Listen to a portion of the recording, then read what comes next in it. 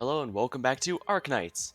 The event actually started about a week ago, but I was busy with family, so I wasn't able to do any playing. But hey, that also means I can now play it on stream. So let's head on right away. Lingering Echoes. This was an event I was looking forward to because I was wanting to get Eben for quite a while, and as you saw, I did ultimately succeed.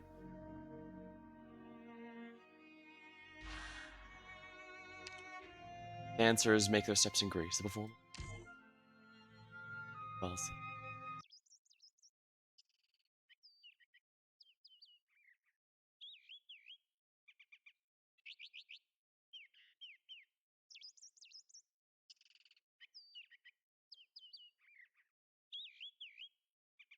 sky is blue and fine. The breeze lilts by in song. The river murmurs clear. Oh,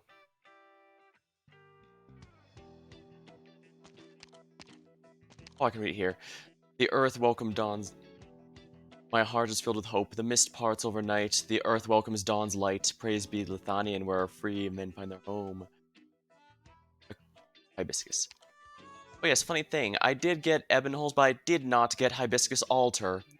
It's not a big deal. She wasn't a goal or anything, but it's kind of surprising I get the 6-star rated, but not the 5. According to the map, I shouldn't be far from Rhode Island's branch office now. Got held up a bit coming to Weissenheim. If I hurry up, I can hopefully make it there before I'm late. Well, at least you're not late to Valheim, or whatever that game a lot of streamers have been playing lately are. Hold it right there. Me. Yes, indeed, you. Beautiful dame, you're an unfamiliar face. Could this be your first time here in the Afterglow? Why, yes, I'm a roadside operator. I'm here to look into the serendipitous infected phenomena. Leave behind your work and duties. I cordially invite you here to perform with me in song. Uh, song? I'd ask him what gave the impression, but I guess the fact she's holding a giant flute would give the impression she's here for a performance. Oh, but I brought this concert flute as a staff. I couldn't play you a single song.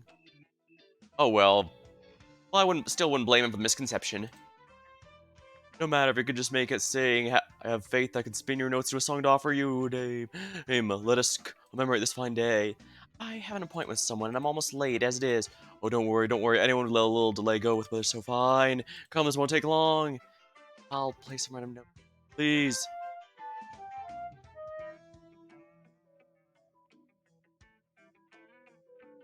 Alright, I can make it sound. La la, so funny. Wonderful, a motif full of hope. Emma, I shall play. What if you and our visitor dance a tune together? Together? Also, visitor?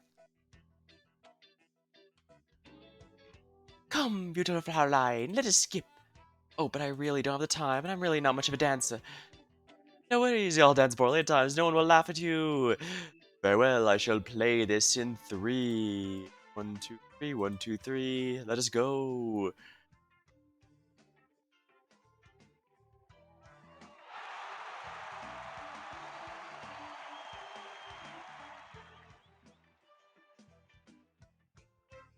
Sorry, I trod on you so many.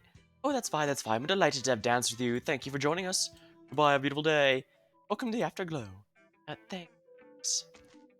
That was some aggressive flirting. Discus? Oh, you're Andante from the branch. That's right, welcome to Weisheim's Afterglow. Thank you. This is awkward coming out here just for you to greet me. Oh, I didn't come just to greet you. Eh? Word came that before you left for the Afterglow, you're piling pressure on yourself, staying up hours every night. You're reading papers right up until you left the land ship. Today, your job is entirely to relax. Oh, I'm actually fine. No, we can't have that. Strings snap when you stretch them that thin. Besides, you came just the right time. Herr Cesarni's farewell concert is in a week, and it just so happens today's application day. He's performing at the plaza in front of the Afterglow Hall. It'll be over in a moment for a moment too late. Oh, but the mission. This chance goes, it's gone. We can talk tomorrow. Missions tomorrow. Let's go.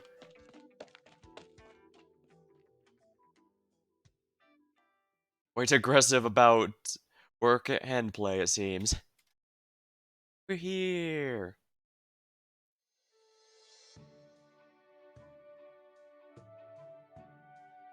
Whoa, that's a very interesting looking music hall. The Afterglow Hall. They say that it's this very concert hall the Afterglow gets its name from. Is this even a building, or is it just a giant instrument? Enough, the hall's not going anywhere. We have time to admire it later. Our folks stay is Herr Zerny. Oh, Mr. Herr Zerny beforehand. He was born in the Afterglow, correct? He was. He's still one only musician to ever be both infected and renowned in Lithuanian. He's even had minor tours around the country. I see him, there he is.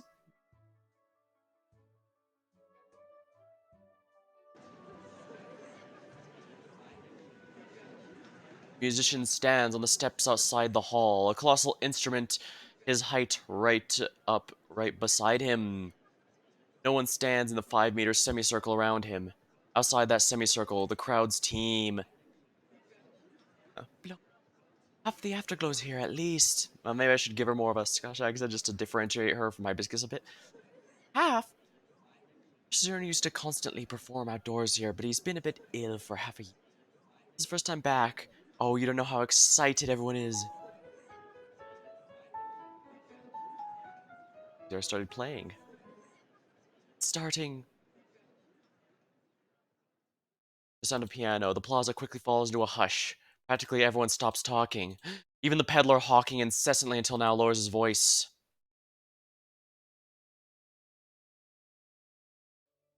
The song is short.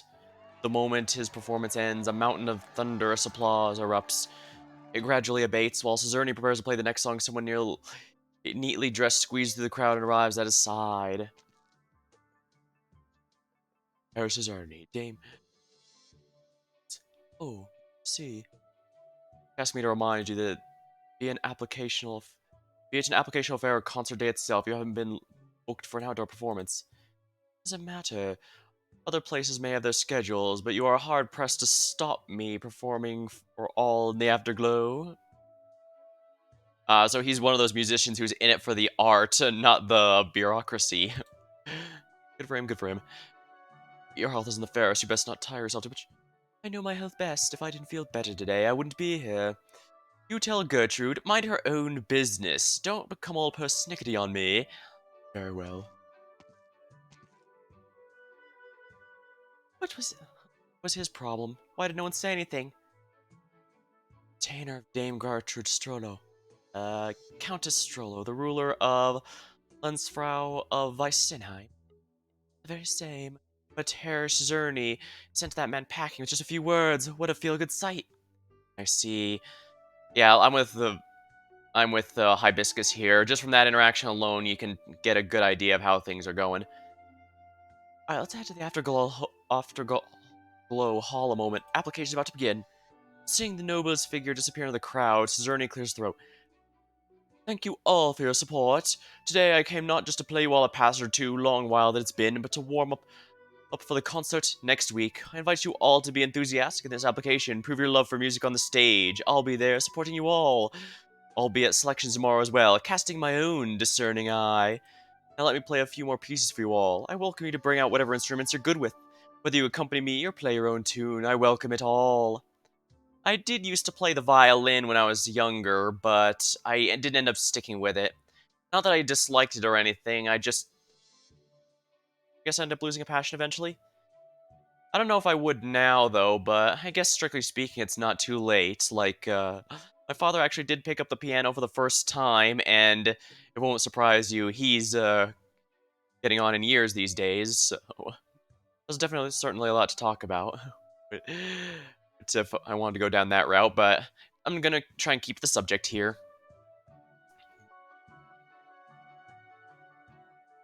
Thank you, everyone. Cesarni bows.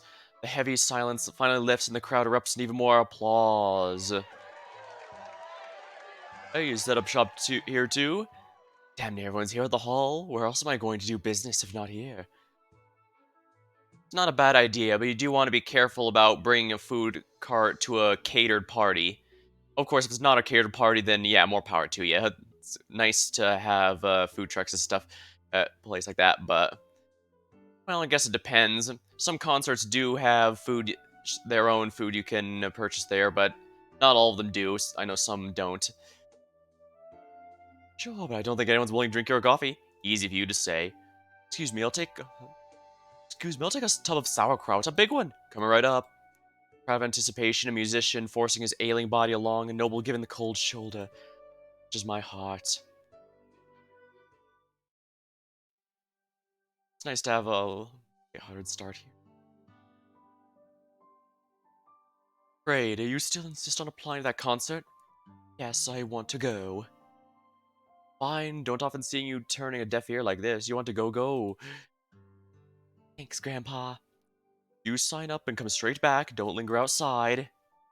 I'll try. Try? Apparently, the entrants have to perform on stage with this application so they can prove their skill. Oh, but your cello's been wrecked forever. You only have one string. What are you going to do about that?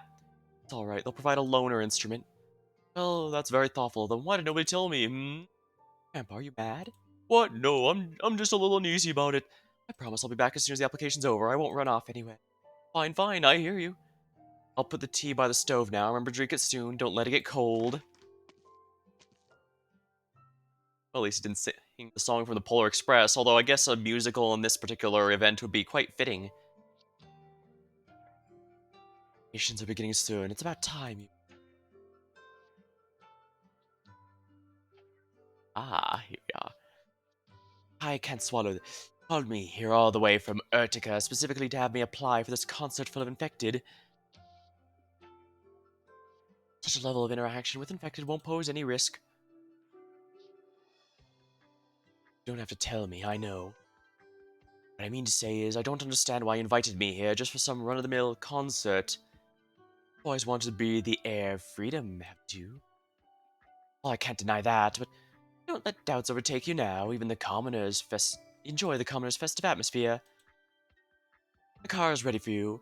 There's some way to travel from from the cliffy patio to the afterglow. I recommend you not go on foot, as do not affect your performance to application. I appreciate your kindness. Farewell, Strollo. You're forgetting I prefer my given name, not my surname. Apologize, Dame Gertrude. Looks like the players are coming into place for this event rather quickly. Oh, what a queue! Okay, we're going to... In the crowd, so come this way. I wonder if using a bit more stereotypical accents, it makes it easier for me to voice act, but it might also come off as a bit more silly. So, can I ask? It apply, right? And a line's there. Go and queue up. Oh, it's so long. Hey, folks started queuing before the sun came up. I'm in a rush to get my application over with. I'm so care for my grandpa. No can do. We're all afterglowers. Who hasn't got someone to care for at home? Oh, but line quick. It'll be even longer soon. Not to accommodate, just this once. I said no. That's... Wait. You're a noble, aren't you? And you're here to apply? If you can see as much, then perhaps you could oblige myself and my friend here. Well, our goat buddy here is certainly making a strong first impression, when you say. Oh, but we got rules. Or do you plan to refuse a noble's sincere... You plan to refuse a noble's sincerest request? I wouldn't dare. Thank you for understanding. Come now. Oh, come now, didn't you hear me? They're letting us through. Alright, but... You go.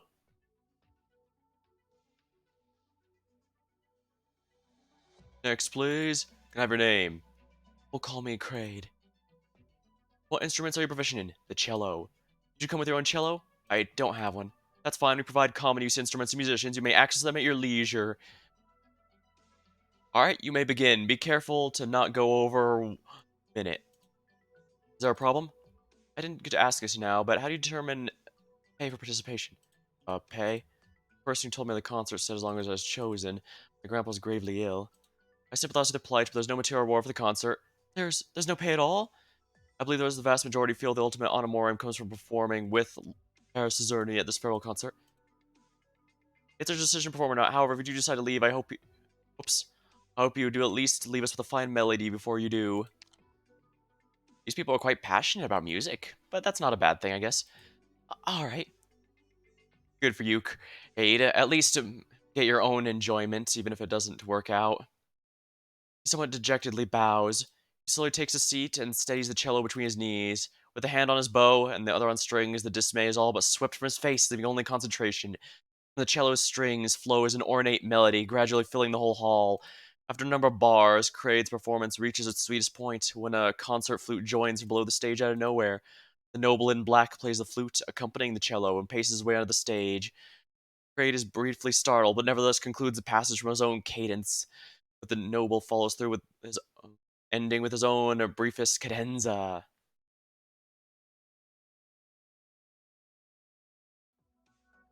And that's 1 minute. That was the most beautiful performance I've heard today. I feel we should pay our respects to both of these young men. Are you here to apply this concert as well? Very same. I was planning to do it so all alone, but professedly, Herr Crede's performance struck me deep, and I happened to meet him earlier. I was loath to miss the chance to perform with such a superb instrumentalist. Understood. May I have your name? Ebenholz. Have someone... Ebenholz? Are you certain? That's your true name? That's not an alias you came up with after staring at the piano? Truly odd. You truly are too mistrustful. Besides, a piano isn't the only thing with keys. Does a flute not also have them too? Well, I must say, Eben here is making a very good impression. Also, is it just me, or did that response feel like something Mr. Lee from the detective agency might make? Maybe I'm just overthinking it. I did, after all, fail Lee in 200 pulls on his first banner and 200 pulls on his second, so it could be I'm just, yeah. So in the end, I couldn't get Lee, but at least I can get Eben, and that's something, for sure. Even so, your lineage and estate. I'll say again, my name is Ebenholz. Do you have any other questions? Very well. That said, since you and Herr Crady brought no agreement as to whether to apply as an ensemble, the decision lies with him. Herr Crady, what do you feel? I was only applying this concert with my grandpa's. Oh, Herr Crady assessment to the ensemble. I'd be willing to provide him and his grandfather some economic assistance. Um, that's a lot quite interesting. Don't get me wrong, it's wonderful that Eben is so generous, but this is moving rather quickly for the start of the story. Really? That kind of aid doesn't come with strings attached. Make sure you're completely... Yeah, I'm honestly gonna be with the, concert leader here. That... Well, that's incredibly generous. You can't, and in some cases, probably shouldn't just give that kind of money away. Then again, no, that might just be from my perspective. For Eben, it might just be a drop in the bucket, and if it is, that might be a bit easier for him. After all, it is clear that he's noble, so he is rich to some degree. He saw a musician swindled next year. He signed an extremely unfair contract. Please, I ask for some respect. I'll do it. Oh, then I'll leave it at that. The two of you are entering selections as flute and cello, then the one choice you have is Morgan und Ben. It's a duet for flute and cello with piano accompaniment, one of Sir Hazerny's signature works. Are you going to be okay with that?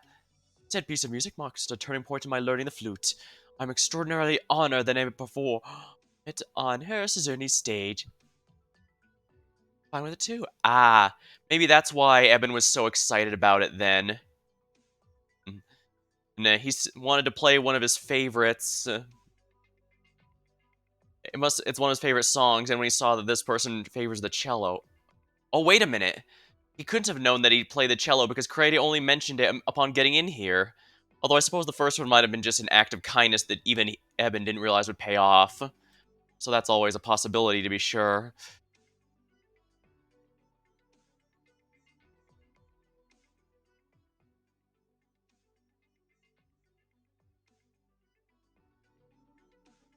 That noble helping Creed.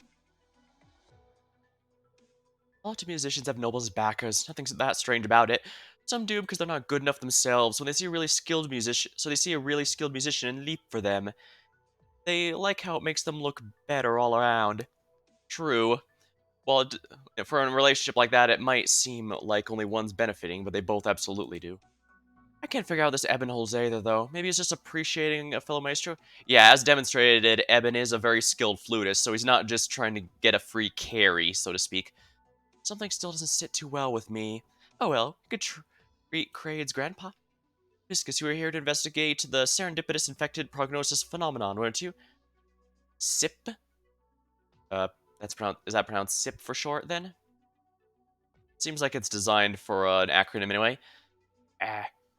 That branch is too small. We simply don't have what it takes to admit patients like a hospital.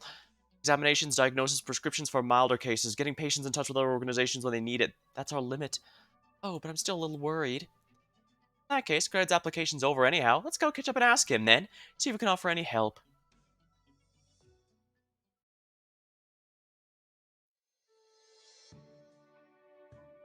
Test results are in. Cell originium is 8% assimilation, 8% blood originium crystal density, 0.23 UL. Can't say it's too severe, but it's not good by any stretch.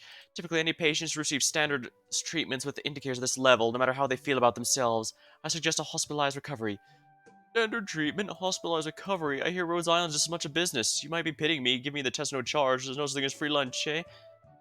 Partner with some organizations in Weisheim. We can refer patients to them. They have collaborative protocols in place. Their prices will be cheaper than anywhere else, I can tell you that much. Given your present circumstances, I can try and talk down their fees further. I can help offset the costs on both sides. Oh, no need. But new Kraid was only going for my sake. I wouldn't have let him go no matter what. Oh, Kraid, I'll say it again. You return every last cent to the noble and we're going. What could possibly be happening behind you when an aristocrat gives you money for no reason? Yeah, I honestly think the grandpa's skepticism is well founded here. Oh, but just wants me to perform with him. Even if he means no harm, though, he might mean no harm. An old man like me, totting about without any grandstanding or friend power, won't be much to exploit. Hospitals still wouldn't be angels to me, and even if they do admit me, I don't want my life depending on their whimsy. You see a heart of gold in that little lord. Use the money for your own sake. Do business lets you get on with your life. No, I already agreed with Ebenholz. The money he gives me is for treating your sickness. You're tired of me throwing me in the hospital so you can never look back, is that right? Oh my, that's quite a jump. But I have heard of some parents being that way. Yeah. Where they'd rather, some families mention they'd rather die than have to be stuck in an old folks' home or a hospital. Though that does seem to be changing. I have heard some recently are actually looking forward to their retirement so they can just kick back and let the hospital or old folks' staff take care of them. I guess I can kind of see either ways. On one hand, you could just kick back and let the others do thing, but on the other, there's definitely some appreciation having your own independence, you know? What? How could I? How about he convalesces here instead of going to any partners? Just understand how I feel, but we don't have any beds here, and our medication stores are for emergency responses. We can have him recovering here. We'll be able to monitor his health more tightly. We're sure to help our investigation, too. I can clear my own guest bed for him to take. Medication-wise, we'll sell our partners' prices. I'll write a report after the fact explaining the situation. That should be watertight under the procedure, right? I do think that works out, yes. Then we're good. All good to go on our end. Sir, how about you? Are you able to accept that? I guarantee you, your treatment will be the highest priority for us. All research proposition will hinge on informed consent. We'll never commit to anything harmful to your health. I agree. And I have to rehearse with Ebenholz as well. Soon, too. I might not have too much time to look after you. Besides, conditions here are so much better than at home. If you're here, I can put my heart at ease, too. Please, Grandpa. Oh, I'll go home this evening to pack some things. I'll be back tomorrow morning. You'll let me have that much, will you? As long as he doesn't end up running off, but I get the sense he's in no position for that sort of thing. Sheet music. Oh, nice, there's some data supplements. Unfortunately, because I'm starting the event as late as I am, I will not be able to buy out the shop, but I should be able to at least buy out all of the high-value materials, Cizerny, and hopefully the module stuff, but I can afford to miss them right now since I actually don't have that many must-have modules.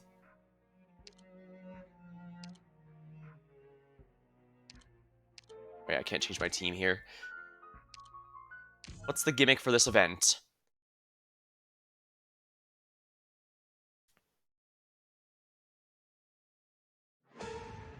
Ooh. Street layabout. When attacking targets outside, realign flux deals a certain percentage of outside of the realigned flux. Is that this AoE? Oh, it's a mirrors.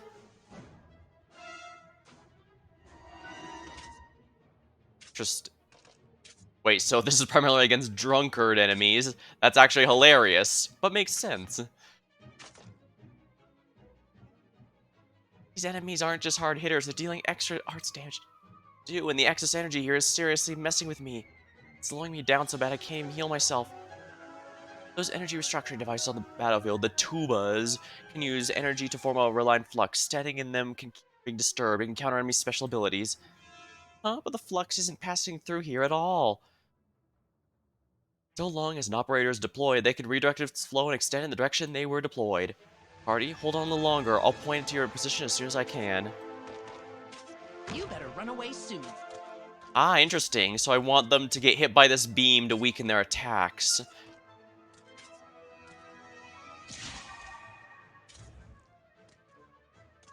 Tuba. A mirror. Changes the direction.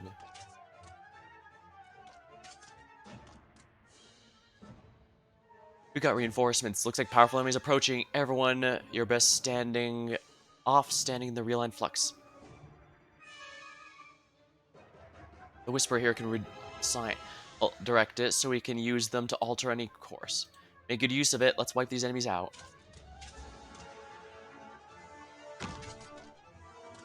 Alright, let's see what it wants me to do.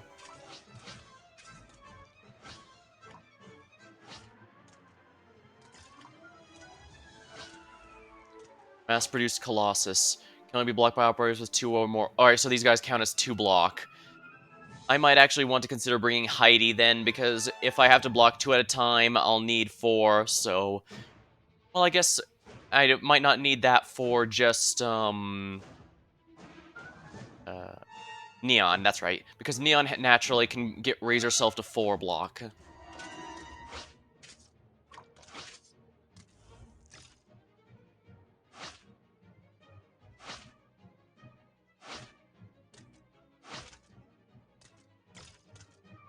How hard do these guys hit? Attack up. Alright, not too bad. It is pretty rough, though, and I imagine it's especially going to be rough when EX stages do. I'll probably stream the EX stages as well. And don't think I didn't notice the classical music in the background. We have the doctor's orders to thank for this. Excellent. Seems like a very interesting event. Some gimmick.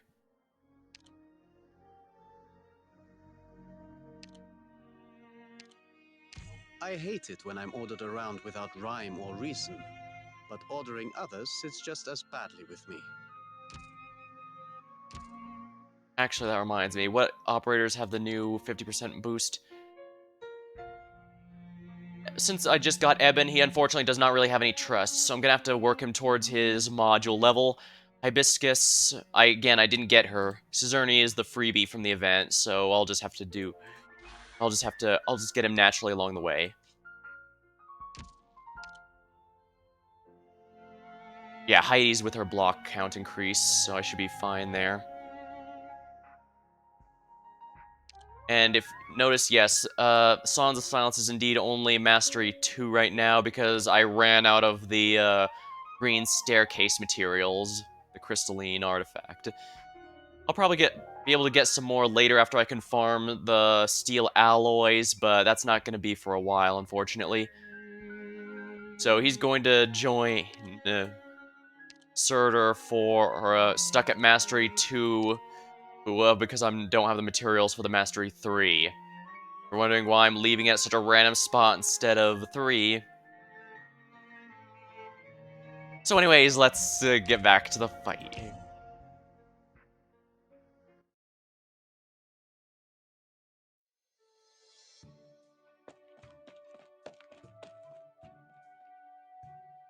I'm so sorry I'm late. These are the selections. If we were started by 20 minutes, we'd be hand in hand as we waltzed home. I'm sorry. Would you mind quickly explaining yourself? My grandpa went missing this morning. Actually, missing? Oh, damn it. I said that he's too old to leave off on his own, but then he did so anyway. That's horrible, actually. Nothing terribly serious. I found him in the afterglow in an alley. He said he was just up too early out for a walk. For a walk the whole time until he arrived here? No. I went to Rhode Island this morning too after the mission procedures. With their grandfather at the Rhode Island office? I recall Rhode Island only have a minuscule branch. They couldn't possibly be admitting patients. They couldn't, but Hibiscus gave up her own bed, and she promised she'd put my grandpa's health first. A charming tale, but it cost you a pretty penny, didn't it? Took the money this morning. It's less than half what you gave me yesterday. Well, well, well. You'll have to check regularly on your grandpa, then. They don't trim corners when you're not looking. Corners? Their business, after all. The profits have to come from the sick. They admit them on such low fees. Say a little from meals, a little from equipment, medication. I don't think that's happening. And how do you know? Yesterday afternoon, they gave him medicine to take before I paid anything, and Hibiscus prepared food for me this morning. I only turned her down because I was so short in time. Such a meticulous performance. Surely our grandpa was unwilling to go precisely because he could see that. But yeah, I get it. I'll be checking on him as much as I can. Thank you. Thank me. I know you're taking pains to tell me all this because you're worried me or my grandpa will be hurt. Yeah, that's right. Harsh as it might sound, Eben is... The only reason Eben would even bring something like that up is because he cares. Otherwise, he'd just say, see to it that this doesn't happen again, or something like that. Well, never mind. Let's go. What do you think of the score after picking up last night? Next entry, Ebenholz and Kraid. Come. Cesarni is overseeing the selection today in person. We can't afford to embarrass ourselves.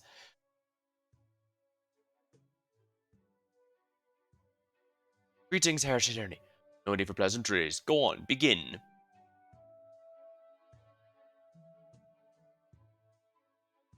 The selections are quite unlike the applications, where crowds throng the seats to watch. Save for a scant few staff, only Cesarni and the entrants are present. If yesterday's audience was present, the majority would be applauding this brief ensemble piece until their hands were raw. But here and now, the final lingering notes fall away. The look on Cesarni's face is fearsome.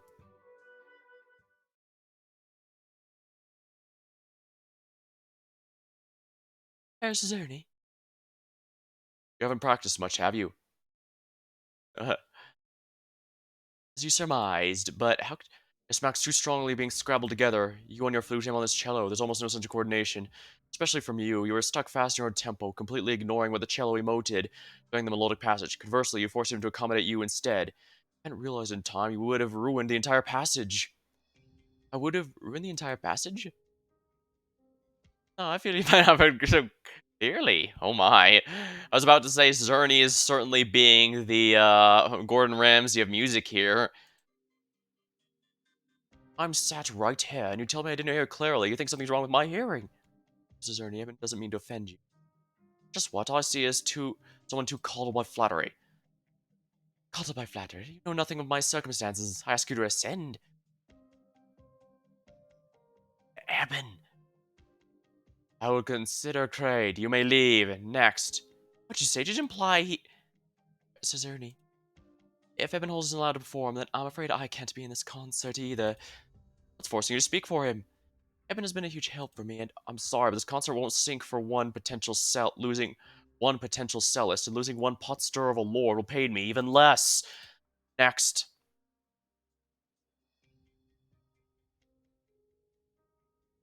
Scott. Oh, who does he think he is? So flippant just because he's played a piano, written a piece or two. Calm down, come on. How am I meant to be calm? What kind of attitude was that? Called by flattery? I'm an upstanding man. Who's ever coddled me? Give me names. I think there was a small misunderstanding. Surely Cesarni didn't think we were that lousy. Of course you weren't lousy. That was me. Did you forget what he said? I'll consider Kraid. You may leave. The sooner you apologize to him, the better. Might just let's try again. There's always some way, and it does have to include humbling myself so badly before him. Oh, but I can't think of it to help other than apology. Ah, you return home in any case. I'll be returning to my residence to contemplate what to do. If there's really no alternative, we'll seek out Cesarni.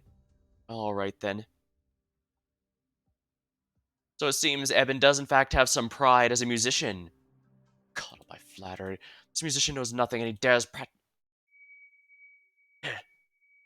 There's the headache again.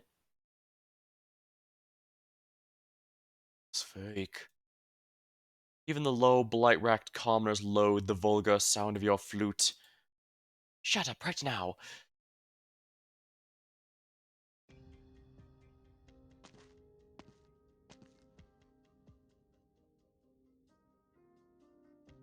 Mein Herr, we may not be acquainted. You seem to be in need of some help. That's all I appreciate the trouble. Pardon my insolence. Oh, it's you. Do you feel... So it's you. You feeling well? What did you say? Not at all. Really? Your face looks somewhat sickly to me. Of course not. Pardon me, pardon me.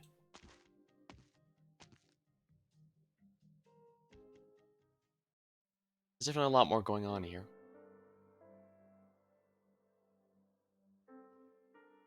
Your headaches are flaring up again. It's fine, it's more or less faded by now. Sorry. What are you apologizing to me for? I was so inconsiderate as to cause you embarrassment at the selections today, and gave you a headache at that. You are so inconsiderate? How did you know? No, in fact, it's only natural for you to know it. Indeed, for better or for worse, I'm one of the sponsors of this concert, and news about me reaches me fast. Had it been heard. Needn't worry, this is nothing major. In fact, I hear Cezerny didn't assess you too badly at all. He intentionally designated you as backups for Morgan and a band. Really? We're more or less friends. I have him worked out to an extent. He's a famed artist after all, come rain or shine, and infected as well. His temper flared up. Please excuse him.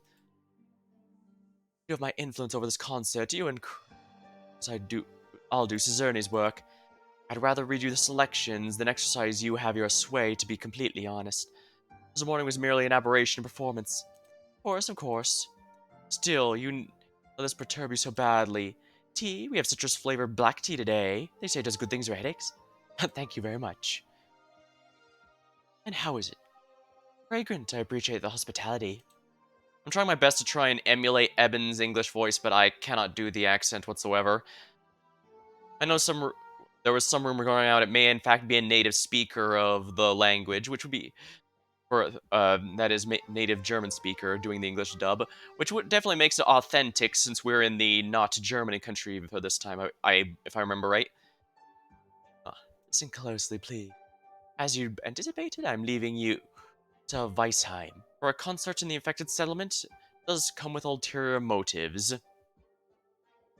Oh, from don't seem too bowled over. I'm used to being exploited by now. It would have surprised me more if you had no other motive. In that case, I'll be very straightforward.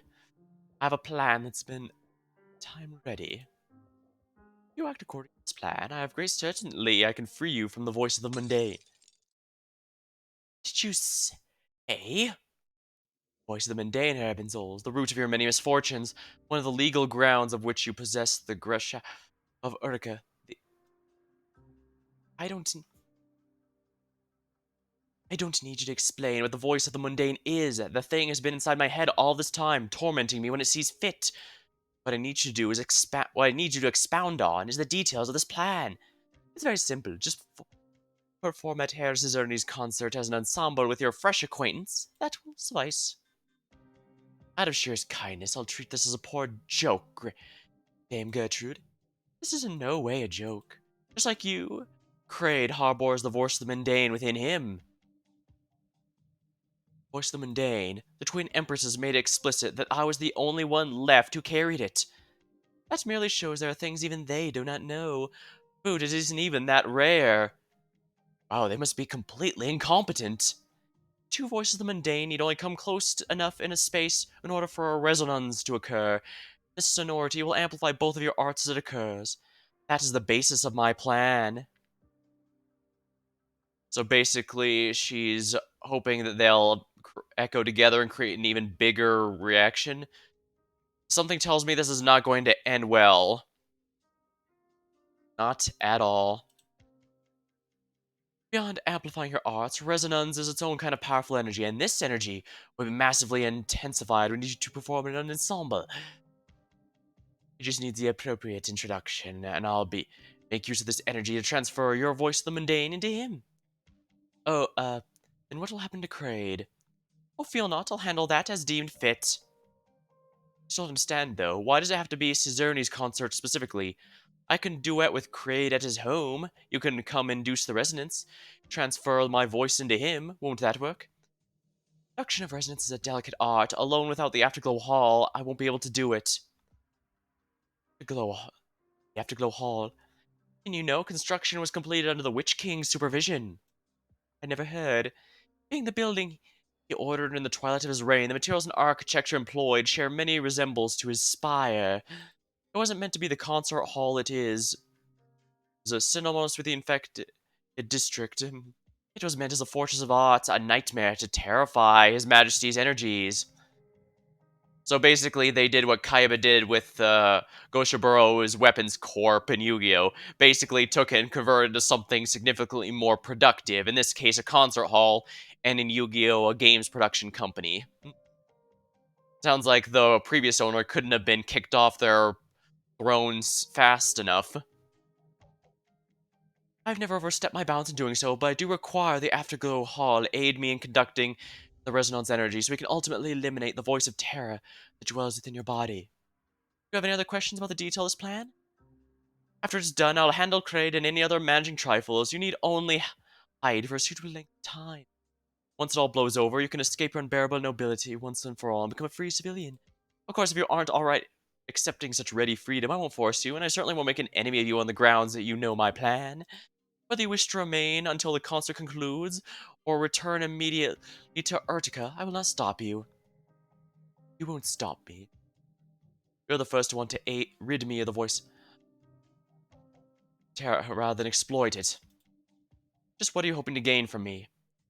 From the sound of it, it look sounds if she wants the fact I do appreciate she's honest about making sure she only does something she gets something out of it, and that does make me think maybe by transferring it all into one person, she can control that person a bit more easily.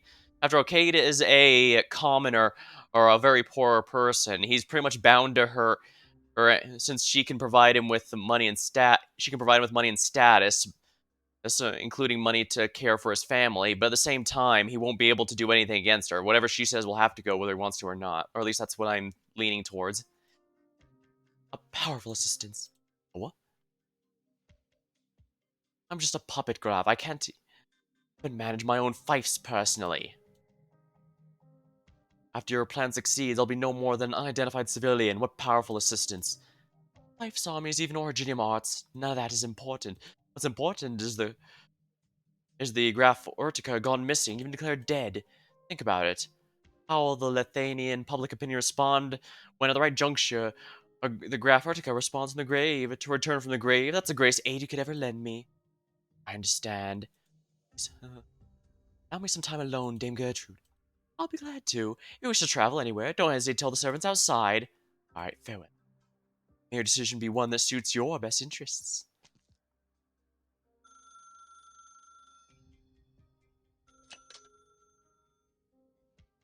Listen, you must watch whatever happens between Kraid and Rose Island closely. You may disrupt Rose Island movements if necessary, but remember never to alert them at any cost. Direct military conflict is forbidden. Understood. Allow me to report you on Graf Urtica's circumstances. You can save it, we know. This is your plan. If you feel the need to expand on minor matters, we'll simply send someone to put you back on track. Apologies, I was not considerate. Ebenos will be easy enough, but Kraden's in Rhodes Island. I forgot, I have what I need. Get it ready and waiting.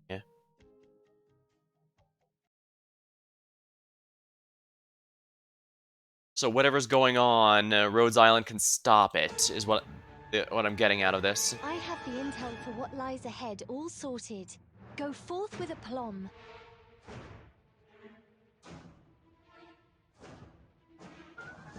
I think I might want to point this up here.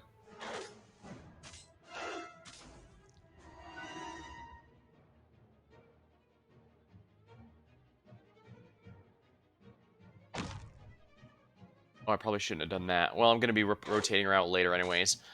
I can make sure she's facing up so the enemies still hit her there.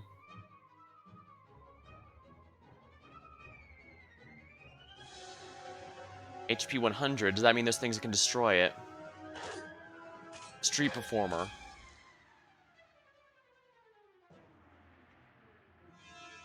Tells me Eben's going to be a bit more useful here. Careful of music on the battlefield, especially when you face a Lysanian.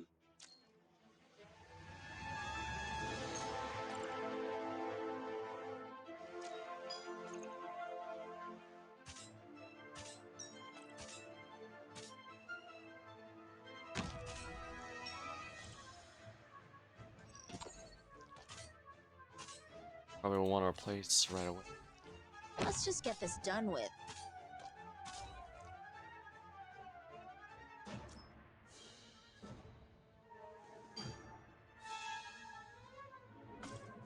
Extra block would be good, and I the think. scent of rust.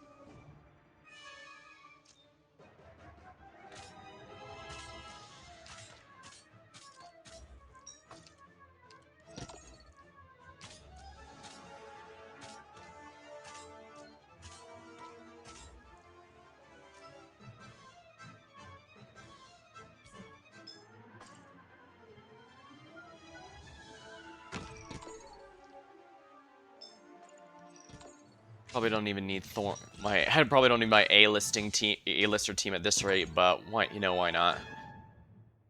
Actually, I probably could Is have there set anything you need Heidi me to delivering? attack simply to boost Faster Eben's tempo. attack even further.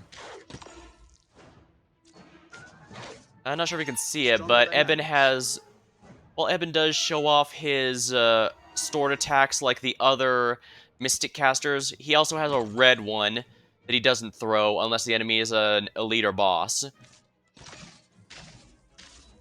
He does throw his yellow ones, but... And of course, while his skill's active, the yellow ones will all turn red. I can show it off in a bit, but... Let me which he lifted his slaughterer's blade, not believing that he could earn the love of a... As doleful as a clarinet. Yeah, see, they all turn red. His skill there.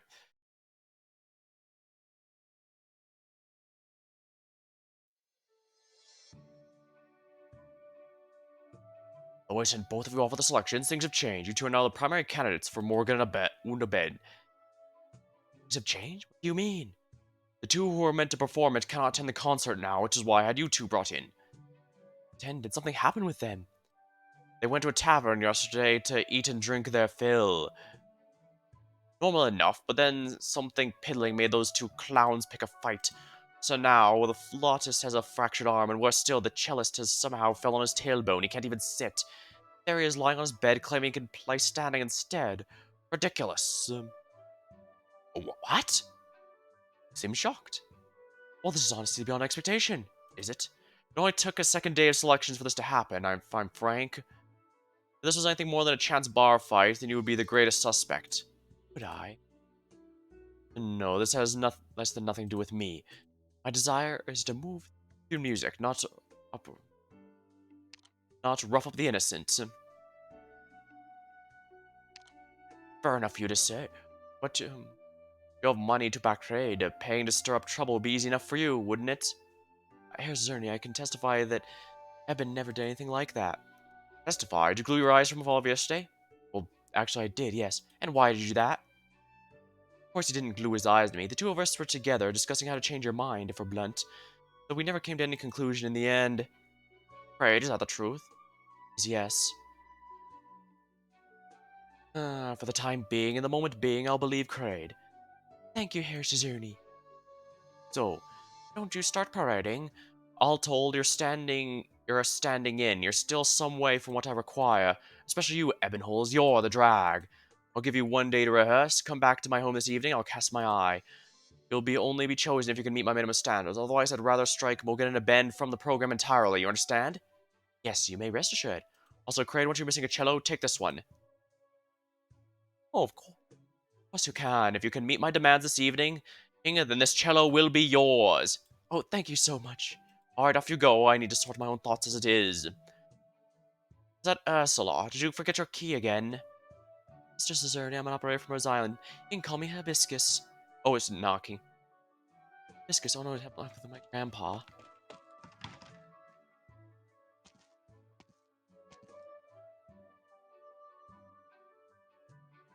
Hello, Mr. Cesarni. It's nice to meet you. Hello. Wait, my talk with them is done. If you have business, feel free to take them away. Hibiscus, is there anything with my grandfather's condition? Oh, relax. It's okay. He's gotten treatment already. He's looking a lot more stable. Mr. Cesarni, it's not great. I actually came looking for you. Me? I'm hoping to get some insight into any change of condition. Would night now be convenient? What do you want me for? There's been quite a few recent infected cases of abnormal recovery around the Afterglow. I'm here to investigate the phenomenon. On top of that, you're a household name, so I was wondering if you had more of a handle on what's going on. Sorry, but I've been just fine all along. Can't say I know how anyone else is doing. Aren't you holding a farewell concert, though? That usually... Sorry, but I need quiet. Could you leave for now? Who is it? Knock, knock. Who is it this time? Mind hair, open up. I forgot my dang key. Kraid, could you go out of your way to open the door again, please?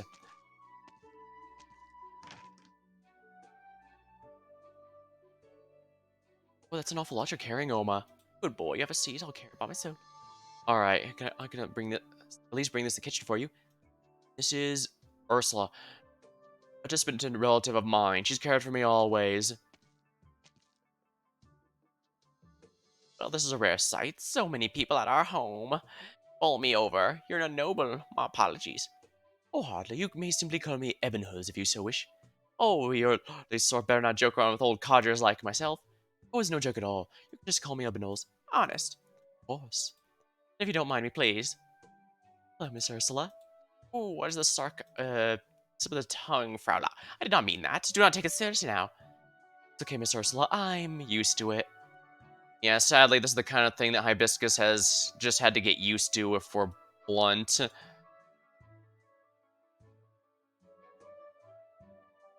Oh, I have to apologize. Really, pardon me. What do you need mine hair for? Concert matters again? Not in particular. I wanted to ask if there's any change in Mr. Cezerni's condition recently. Here, Doctor. I'm an operator from Rose Island. You may call me Hibiscus. You and Adante are co-workers. Adante's a local operator. I'm here at Weisheim on business from the landship. Well, that's a relief then. It's Adante who gives mine hair and me our medicine. Lots of folks get prescriptions from Rhodes here in the Afterglow. Mine hair, how's the last few days? Ahem. She's a doctor now. A doctor cares about your health. This is good for you. I didn't ask her to come in. Well, that's silly now. If you didn't let her in, she wouldn't be here. She's got you there. Versus Ernie. Last year, when he started feeling unwell, no change. Started feeling unwell. No change came from spring this year. Wouldn't want to be doing any farewell concert otherwise. But since yesterday, he's been in much better spirits. Is there anything else as well? Let me think. Ursula. Alright, my lips are sealed. Well, thank you so much for your help, Miss Ursula. If anything's the matter, please don't hesitate to give me a shout. Oh, no need to tell us. We'll be asking Rhodes Island for a look if something happened anyway. Are you done? Are you happy? All done. Oh, me and my memory. Decided to make potato soup but forgot to even buy potatoes. I'll run back to the market now. It's just a Zerny. Yeah, that's easy to forget regardless of age. There's a reason. No, I've been keeping my shopping list on my phone with me when I go shopping. He's practically full of fire. Miss Ursula, I'll come with you. I have some questions about cooking I'd like to ask you. Well, since everyone else has taken their leave, we should also... Hold it. Mrs. Ernie. The key. Oh, Ursula, your key. Don't forget your key. Even he forgot about the key and all that.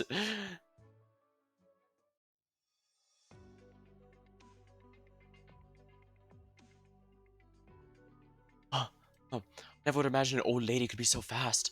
I was a hair from losing her. I owe it to you for helping me smooth things over back there. Alright, I trust in you. I know you wouldn't do something like that just to be selected. So we've handed the key over, now we should be finding a place in the afterglow to rehearse. Can't we just perform right in the street like everyone else does? We're rehearsing, not busking. These lanes are too noisy. How about your home? Your grandfather happens to have vacated, and it wears me to death traveling all over from a cliffy patio every day. Can I ask you to lay out a bed while I stay at yours the next while? Welcome you gladly, but my place is a wreck. I'm scared you wouldn't settle in. I will, trust me. Don't you think it's a little fast to be moving in together? I mean, this relationship is moving very quickly. This is my home. Matter? Is there something wrong? It's too small. There's a draft in the wind. Timber is molding. There's practically no soundproofing. It's quite fine, Quiv. Fine, hold on. There's a single bed here. Where's your grandpa sleep? He sleeps in the bed. I sleep on the floor. Oh, but isn't this just a rug? A rug is pretty nice. I'm used to sleeping on it by now. We're going to live here.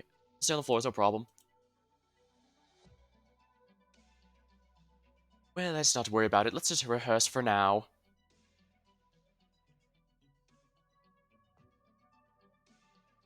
No good. I'm stuck at this Morden. Or is it pronounced Mordo?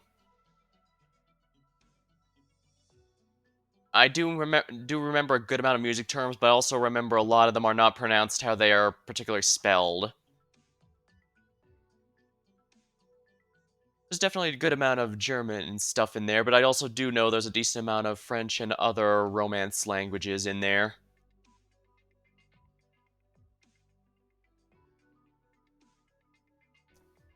I'm sure I would have gotten into some more exotic songs if I had kept with it. But for the violin, my understanding is that they're a bit complicated for that, and well, if I never reached that point, it would have been pointless to try and do that. As they say, you have to crawl before you can walk. It's alright, we can start again from the last bar on the line above.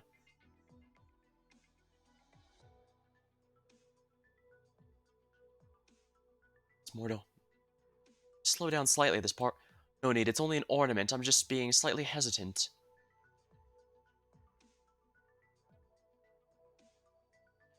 This again! Ebonholes, I'll drop the tempo. Don't put an ornament to the end there, just play through like it's a single note. The mark is printed on the score. Just straining your breath all the way on the bar before, just so you can brace for the mordant.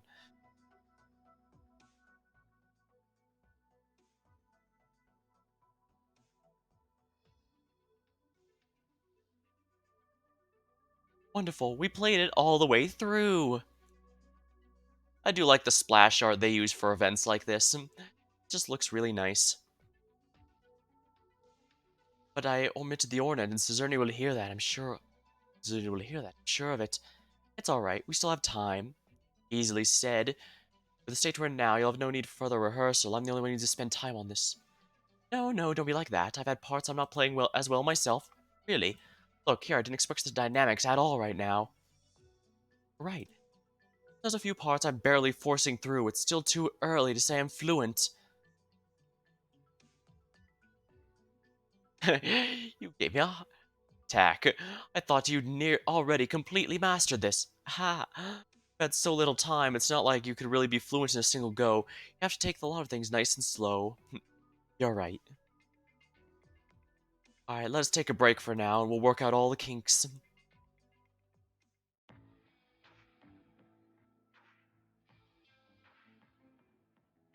Poor Lofty, as the fiend steps in the twilight midst to gaze. The blood hides plague within. Slow beckons death to creep all the ways. Pestilence from shadow, wanton anon sprouts, spews ruin in prelude. Fades finale's ensemble, woe deprives of sun's last rays. What do you think of these edits? It's more or less the same as the previous edition. You're sure this prophecy will drive out the Rhodes Islander? A prophecy alone like this isn't likely, but if we add the Majesty's names, it uses a pretext.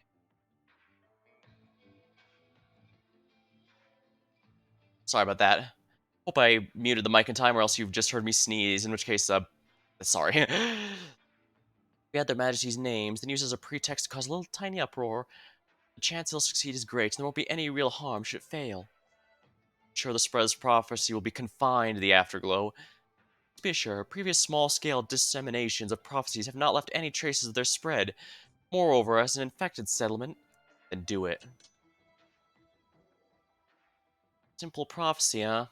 Well, we do at least know one prophecy's come true already.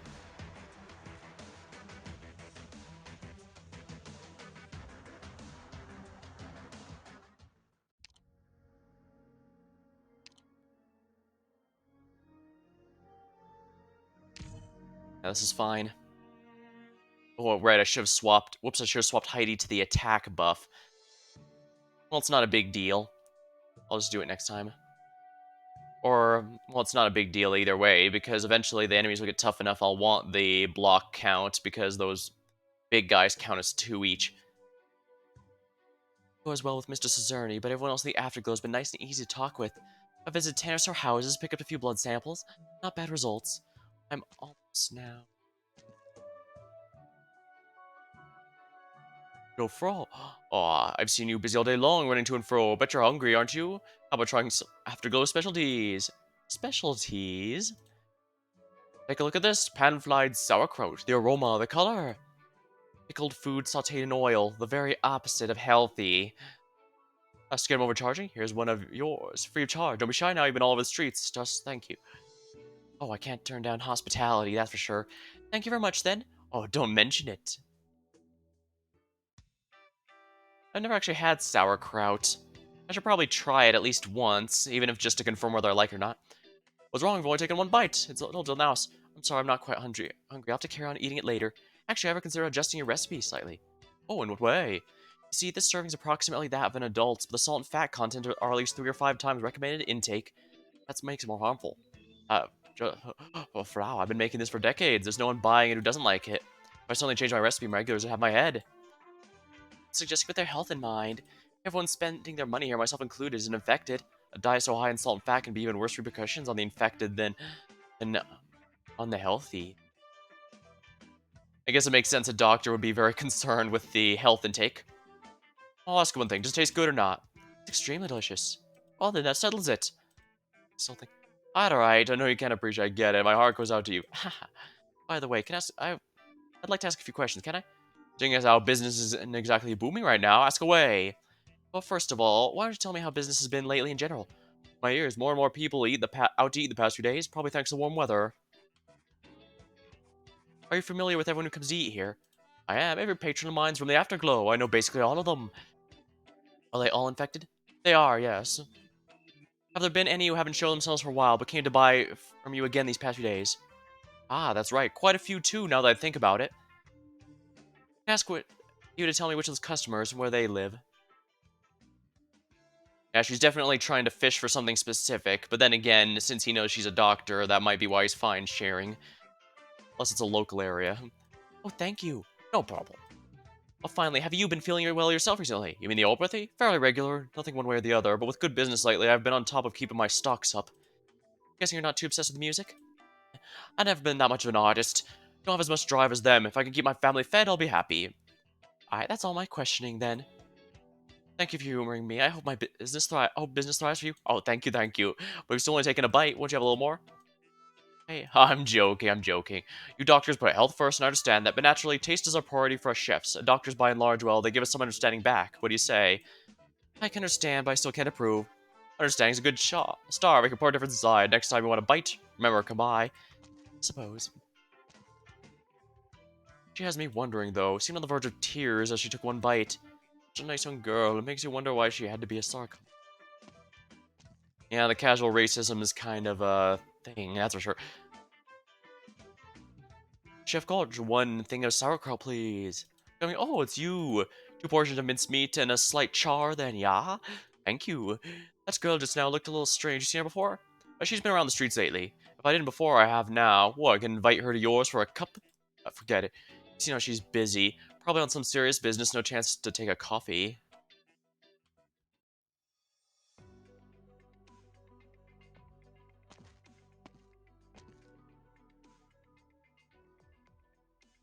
Cases with abnormal improvement are distributed over an even wider area than I guessed. Wait a minute. That's alright, I should be the one apologizing. I'm so preoccupied admiring this building, I got out of the way of your motif. Wasn't this character... Wait a minute, wasn't this character in Guiding Ahead? Then again, maybe I'm the one being racist and thinking the angels all look similar. Motif? Apologize, so preoccupied my... Bye. Good. She's in a hurry. Though I suppose it's about time to head back, and there are no residents in the square.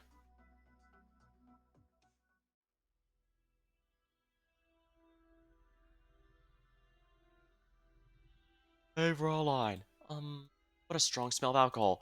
Yeah, you devil. And you are? You just left my house, don't you remember? So you're relative of Mr. Schneider's? Didn't seem to be at home when I made my visit just now. I'm his son, you sucked my father's blood. Hibiscus, hibiscus. Dante, not a moment too late. This man is extremely worked up and I don't know what he's trying to convey. Dante from Rose Island, tell your boss right now to send this devil back and never let her in the afterglow. Calm down for now, tell me what she did. Helps me write my report afterward. Why you're taking so long to return, head back to the branch office now. Observe a little longer, something's not right. Maybe what he says can help us out. Suck my father's blood, you know what that means? Mr. Schneider, you may have heard legends about vampires, but I'm an ordinary sarcas. Fresh blood has no effect on me. Who said anything about vampires? Hey, buddy, what'd you say? She was collecting blood for the infected? Yeah, go on. Busy right now. Some people got no spine. Bro, you tell me. Well, I'm not too sure on the detail. Also, but I've heard about casters using infected blood to do their arts, and the spire casters are secretly abducting infected lately, doing about the same thing. That's what I want to hear. This devil's been collecting blood. That's just exactly what she's doing. Collecting blood for infected for arts. Based on what I know, nothing apart from the quote-unquote Witch King's remains. Her mindless utterance stuns not only the two, but the entire crowd. You'd utter the name just like that. You really are all tied up. It has to be. It's what the prophecy. The devil's gonna rise infected blood to blast us. Prophecy, you mean the one, the majesty. That's right. The one. We can't let that prophecy come true. You say prophecy? I heard there's a prophecy recently, but it's all vague. What did it say exactly? Just curious. You're trying to drive me off based on some prophecy, but I don't know anything about it. How do you expect me to go? Just like that. But we can't talk about it loud. Who can guarantee he didn't leave behind some kind of arts? Maybe our each and every move is all. Tell us quietly. What did the prophecy say? Dante, have you heard similar rumors? It rings a faint bell, to be honest, but I never pay attention. His master died long ago. Even if we were alive and well, he had no reason to leave prophecies in the afterglow. They'll just keep coming. Well, Girly, I think you should take a hike. There's everything to fear here. Get out of the I say, just get out of the afterglow. Please, everyone, don't just an unfounded rumor, just like that. Rumor. You have to call a prophecy a rumor. You, sir. One moment you're saying me and those remnants are all tied up, and next you're suggesting I'm disrespecting him. What exactly are you trying to get at with all these contradictions? Yeah, on one hand, they don't like the guy, but in the other, they're showing respect. Something's not adding up. Way your sword common sense never applies. Besides, who knows what a devil like you's up to coming your investigation to steal our blood. Even if you mean no harm, we can't just ignore and let you stay here, isn't that right? Not sure why you all seem scared of a fictional calamity taking place here. It's probably this His Majesty's name hanging over you. But there's something that scares me here more. I'm scared I won't be able to find any explanation for this incident. If I cower now, then maybe I'll be losing golden chance to save lives. Maybe leave you all in danger because of my own cowardice. You look at me like a cruel caster using infected blood, and you treat me like some devil-spraying disaster. I genuinely don't mind any of that. I just want to save lives. Beyond that, I'm not asking Afterglow for anything. No more lives. If you don't go, you're here to destroy. I don't intend to start any conflict with you here. If you want me out of sight, I can return to the Rhodes Island branch office you call Cool Down. I'll be okay? Well, now you're talking reason. No, where do you think the Rhodes Island is? It's here in the Afterglow as well. Well, or do you think Rhodes Island gives special privilege? You can just take it out of the Afterglow's hands. We won't let that happen. Everyone with me, drive the devil away. Charging in, some stay motionless, some choose to turn their backs, leaving the side of trouble. No matter what choice they made, Hibiscus stands there, not choosing to fight or flee. Yeah, the moment she chooses fight or flight, this is just going to get worse. And she back.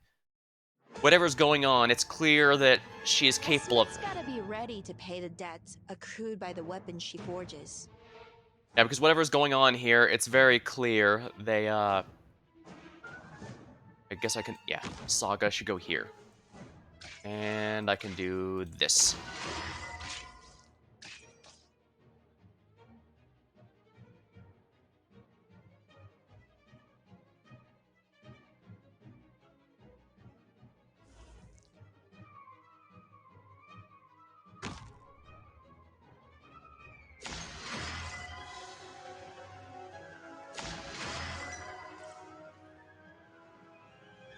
I guess I could put Kyobi up here.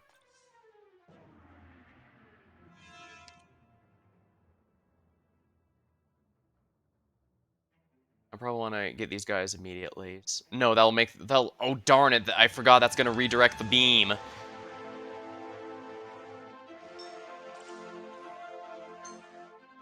Thorns time.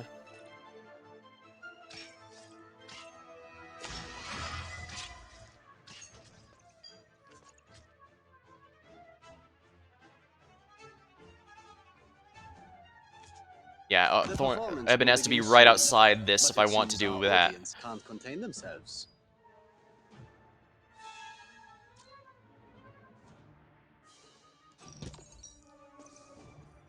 Nothing else, it's quite satisfying to see him take out enemies in a single hit. Although, don't get me wrong, I realize that's going to stop the moment I start getting the actual hard stages.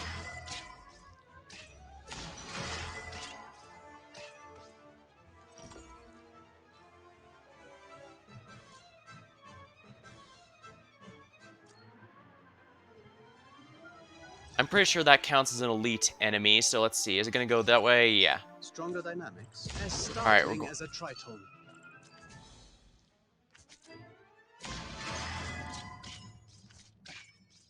Yeah, it counts as elite, so Eben can nuke it with his skill 3. Faster tempo. I can turn that off since it's now dead. I do really like what skills can be manually deactivated like that.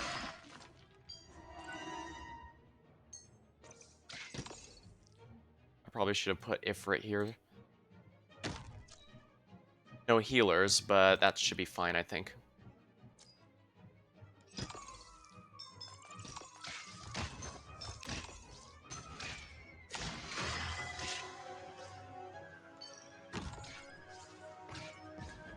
Okay, I guess putting Ifrit there was a good idea in the end.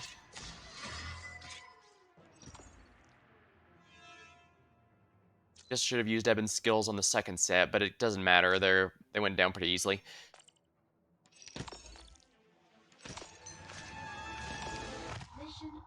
Here we go.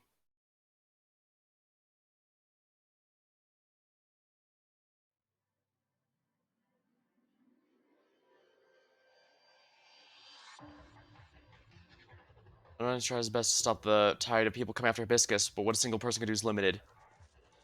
Crowd quickly passes by and surrounds. Don't make me repeat myself out of my way. What are you people trying to do? She's here to help you, and why are you doing this? This has nothing to do with you. If you're gonna protect the devil, then you're gonna protect the devil and get her out of Afterglow.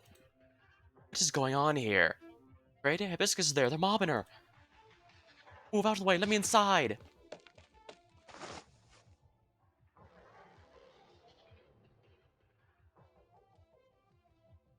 Oh, what hole did you crawl out of? Oh, I remember now. You're the kid that drifted in the Afterglow not too long ago, right? Be a nice lad and go back take care of your rope. Don't stick your nose where it doesn't belong. Hibiscus only came to help you, and why are you treating her like this? Like you will never understand or protect our homes from the devils that get lost. Yeah, that's usually a red flag there. Right?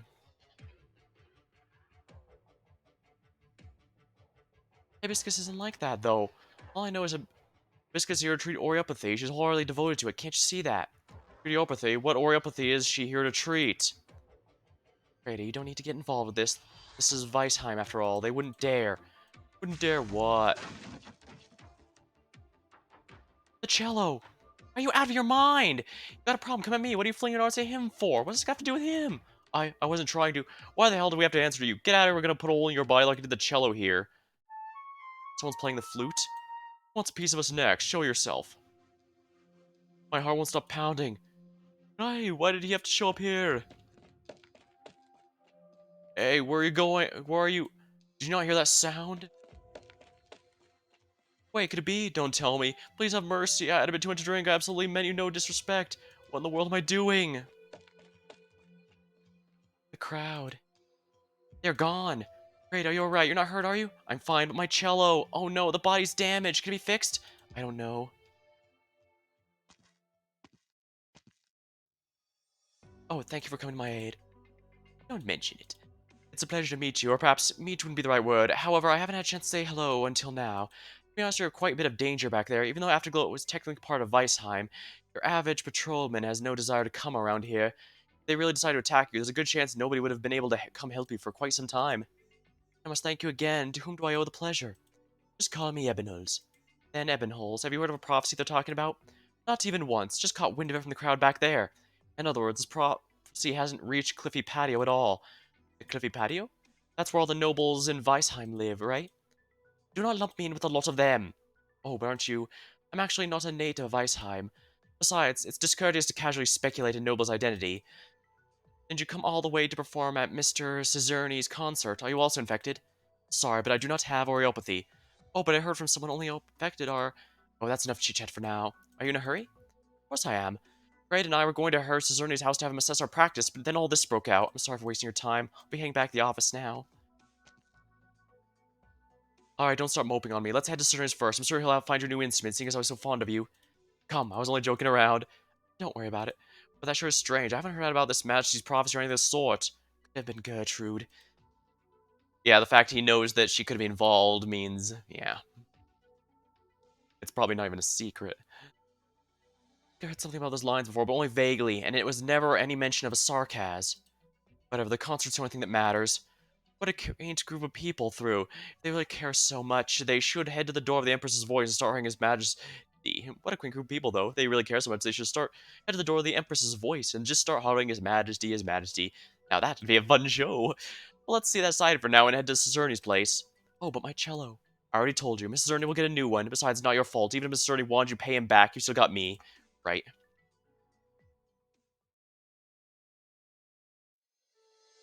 There was something like the ride on a street isn't exactly something that happens every day.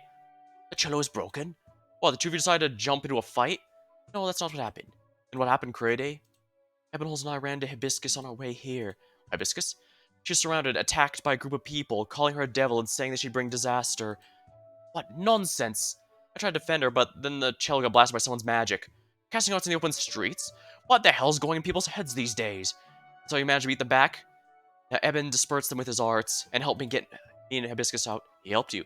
Yes. Okay, I have a clear picture now. That poor cello. Alas, it's the only decent one I had. I'm so sorry. Don't apologize. You did not do anything wrong. If anything, I should be apologizing to you on behalf of Afterglow for all those idiots. In any case, just put the cello there. I'll look around and see if there's anything suitable for you to use. Alright, all that's left is a mass-produced one. You'll have to make do. Let's see how much you progress with your practice. Begin. I guess it makes sense. He'd also have some much more...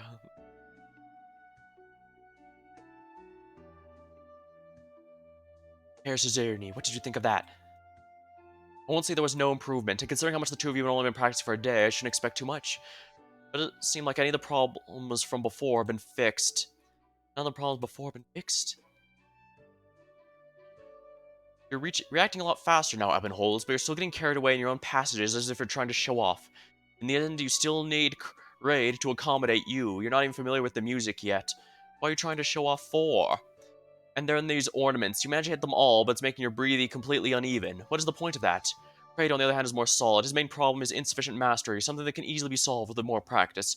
But at the end of the day, Morgan and Ben is a duet. It's impossible for one person to constantly be accommodating the other. In all honesty, I'd prefer to strike Morgan in a bed. Mrs. Ernie, what is it? How about this? How about we try again and you accompanied Ebonholes on piano? Are you sure that's a good idea? I won't be playing around him like you do. Don't blame me if he makes another fool of himself. I'll be fine. Up, I know you can sell this in one go. Chip her up. This one go. Yeah, maybe the issue is Crady's being too accommodating, and Eben needs to be shown directly what the problem is through direct having it happen. Alright, are you ready? Let's go.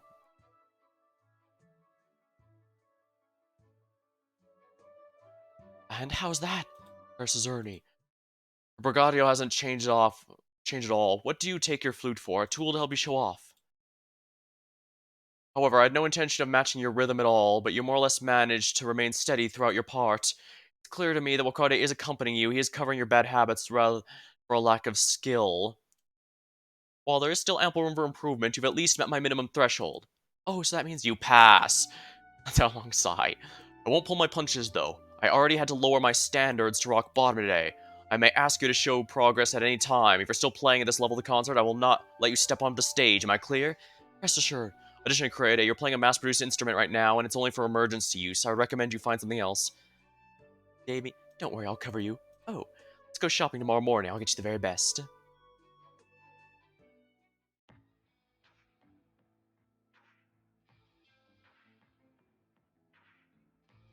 What is it? So I was telling you about His Majesty's prophecy, right? Olin, tell me more while we walk. I'd like to hear in detail.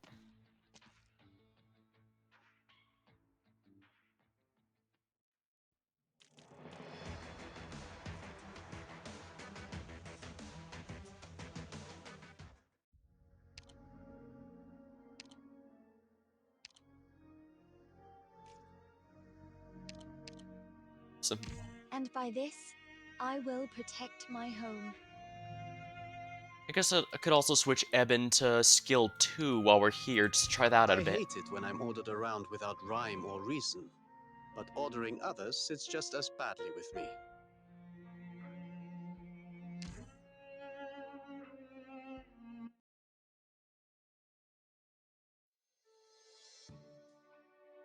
Oh, he's in his actual operator artwork now.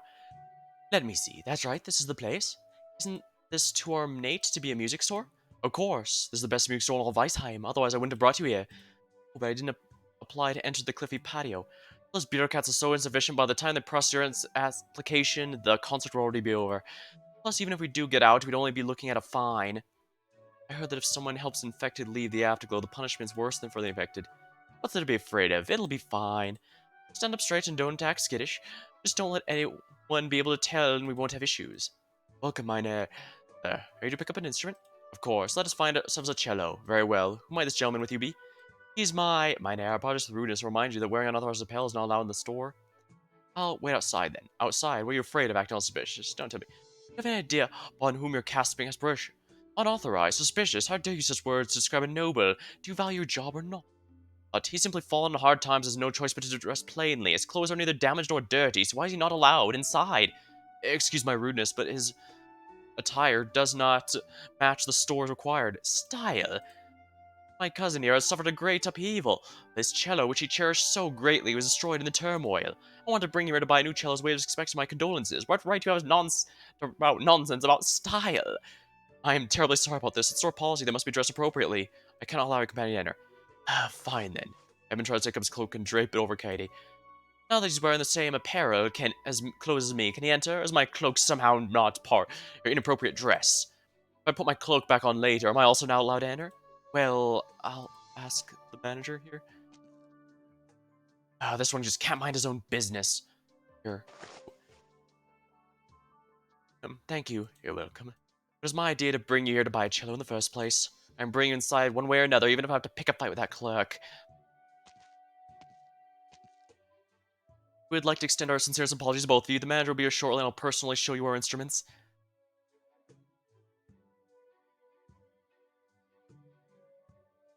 Excuse me, are you busy? Hibiscus, I got plenty of time. By your condition.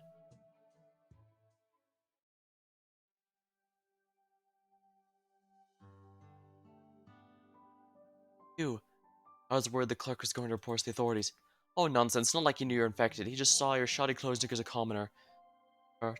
Just looks like we forgot something. We did? Our suits, of course. Surely you don't plan to wear this on stage. That's unprofessional. Let's go. I'll find the best tailor. No, I can't do that. During the fitting, the Originium crystals would... You have a point there. In that case, why don't we find the best tailor in the afterglow? How about it?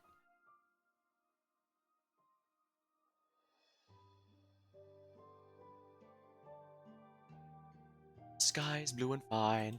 Alright. I can't thank you enough. This cello and for helping me order a suit. The cello's on me, and we haven't even gotten your clothes yet, nor do we know how they'll look on you. You'll have to save your thanks for later. Oh, by tomorrow afternoon, I'm sure they'll fit just great. So thank you.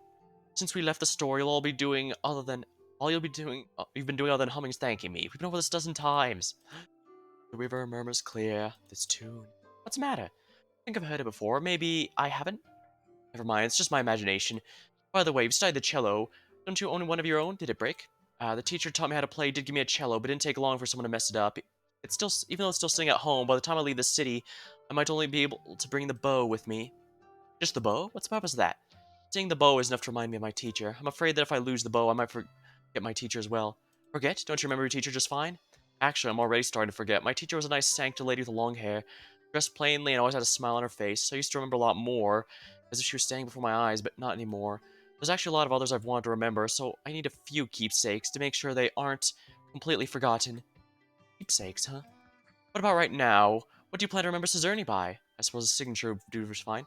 What about Hibiscus from Rhodes Island? Maybe an empty medicine bottle with a Rhodes Island logo. You're too easy to please. As long as it helps me remember, the actual object itself does not matter. What about me then? It's this cello, would it? Maybe something else. The cello for my teacher didn't last very long. If this one also... fair enough. I want to keep the coin you gave me, punch a hole through it, and wear it as a pendant. Sounds like a good idea. Money is how you remember me. Yeah, there's something wrong with that. Maybe I'll pick something else. No, it's a fine idea.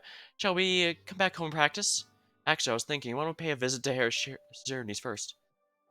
I'll pass. No secret gets pissy when he sees me. I'm sure it's just a misunderstanding. It cleared up. You've been saying that since the first day we met him. If it really is some sort of misunderstanding, I'm sure we're well beyond the point of clearing it up. So yes, I'll pass after all. But he approved of you yesterday, didn't he? Misunderstandings have to be resolved bit by bit. Let's go. I want to see him so we can try out the cello you just got for me. It'll be such a shame if such a wonderful instrument didn't have a knowledgeable audience.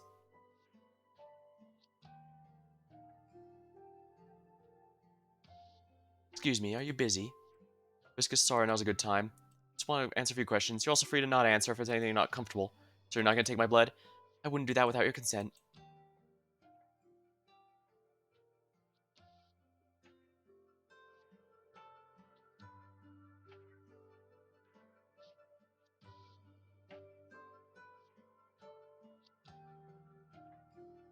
I don't want to believe it, but this cello isn't something you could find in the afterglow after one morning of shopping around. Went to Cliffy Patio, didn't you? Did. That's very bold of you. Actually, Eben got into an argument with the store clerk so I could get in the store. Argument, do you think your clothes weren't fancy enough? The clerk said something about not being able to enter unless dressing appropriately, but... The clerk said something about not being able to enter unless dressed appropriately. But do you see anything wrong with Crade's attire? They were purposely fault-finding because Crade was wearing commoner's clothes. So you, a noble, have begun to fight for commoners. I did it for Crade. Regardless of whether he's noble or commoner, is skilled more than worthy of the instruments in that store. Deny Crade entry but sell those magnificent wares to nobles who needlessly fill their shelves with them would be to treat the finest lumber as firewood. I didn't expect to hear those words out of your mouth. Grady, go ahead and get acquainted with her new instrument. I'll accompany Ebenholz and have him practice solo a bit. We'll see if we can change some of his old habits. Change my habits, I dare say. Yes, Herr Cezerny. See, all misunderstandings have to be resolved bit by bit. Herr Cezerny's attitude is already changing. The rest is up to you. Yeah, Cezerny probably had a low opinion of Eben because he figured it was just another pompous noble that doesn't care about anyone but himself. Even his generosity toward... He probably even figured the generosity toward Cade. What Cade was likely just to help himself more than anything else, but... It's a... Getting to a fight with the clerk to get a commoner in there, that's not... That actually does pose a risk to Eben to some degree. Yeah, so... That does show Eben is sincere about how much he cares about Crade. Hello. You the devil? Get out of here. Have my problem something? Sorry to bother you. Dress back here. Need something? Plan to go hide in your office again, aren't you? You're being a bit unreasonable. Who the hell do you think you are? You still owe me quite a bit of coffee, so who do you... Coffee money, so who do you think I am? Oh, it's you, Herr Bagler. Sorry I didn't notice you there. Yeah, I guess to break up a fight, all you need to do is start calling in tabs. Oh, thank you. Don't mention it. At the end of the day, Afterglow is an infected settlement. It's really lively here, but you'll run into plenty who can't be reasoned with, so best be careful out there. Minder. Here's my business card, the phone number of my coffee shop at the front. If you ever get thirsty, give me a call. We deliver, too, real fast. By the way, hasn't Adante always been the one in charge of Rhode Island office? You dispatch over here? Actually, I'm here to investigate some strange happenings. Oh, Mr. Bagler, regarding your condition. Strange? What kind of strange? I haven't heard a thing. So this is what happened.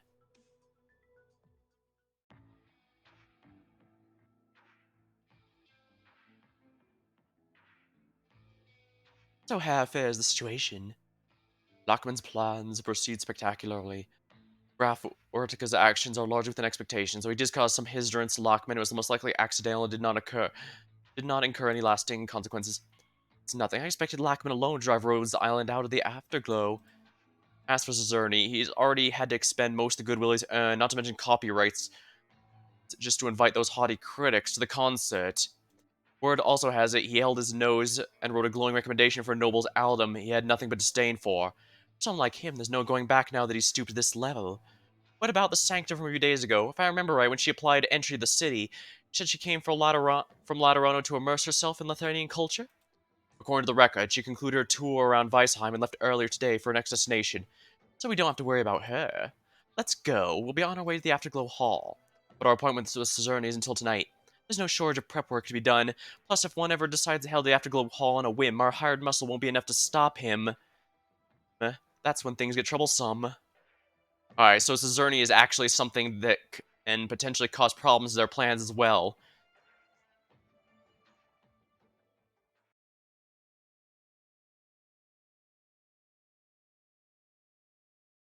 Yeah, usually when they have to go this far to undermine all the other parties, that's because those parties will absolutely cause problems if allowed to continue. With aplomb. This will actually be a really good one, I think.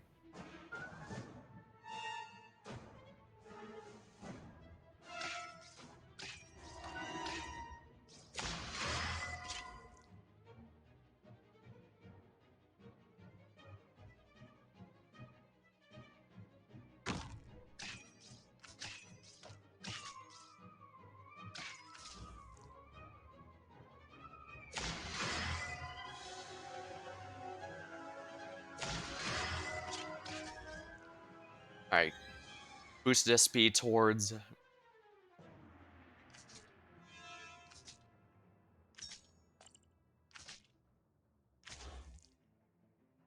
Now, where do I want to put Eben for the best effect here? Since I'm using a skill 2, let's go The here. performance will begin soon, but it seems our audience can't contain themselves.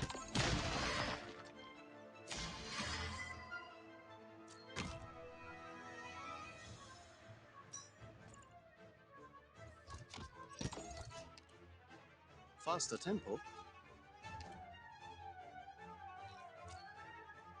Spirecaster attacks 2 targets at once when attacking targets outside. Deals splash damage. As doleful as a clarinet. Excellent. Explosions.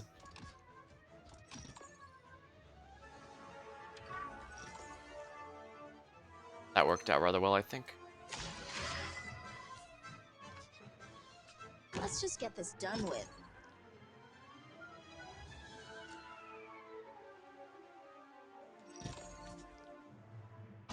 Alright, let's get the beam here then. As startling as a tritone. How Stronger long do than these last knights. again? 30 seconds. That's odd. I thought that would have been 120 because that's how long W's similar summons work. Don't get me wrong, I didn't expect them to be permanent. He's a splash caster, not a splash caster. He's a mystic caster, though once he gets his second module, he'll basically be a splash caster. A better splash caster rather than the actual ones. Although I guess that acts like that's As difficult. graceful as That's Dreifiert. not exactly difficult to do.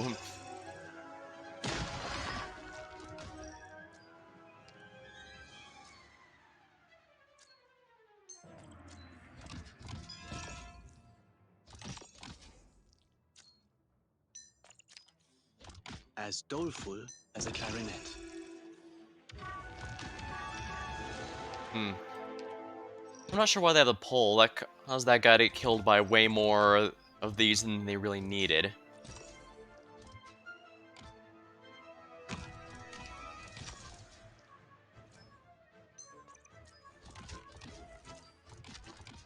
As doleful as a clarinet.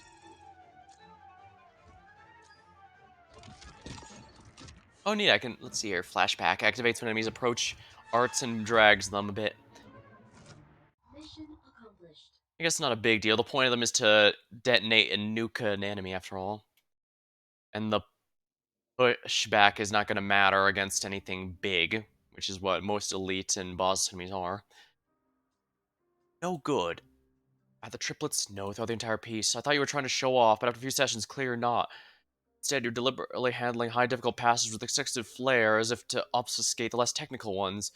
In theory, you should already be quite familiar with this piece, so what's the point of fudging the early sections? The point? To fudge my way through this route to mechanical drilling. That for an answer. You lost your temper? Showing off fudging? Why such loaded words? But I said I'm wasting my time repeating the same piece over and over.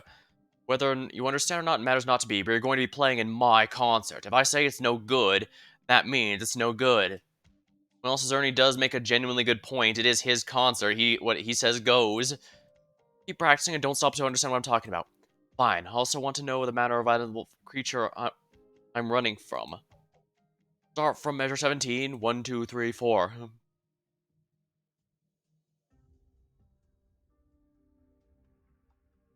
the matter? What is going through her head when you played the passage just now? Nothing in particular. Wrong. You're throwing a fit at me. And what warrants you just specifically pointing that out to me? That was the best you've sounded all day. Are you joking? Do I need a joke with you to joke around with you? All you can think about right now is how to shut me up, isn't that right? That's exactly the way to approach it then. When I wrote this piece, I was also thinking of someone who always competes with me. You're not saying anything, so I assume you're still surly. Or do you have such a problem with me you don't want anything to do with me anymore? Yeah, he's pulling the full Gordon Ramsay here. No, I actually thought what? I thought you had a problem with me. I do have a problem with you. Is it that I'm a noble? Well, that is one reason, but not a particularly important one. The truth is, it is true, in fact, that I do not like nobles, but that does not stop me from applauding their music. Just as nobles see me as unclean, but that does not stop them from practicing my compositions at home. Even as the fortunate ones, sheltered and blissfully unaware of the plight of man, with sufficient respect for music and desire to pursue it, may be found expounding the joys of life. But your performance is virtuistic at times, yet perfunctory at others. Overall, it's as if one side of you is just trying to kill time, while the other is going great lengths for embellishment thrills as to prove to others that your problem is a matter of motivation rather than capacity. Let me be clear about this. This is a form of blasphemy against music, an attitude I absolutely cannot accept. Fortunately for you, you've already proven to me you're not doing it on purpose. At least you have the ability to rid yourself of this state. What I suspect now, more now, is that you're a talented teacher who is irresponsible towards students. Yes, that's exactly the kind of person my teacher was. Thanks to him, I can perform pieces on pretty much every instrument, but I loathe him from the bottom of my heart. If that actually is the case, his music must have been quite unusual as well.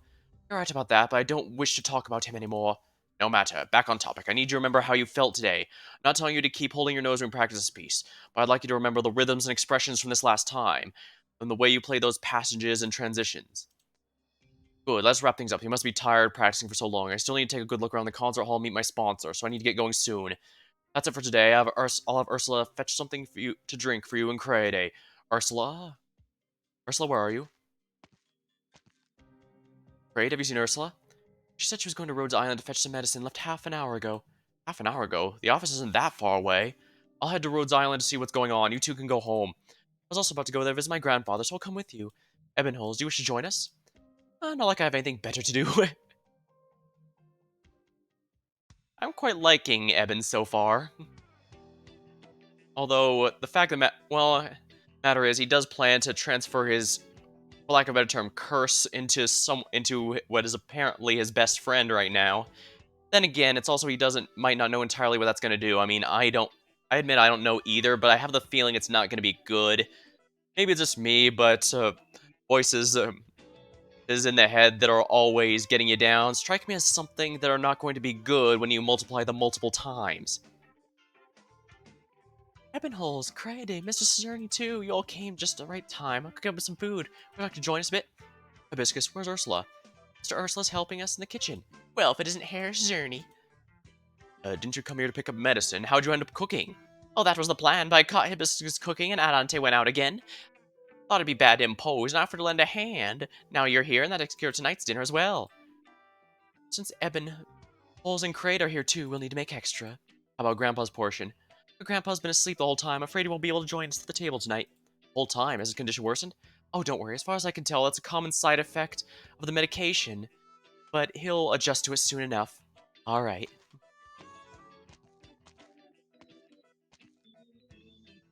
Hibiscus, what's this thing? It looks like an apple. Oh, it's a very nutritious tuber. Good for your health. I haven't seasoned it yet, though, so hold on a bit. Are you going to go check out the concert hall with your sponsor? I still have to fill up the tank before I go. The sponsor must be very dear to you, right, Herr Cezerni? Dear, huh? Quite the opposite. Oh? At first, I truly thought the two of us kindred spirits, but I quickly realized she's not quite the same person as I. If I recall quickly, your true soulmate was the one intimately connected to Morgan and a band, only to pass away before you completed the opus. That is right. Now that I think about it more calmly, the reason you rubbed me the wrong way from the very beginning might have something to do with the way this piece came about. Hearing you play it like that filled my heart with some dissatisfaction. Now that you've seen the light, my stone heart has at last been shed. You could even say my heart grew 3 sizes that day. All thanks to the hours of intense instruction you provided. Otherwise, is sarcasm also one of your bad habits? Maybe it is. That's fine, I do not mind. The way I see it, the most important quality a musician can have is sincerity. Sarcasm aside, even deeply rooted hatred, if expressed using the proper techniques, is meaningful all the same. Well, they do say that anger isn't necessarily bad. It can, if used properly, it can get shit done. That's certainly how it's been helping me after I was introduced to Souls Likeism. Although I'm not sure how actually angry I get. I guess the worst about it was when I was facing, I guess the worst I felt when ever playing any one of them was against Melania, and that was less because she was hard and more because I was worried because I had gone a couple sessions where I didn't beat her, and I was worried since that's a lot of sessions of just practice, and no victory. Last dish is ready. Not for Ursula's help, cooking all these dishes would have taken forever. Eating together makes it feel like we're one big family. Family. Speaking of family, I wonder how Lava's doing back in the landship. Lava? Lava's my sister and also infected. She can be a handful, but she's a good egg. Her eyes light up when you mention your sister, Hibiscus. Really? Lava's the kind of girl who remembers who's been good to her, even if she's been bad at expressing it. She's always getting into trouble. She's also infected, but unlike me, she's into studying her own originium arts. That's why she needs to pay attention to her diet. Plus, she tends to miss meals or stay up late because of her training, and I always have to remind her. Oh, sorry, when I talk about Lava, I can't help myself. Food's getting cold, so let's dig in. I'm gonna go to change Kraid's grandpa's bandages, and I'll be right back. She sure loves her little sister. That's what siblings are for. Can't help but wonder at times if mine had a brother sister's own. Maybe he'd be a bit more easygoing. Ursula. Hibiscus, are you done changing? I'll be there in a moment. Coming, thanks for waiting. Now then, don't stand on ceremony, go ahead and dig in.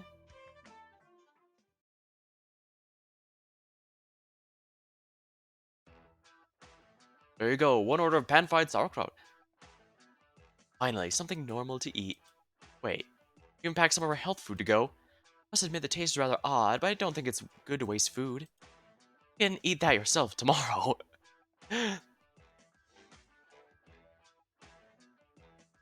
Care for another bowl of soup, minehead? No thanks, I'm full. You didn't notice anything off about her cooking, were you, in the kitchen? You can just go around tasting food, being in someone else's kitchen after all. Besides, she does cook plenty healthy, I can see that much. Suppose I could also learn a thing or two, changing up my own cooking. Minehead, I'm joking, come back! Alright, so her food is healthy, it just tastes terrible. I don't think Rhodes Island has her banned from the kitchen like they do with Kyobi. I'm back. How was it? Have you eaten yet? Thanks for the offer, but I already ate out. Oh, I even saved a portion just for you. Sorry for making you do detective legwork, but it's hard for me to get around right now. Don't worry, I'm also part of the Afterglow. If I could find a way to improve the situation, it'll benefit me just fine. Now for the data analysis.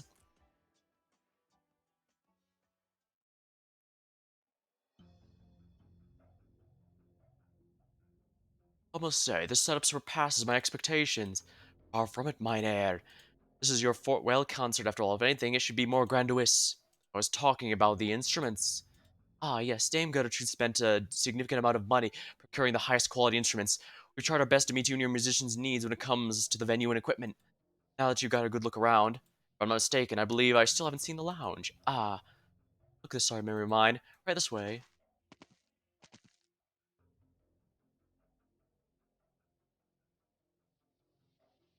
Strange, why won't this door open? Is there someone inside? Yeah, someone's inside. Dame Gertrude? Considering the significance of this concert, I'm personally inspecting the concert hall's furnishings.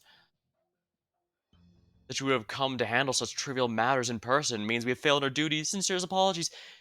This is fine. If I heard right, Herr Sejourné is also here. Yes, I am. What the hell are you doing here? Checking the lounge's interior. In my opinion, while the lounge does meet the bare minimum standards set by you and your musicians, it does leave much to be desired. Water stains on the mirrors, rusting on the drawers, handles, plating, small holes in the carpet, just to name a few. Told you before, the concert doesn't need so much pomp and fare. As long as things work, it's good enough. That will not do. As your sponsor, my reputation is closely tied to the performance you and your underlings put on. How many times do I have to tell you? They're musicians who volunteered to play in the concert, not my underlings. There's no difference in the eyes of the people you've invited. Have it your way. I'll open the door now. You're free to inspect the facilities yourself. Never mind, I'll leave it in your hands. Do you not want to come in and take a look? Not in the slightest, so you can stop putting on airs.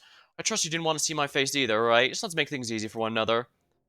Discerning your tone. This is how we've always talked to one another. Yeah, it sounds like they just flat out don't like each other. And possibly for good reason, given it's clear that Gertrude here is the main antagonist of the story. Then run along and do as you please. I'll proceed with the needed inspections here. I just hope these mundane affairs will prove benefit to you on the day of the concert rather than a hindrance.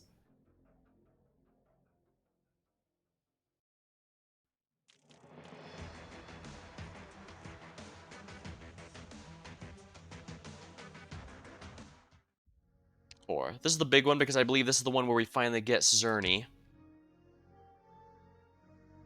let's see here.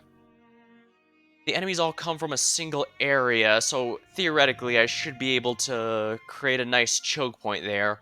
Although the fact there's a gap there where I can't even put range operators implies there might be a ranged enemy there I'll need to be wary of.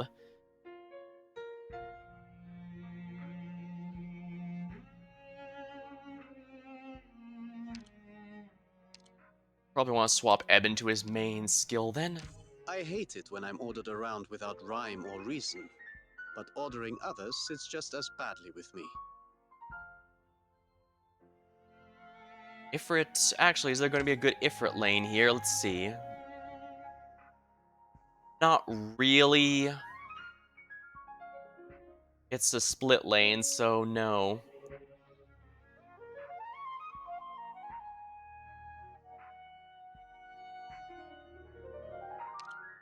So yeah, it might be better to just bring a proper sniper here. We'll bring Cruz. Hi everyone! I'm here to slack off. The positioning looks like it's going to be hard to get the Mystic Caster set up to work, but... Yawn. Right there. Oh, it's Hibiscus? Good morning, you're up early today. It's barely light out. Where's Ebonholes? He's still asleep. Your eyes are bloodshot. You stay up all night? Make him too. Hurry. Something's up. False recovery. I have no idea what you're trying to say. You really don't understand me, are you? Fine, I'll explain it one more time. The reason I came to Afterglow was to investigate why the infected people here were suddenly getting better. But according to our visits over the last few days, the infected here are not getting better. They're exhibiting something that's called a false recovery. In other words, their condition appears to be getting better, but in reality, it's taking a turn for the worse. Oh dear, that sounds like a rather terrible thing to have happen. Or they appear to be improving if they're getting worse. Let me explain it another way. Generally speaking, whenever the body's injured, the best outcome for it is to return to its original state. If it is unable to return there, the body will mobilize its non-damaged parts to cover the functions lost in the injury, a process we call compensation.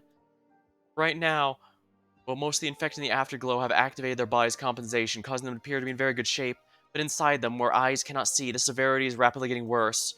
At the current rate, a certain cohort is about to enter the decompensation state.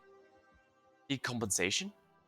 Once the extent of the damage exceeds the bottom's ability to compensate, the fragile equilibrium is broken, the patient will quickly lapse into acute expiration stage, where the condition deteriorates sharply and becomes life-threatening. Actually, there are already people about to enter the stage. How? I get the gist of what you're talking about, but what does that have to do? Wait, are you saying credit is at risk too? No, that isn't the problem. Based on analysis of our findings, so you and Crede seem to be primarily factors behind this occurrence. Wait, you're saying Crede and I caused all of this? That's complete nonsense. After analyzing your activities and movements, I've confirmed you, or maybe something you're carrying, is strongly correlated with the incidence of false recovery. For example, the worker in the laundromat beside the residence say the day before she felt especially good. Her condition worsened dramatically last night, and she was nearly taken to hospice care. I urge the two of you to cooperate with me. If you have any leads, let me know. This is for the safety of everyone. Can't think of anything at all. Nothing's coming to mind. Can the two of you come to the office? Let me check something real quick, just to be safe. Judging by the markers, one of you is completely healthy, man, and the other is just in the stable phase of Oriopathy. What could this be? But the fact she didn't specify which is concerning me. Hibiscus, this time the owner of a music shop behind the Afterglow Hall. How's the situation? Thankfully, he signed an agreement with the hospital and has already been picked up. Another case of false recovery? That's right, just yesterday afternoon he reported no discomfort whatsoever. I'll follow up just to make sure the hospital doesn't find a way to renegade on the arrangement. Those two. I'll handle it. I'll be off. I'll have to ask again, is there anything you can think of? Every moment is a difference between life and death, so please, indifference. How about this, Ebonholes? Why don't you come with me first? Have a chat about this. Crady, would you mind waiting a bit? Does she suspect he's the one Why'd you drag me out here by myself? I apologize in advance if it comes off the wrong way, but I want you and Crade to keep some distance. The sooner the better. Why are you telling me this and not him? You suppose I purposely caused this false recovery? No. If only it were that simple, I'd be able to just hand you straight to the authorities, and that would solve the root of the issue immediately. But the incident false recovery started before you arrived, and Adante was the one who noticed. Otherwise, I wouldn't have come to the Afterglow, or even Valsheim. Then why do you say...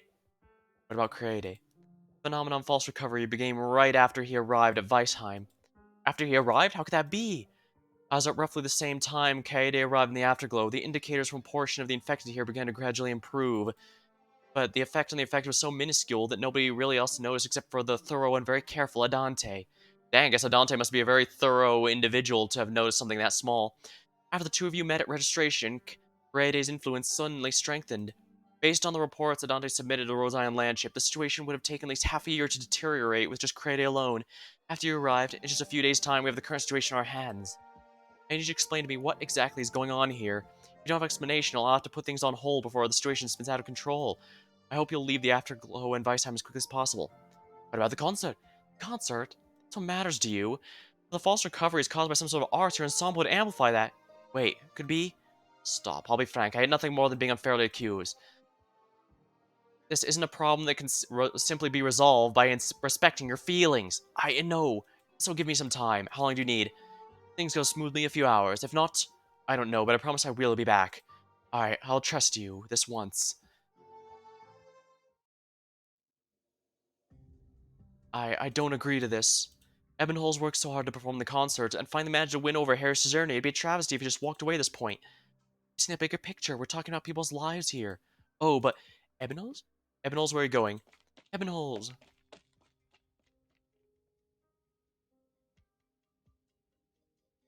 Look like you're all out of breath. Did you run the entire way here? I urge you not to seek me out in this matter. The risk of being exposed is... Exposed? Things are starting to go pear-shaped, and that's what you're worried about. I want to ask you something. Does the resonance from your so-called voice of terror have any effect on other people? Resonance? No. As long as it's not deliberately directed, the voice of resonance should not affect others in any way. Then why did Hibiscus see me and Kraid as the source of the false recoveries? Hibiscus? The operator dispatched to Weisheim. Sir Rhode Island has termed this phenomenon a false recovery, a clear and concise description, as you would expect from such professionals. You knew about this after all. Yeah, exactly. If you're talking about the anomalies that have been happening in the infected in the Afterglow, then yes, I do know. What exactly is going on? Stated simply, the voice of Terra within Crede is damaged. Damaged? You cast arts, the voice of Terra inside you activates, therefore assisting you, correct? Yes, I do hear a faint, shrill melody as I'm casting arts. How can something like that get damaged? Crede's voice of terror has always been in an active state, unlike how you're able to turn yours off. In other words, he's been unconsciously calling arts around him with no ability to control it. If you ask him, he'd probably tell you he's always been able to hear some sort of vague melody in his head. You understand this phenomenon as leakage. This false recovery is a product of that, indiscriminately increasing the activity of Originium in the surroundings, using the power of Originium to heal the nearby infected. However, the source of healing energy is taken directly from the Originium within body of the infected. Using the infected themselves as arts devices, using inside their bodies, this false recovery is caused by the voice of Terra. Crede has been in this state for a long time, consciously affecting the infected around him. If this has been going on for so long, surely someone should have figured it out by now. The credit for that goes to you, Herr Ebenholz. Me? Resonance. Resonance amplifies the leakage of his voice of terror, causing an explosion in recent cases of false recovery. It's a situation, yes. I see exactly what's going on now. I hereby withdraw from your plan. Freedom is at your fingertips, and you're going to give it up just like that. I'm not crazy enough to buy my freedom with the lives of an entire swath of the infected. You've been shaken by that woman from Rhodes Island. The false recovery is indeed not a good thing, but your concert's just a few days away. After a few days, your voice of terror will be removed, and you'll leave Vasheim. No one will even notice we're short of a few infected. It's a once-in-a-lifetime opportunity. If you go away now, Graf Artica's shadow will follow your entire life. Is that what you really want?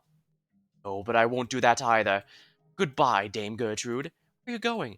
None of your business. Your footsteps sound rather unsteady. Are you getting another headache? I already told you. It is none of your business.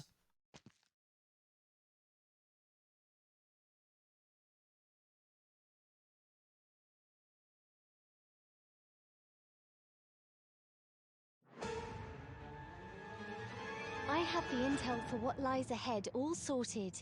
Go forth with aplomb.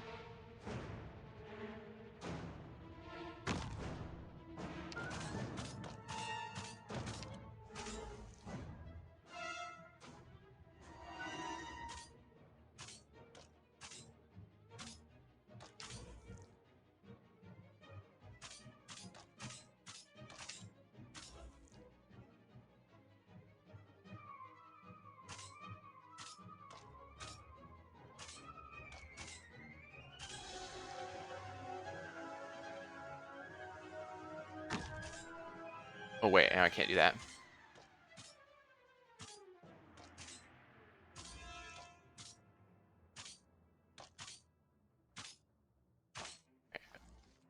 I'll redirect this one here.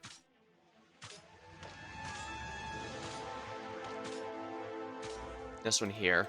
Silver Ash here will be a last-ditch resort. Bagpipe's one of the modules I'm probably going to be upgrading to level 3 immediate fast right away. Her and W probably are the most impactful ones on my team who use it. Although I do want Puddings as well because I think I've mentioned, but she's basically my star.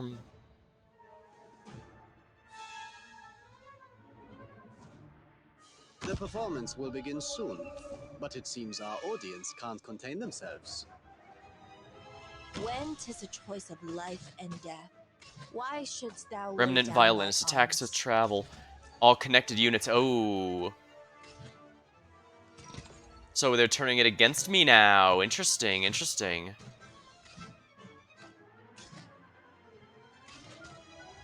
Silver Ash can block that just fine.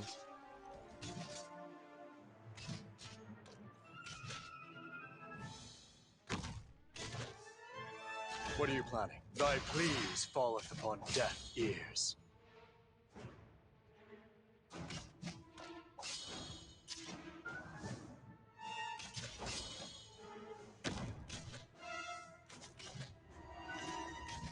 Stronger dynamics?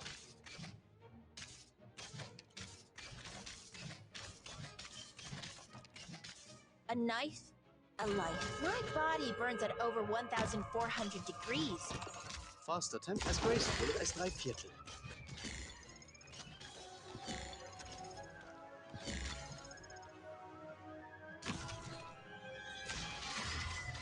Alright, you can't get right next to him because that's fine.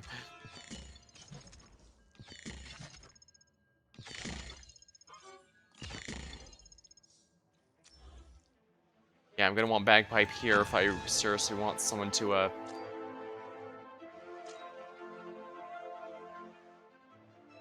I still need to get Kyobi's masteries up too. I'm just way behind on just about everything. Yeah, Kyobi's not gonna get her skill off before the thing gets her. I have no idea how I failed to notice that, but oh well.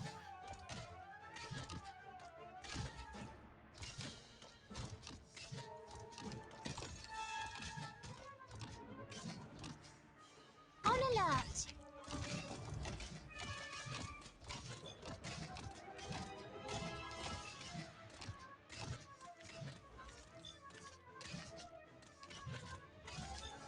Oh, is it right? Here I am! There we are. Eben took care of that guy just fine.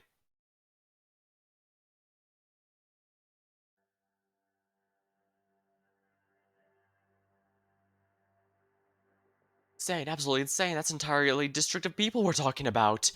Besides, does she really think she can come away clean after an incident of this scale? Going along with her plan, I'd be the first one to take the fall. Even though I'm losing this opportunity, there's nothing to feel bad about. I have many opportunities I can afford to wait.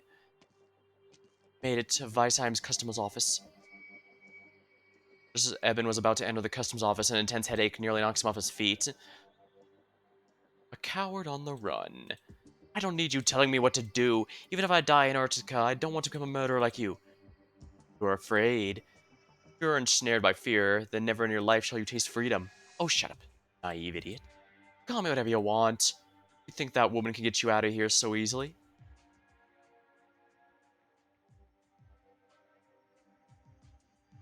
But it doesn't look like there's anyone here. I just need to be extra careful to make sure no one sees me.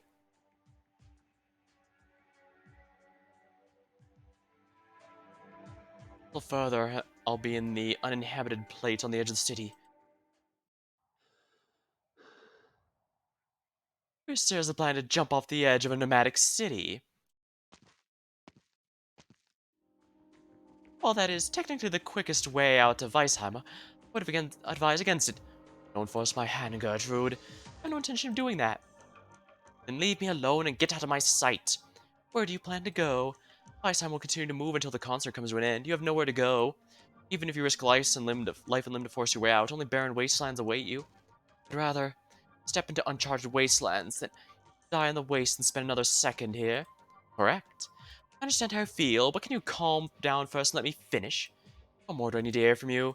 Do you really want me to reveal everything about you right here, my dear Graf Hertica? Graf Hertica. You don't need to emphasize my title, I know what you're trying to say.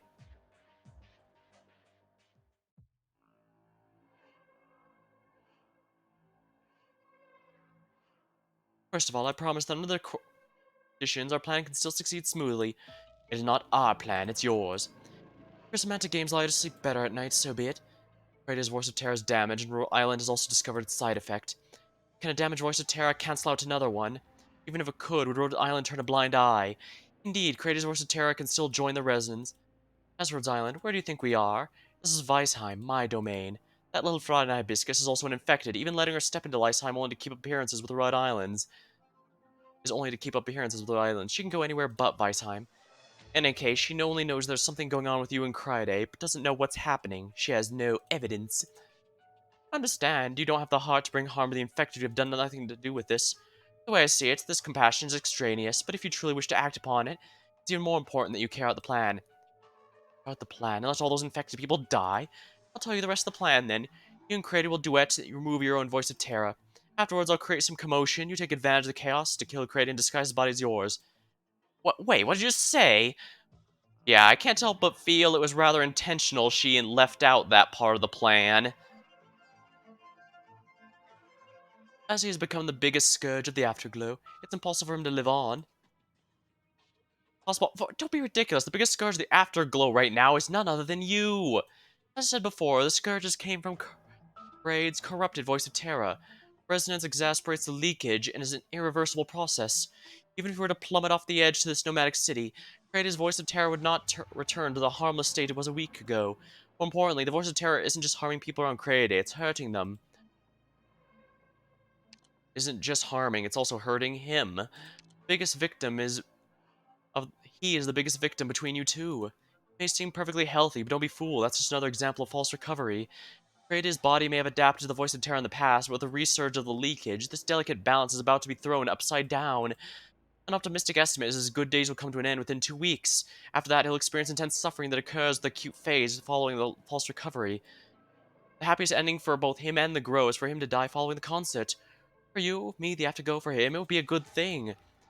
I would obtain a trump card I could pull out at any time. The Afterglow would obtain peace, Credit would obtain rest, and you would obtain your freedom. Graf Artica, rightful heir to Lethanian, the last of the Witch King's bloodline. Freedom. For as long as I can remember, I've never known freedom. Poor child. No courtesy or greetings are needed. Just listen to me. Even though you are born to a distant branch far from the Witch King, you're indeed the last of his bloodline. Out of pity, I will not trouble you. Beyond that, you shall also inherit the fiefs passed down from generation to generation in your family. You'll become the Lenshare of Antica. You will learn to take responsibility for your own subjects. You are to take a completely different path, that of your disgraceful kin. I await you. This is my first memory. I was around 5 or 6 years old at the time. I cannot remember from before that. Only vaguely remember coming into contact with a strange thing called the Voice of Terra and nearly lost my life. Staring at the pure white dress in front of me, I was filled with thoughts that I'd become some obscure aristocrat. I thought I'd live the rest of my days in peace, with the exception of the occasional headache and auditory hallucination of the Voice of Terra. Your illustrious highness, you should know to mind your words and actions, and to not leave the spire without good reason. I must remind you, everything that you are has been bestowed upon you by their majesties. Your illustrious highness, aren't you forgetting something? You ought to praise their majesties before you eat. We will be learning a new piece today. The rule-abiding instructor. This song expresses the gratitude of nobles towards their majesties. Please keep that in your heart. It's no wonder Eben didn't want to talk about his instructor for very long. The fact they're even using a generic NPC sprite like this shows they're not essential to the story, really. Illustrious Highness, Your Majesty over Genome Arts is simply transcendence. You want something more elaborate? Haha, I do not need to wear yourself out. Everyone around me did something they could try and limit my freedom, instilling my mind allegiance to twin empresses. If that was the price for being able to live in peace and quiet, I was willing to pay for it. I paid it for a very long time. Your Illustrious Highness, I shall be frank. You're the true heir to Lethanian. I've been lying in wait in your spire for a number of years now. I'm sure you recognize me. I was that guy hiding behind the mirror the other day. You don't have to say anything, just listen to me. You don't have to agree with me or repudiate me. But I know you're scared, and you don't want to lose even this life you have now, but you should at least know how these people see you and what they want you to do. I'm sure you know that the attendants the tyrants have forced upon you are setting up the banquet. I'll take you there and let you see the truth. One front grabbed me and pulled me off the ground. My palm was drenched in sweat. That's the good stuff. I had no idea it's such exquisite wine in the cellar. Matter me. Urtica's countryside lacks just about everything, but there are indeed a number of master winemakers here. Ah, we've got to make sure to drink our fill before the little runt grows up. Can't be leaving any for him. Ah, I simply won't do. The boy has been under house arrest for a number of years, I'm looking for the right time to teach him how to drink. I'll have to fill him until he's a hopeless alcoholic. I was in trance for a short while. You'll become the then share of Ortica. Oh, so you still had the trick up your sleeves? Once the run's completely soaked with wine, it'll be a load off the majesties. Yeah, right. Screw me, mate. I guess I'll have to prepend with another glass. You learn to take responsibility for your subjects. Remember, those words don't leave the wine table. We can't allow the boy to have heirs. That's an order from on high, with my life on the line.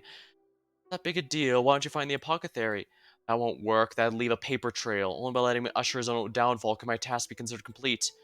Ambitious, truly ambitious. Let us drink to that. You're about to take a completely different path than that of your disgraceful kin.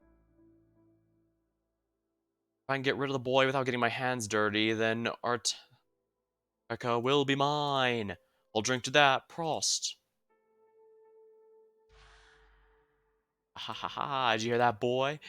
This is the peaceful, easygoing life you've wanted. So they're trying to pull King Tut. Basically, just give him a fancy little life while these guys rule everything, and then just get rid of him as soon as he's actually old enough to take throne. Herr Ebenholz, Herr Ebenholz. Fell over on the spot, almost as if you almost had you sent to the hospital. Feeling a little better? I'm perfectly fine. About the plan? I want to hear it. Don't want to hear it right now. I'm going. As I said, I can leave at any time. Don't come pestering me again. Well, you have to forgive me for being bad at following orders.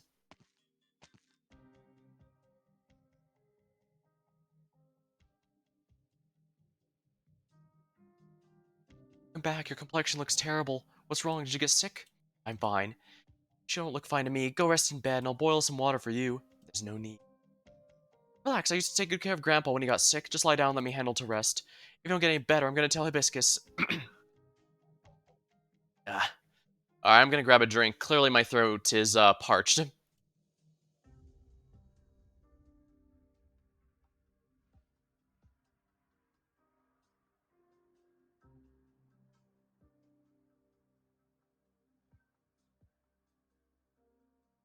Grab myself a full bottle of lemonade. I was absolutely assured that this story is not as long as the Dulcifer and Novice story. That one took quite a bit out of me, if we're completely honest. uh, don't get me wrong, it was fun to do, but 10 hours is a bit longer than I'd like to go from here on out, if that's alright with everyone.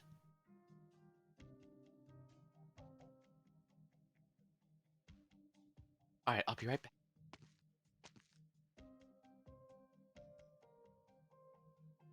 Raffertica endures a splitting headache and lies there in the bed.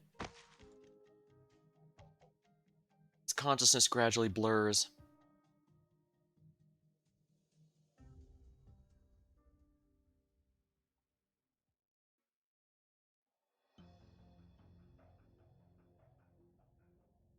Deprived. They would destroy your exalted bloodline. Shut up. Ah! Self-depreciating trash. The sound of a cello comes from afar. The sky is blue. His headache is no less intense, but the voice of Grafritica's head is drowned out by the melody of the cello. A wave of reprieve washes over him. His Liltspy song. This melody is somewhat familiar. His splitting headache makes it impossible for him to gather thoughts, but he feels he's heard this melody somewhere before. The river murmurs clear. Have I heard this before? Where? My heart. The splash art has really been killing it for this event so far. I love it. You're awake. I stay put for now. Hibiscus came over and drew blood when she saw the state you were in. She said there's nothing wrong with your body, but you might be overstressed and worn out. Overstressed? Ha, that's a nurse statement. I heard someone playing cello. Was that you? Yes. Did you learn that melody? Maybe someone hummed it to me when I was little. I don't exactly remember. Little. You're that.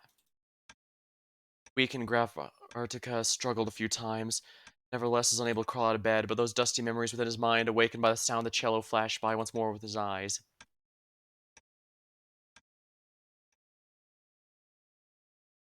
It was in his past somewhere.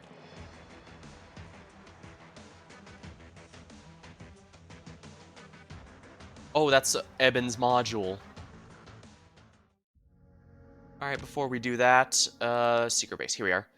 I'd like to just claim all because this means I can get Suzerni immediately. Oh, LE5 is when I get Suzerni. Oops. But, yeah, let me just go to the How did operators. you rest, Doctor? I used to love staying up myself. Until one time, I went a full night without closing my eyes, and had splitting headaches for a week after. It was a horrifying experience. I guess attack and attack speed are what he wants, but, Well, I can beat this later, and honestly, I'm not going to be rushing myself. As you can see, trust is the main issue I have for the dice, for the module here. Oh, I should also collect these while I'm here.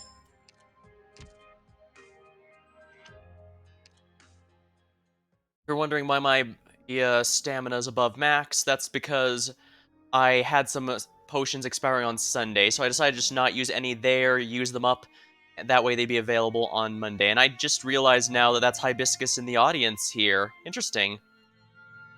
I do hope that wish they'd have the 5-star being plot relevant like they've done with Hibiscus here. Like Windflit was the 5-star rate up for the Stulta Nefara novice story, but if you watched my stream of that or did it yourself, you'll know he had absolutely no plot relevance whatsoever. Which also is terrible because he sucks really badly. But a character with a good story will get people using him even if they suck, so the Rite of Spring.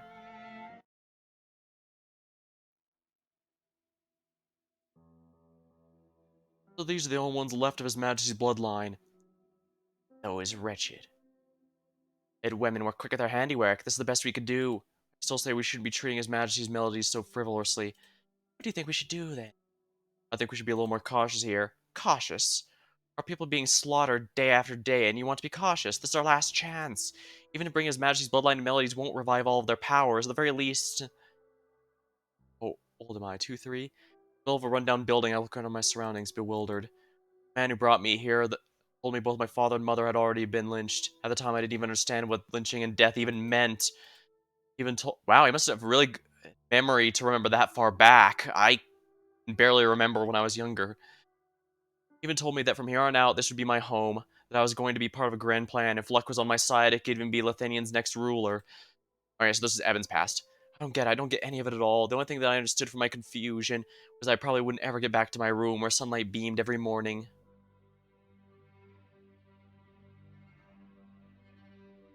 I tell you already, it's impossible to make a person into a vessel for the voice of Terra. You knew it was impossible. Did you let any of us know you were against the plan before you started? And now, only after they start to bite the dust, are you complaining? Don't make me laugh. No, I tell you, this isn't a waste. This is the price we must pay for our success. As long as one of them lives, we won't have to hide here in the provinces like thieves. Victoria, Ursus, Casimiris, there are more parties interested in our plans than we can count. As long as we succeed, their armies will help secure our revenge against those awful women. That day, the lady who'd been taking care of us disappeared. When she was gone, the men who brought us our meals didn't stay with us, but didn't start arguing with each other. I didn't understand what they were arguing about. I knew that this was... All I knew was that the lady who sang songs for us probably was never going to be back again. If I recall correctly, this is how the song goes. The sky is blue and fine, the breeze lilts by in song. River murmurs clear, the heart filled with hope. I think there's more of the song, but she never sang that part to us.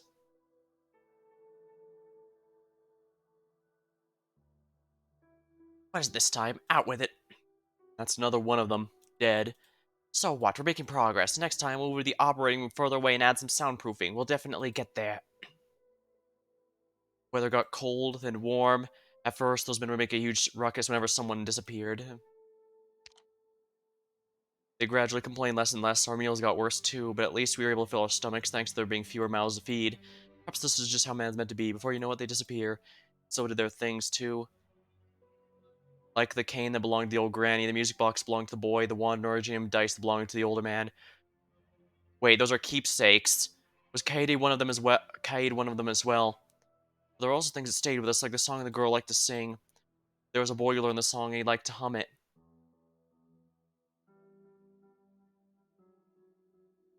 Just what are we doing? Ra's Majesty's bloodline under our protection only to send them to their deaths? Wake up, this is a necessary price to pay. Make sure His Majesty's bloodkin can wield his power properly. We have to make these sacrifices. We are learning more and more about the voice of Terra. We'll succeed soon enough. And about those who died? No, let's stop these crazy. Get started with new identities and raise the few we have left.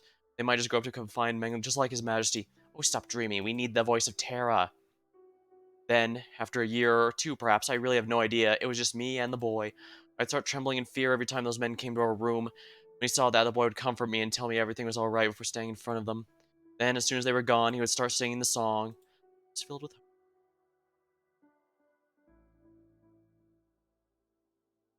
You have been here for a very long time. You may be kids, but you figured it out already, haven't you? You're His Majesty's only surviving bloodkin, after all. I don't want to make this too ugly. I'll let you decide who will be next. The vast improvements to our technology. It might succeed, most likely. Whichever one of you undergoes might become a really powerful caster. We weren't stupid. The man of noble attire told us the same thing a few times before, but none of the ones who left ever came back. My legs trembled. I looked at the boy. His lips were pale too. I didn't want to disappear, nor did I want him, but he noticed my gaze turned to me and spoke the words, I'll do it. When I heard him say that, I couldn't keep myself upright. My legs gave out and I fell to the ground.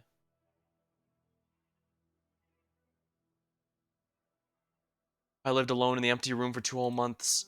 Then on a rainy night, they brought the boy back. His eyes were closed, he bit his lips hard, but he was actually alive. I thought it was a miracle, but days later he was taken again, never to be seen, just like the others. He was still humming the song before he left. It's filled with hope.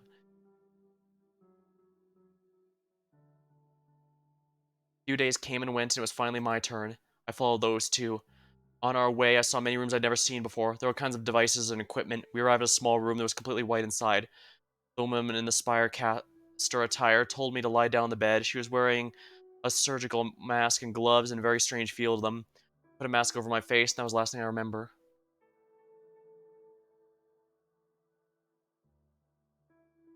I was woken up by their cheers. When I awakened, it felt like there was lava burning my brain and roasting my eyes. The pain lasted how long? Is it days, weeks, months?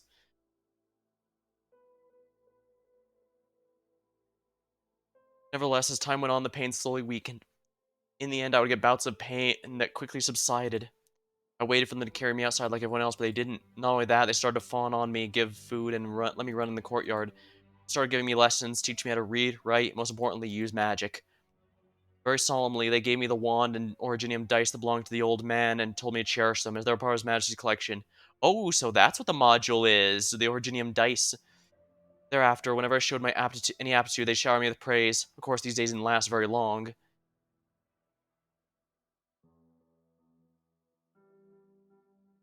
Is this all we'll get to this boy? The looks of it, even if we push him to his limits, he would only be able to arm wrestle a single Empress's voice fighter. Perhaps we should adjust his voice of terror energy fluctuations like the last one. Forget it. What are you afraid of? If we improve... You can't. You dare talk back to me? We had so many verses of Voice of Terror, and this is the only one that can still be played. We have 15 of his bloodkins, and this boy is the only one left. If we raise him right, we might be able to flee to another country and buy ourselves appointments there. More importantly, His Majesty's bloodline will continue. If he ends up buggered like the other kid, the only way we'll have to make it up to Majesty is by taking our own lives. Yeah, they're free... Yeah, it's easy to argue that everything's for the greater good when there's still ones left they can still sacrifice, but the next day they were gone too. They didn't take their own lives, rather it was because of the Empress's voice they kept talking about were here. When I sat in the empty room and listened to screams, I couldn't help but feel a sense of joy. After all they loved to talk about was His Majesty's bloodline. Now, what they feared the most, destruction, was finally about to happen. An elegantly dressed man kicked in the door and entered. This must be the Empress's voice. He looked at me and neither lowered his weapon nor attacked. He was probably hesitating. Waiting for what? Well, for most people, it takes a lot to kill a child, even if, they think you're basically the Antichrist. It's still, well, a child after all. Picked up the wand and pointed at the voice in the origin dice revolve around me. As expected, he dashed towards me quickly and struck the brass instrument on my hand hard.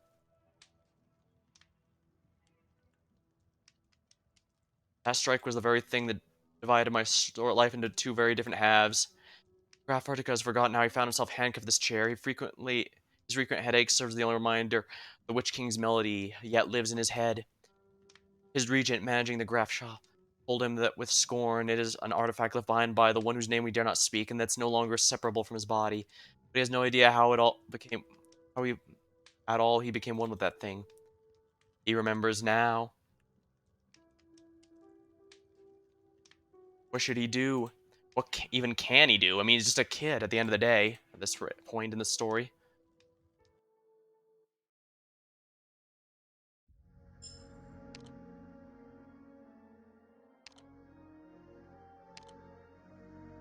Like there's another tutorial area. Let's see what I've got.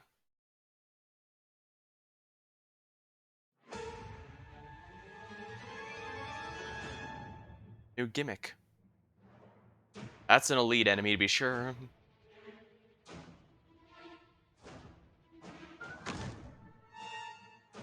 Oh, that's a crystal. Almost. Weird, it's like something in the front's blocking the realigned flux. That's alright, it's the realigned flux charging a resonator with energy. Just put the resonator in contact with the realigned flux for a while and you'll activate the resonator. Once operators deployed on active resonators, they'll get a new realigned flux originating from their position without any connection to a tuba. Understood.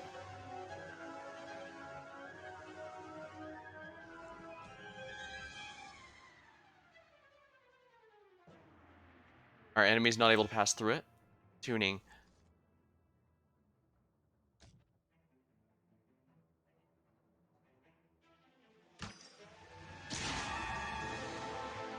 First resonator is active. Let's keep it up and minimize the impacts of the excess energy disturbance.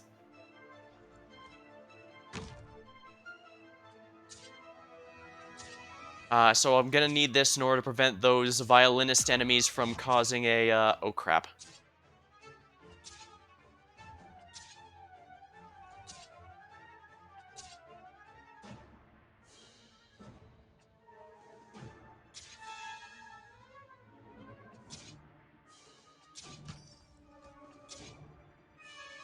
I see, I can't even deploy on the thing there yet.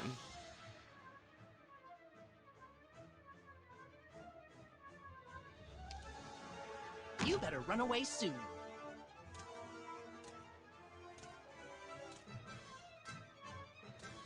I'm probably gonna actually lose this because I was dumb.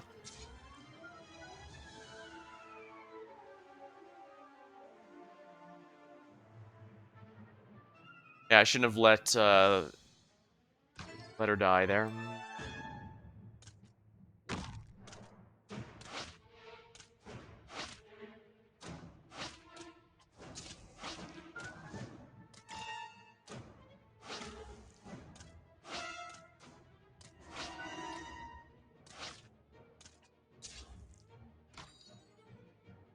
I'll be careful.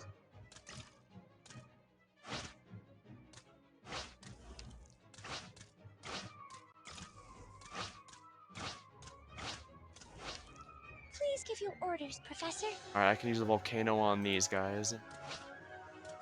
Please keep your temperature stable.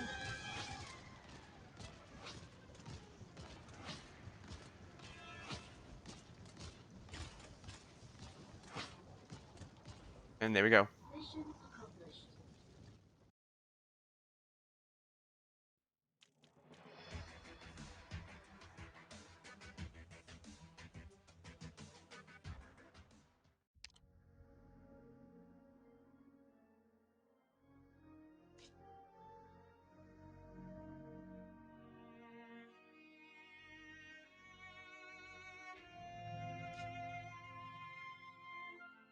Waste energy and interference. Oh, natural SP recovery is reduced.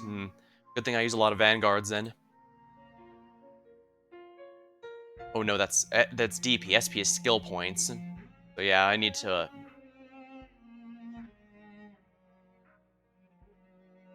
All right, so there's two lanes here I need to worry about.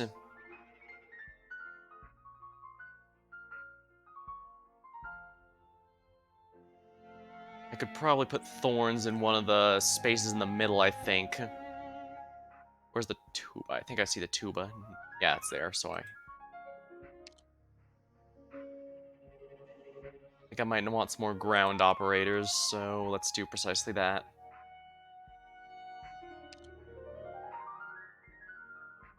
S2 Surtur might not be a bad idea now that I think about it. So let's do precisely that. S2 Surtur, let's go.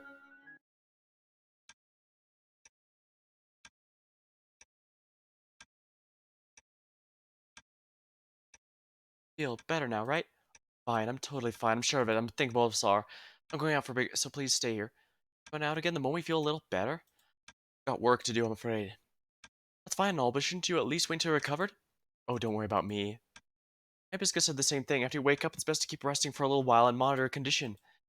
Look, it's an emergency. This is one that cannot wait, alright?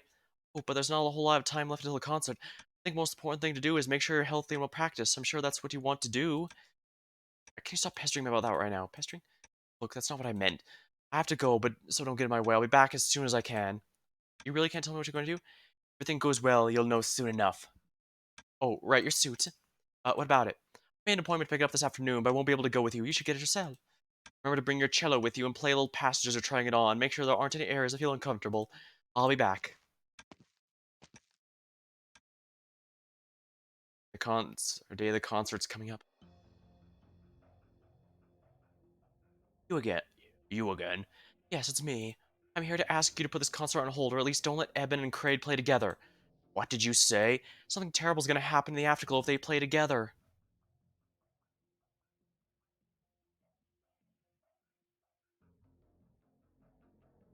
So if what you're saying is true, my recent improvement was due to the so-called false recovery caused by Eben and Kraid. As soon as the phase is over, I'll become critically ill, my life will be in danger. That's right, you've been around them a lot, so the symptoms must be more pronounced. Others who have had less contact are also affected, and if I let the two of them play together, there's a high possibility people will die. Correct. Even if I don't know the exact reason, having these two play together will amplify the effect they have on the surroundings. How likely are we talking here? I can't say for sure. Other than me, who else is in life-threatening danger? Over a dozen people from the Afterglow have already been hospitalized at Cliffy Patio. In other words, they've already left Ebenol's and Cray's effective range. That should be the case, yes. Then I have a clear picture of the situation. Your answer is no. What? I'm not asking you to cancel the concerts. Just cut their part, or even have someone else perform the duet. If you can prove the duet will harm other people other than me, I can cancel right away. It seems not the case, even if you have no idea what will happen. I simply can't throw away the efforts and aspirations of everyone over illusory concerns. The efforts and I understand how much this concert means to you. But you don't understand anything. If you truly understood, you wouldn't throw around the word but so lightly. Unfortunately, I cannot change the concert schedule on your word alone. Mrs. Zerny, give me a straight answer. What makes the concert more valuable than the lives of the infected? What are you talking about? Or suggesting I'm disregarding people's lives? I am saying. Honestly, I'd just say straight up yes if he's willing to do that, despite us having the proof is minimal, but the fact that we know how that's working. Hibiscus, hibiscus, Miss Ursula, come take a little stroll, won't you? Oh, but come now. How to, calm down first. We can talk about this later, okay?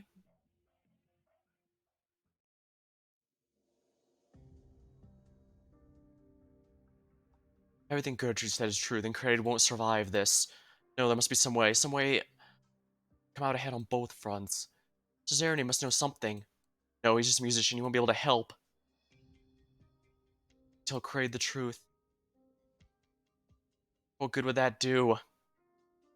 At the very least, he should know very well what's going to happen. Or at least I'd think he'd be better off knowing. I mean, although granted, with what we know of Kraid so far, he'd probably say if it could... He wouldn't mind sacrificing himself if that would mean saving everyone else. It's just the... But he would definitely object to the fact that we could potentially harm other infected there. That he absolutely would object to. But if it was just sacrifice him and save everyone else, he'd be... I imagine he'd probably be okay with that. He seems to be one of the selfless to a fault kind of people there.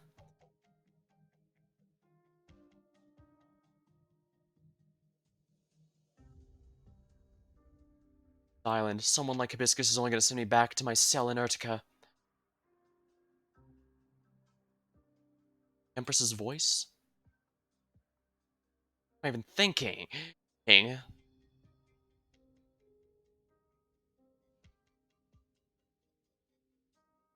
I'm guessing he's passing these people as he walks.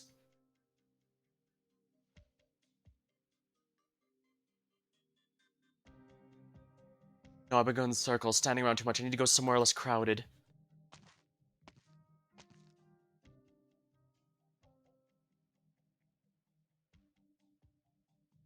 Huh? Have I seen that man before? Be careful. Definitely, the crowd. Right, the rumor. There was that rumor. Got to get to the bottom of this rumor. Who knows, there might even be some clues. Some person spreading the rumor that might know something. It's all up to me at this point. Sure. This is the best opportunity we're gonna get. The longer this drags on, less time we get. It'll make things harder. Alright, let's hurry up and report the higher-ups and counting you and Herr Lockman. Okay, this work sure is demanding, physically and emotionally. It's hard enough spreading the rumors. Now I even have to go there.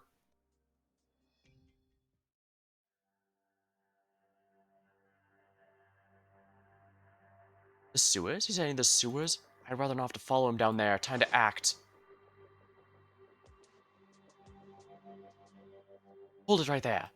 Who are you? Don't turn around. Tell me, who sent you to spread rumors in the afterglow? Got the wrong idea. Happened over here. I've been following you the whole time, Herr Lackman. And I've connected the dots. You were the one fanning the flames, spreading rumors to have that mob take out Hibiscus. Got a pretty good memory. Speak, who sent you here and what do you plan to do in the sewers? Wonderful timing. I'm also quite curious what Herr Lackman planned to do in the sewers. Don't turn around or else. What do you think will happen?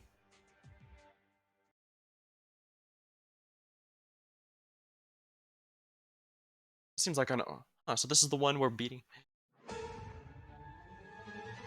We're heading out. Remember, mind your cover.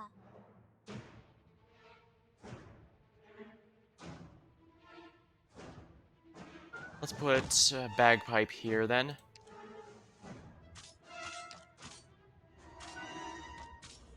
Alright, it needs to be a ranged operator. I guess I can put... Oh,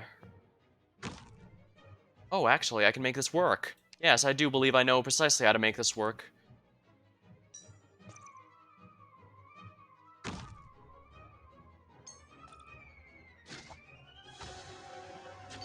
I can remove siege as soon as that's removed, so we're in good shape here, I think. Oh no, I can't put her there or else she'll, yeah. She will. Alright, put that...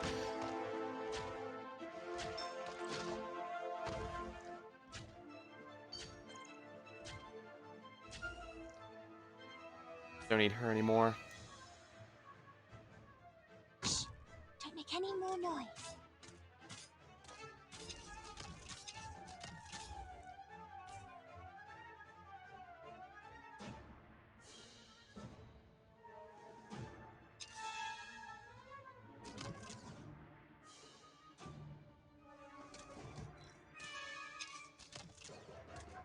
Remnant Field Caster. Prioritize targets on the flux, stunning them and constantly dealing off the nearby realigned.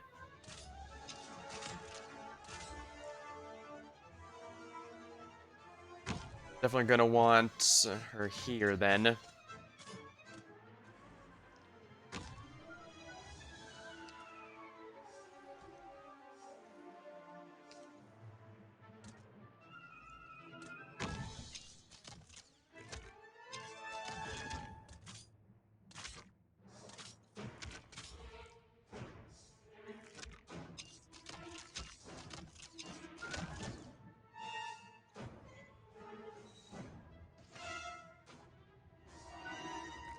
Oh, stunned him.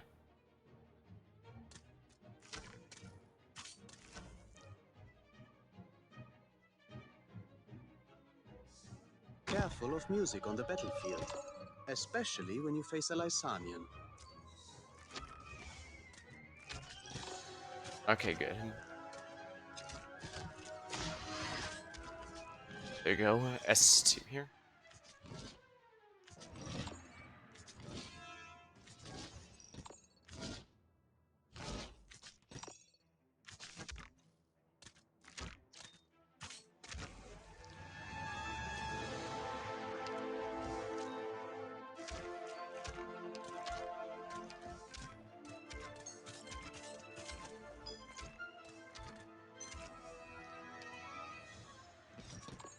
faster tempo as doleful as a clarinet.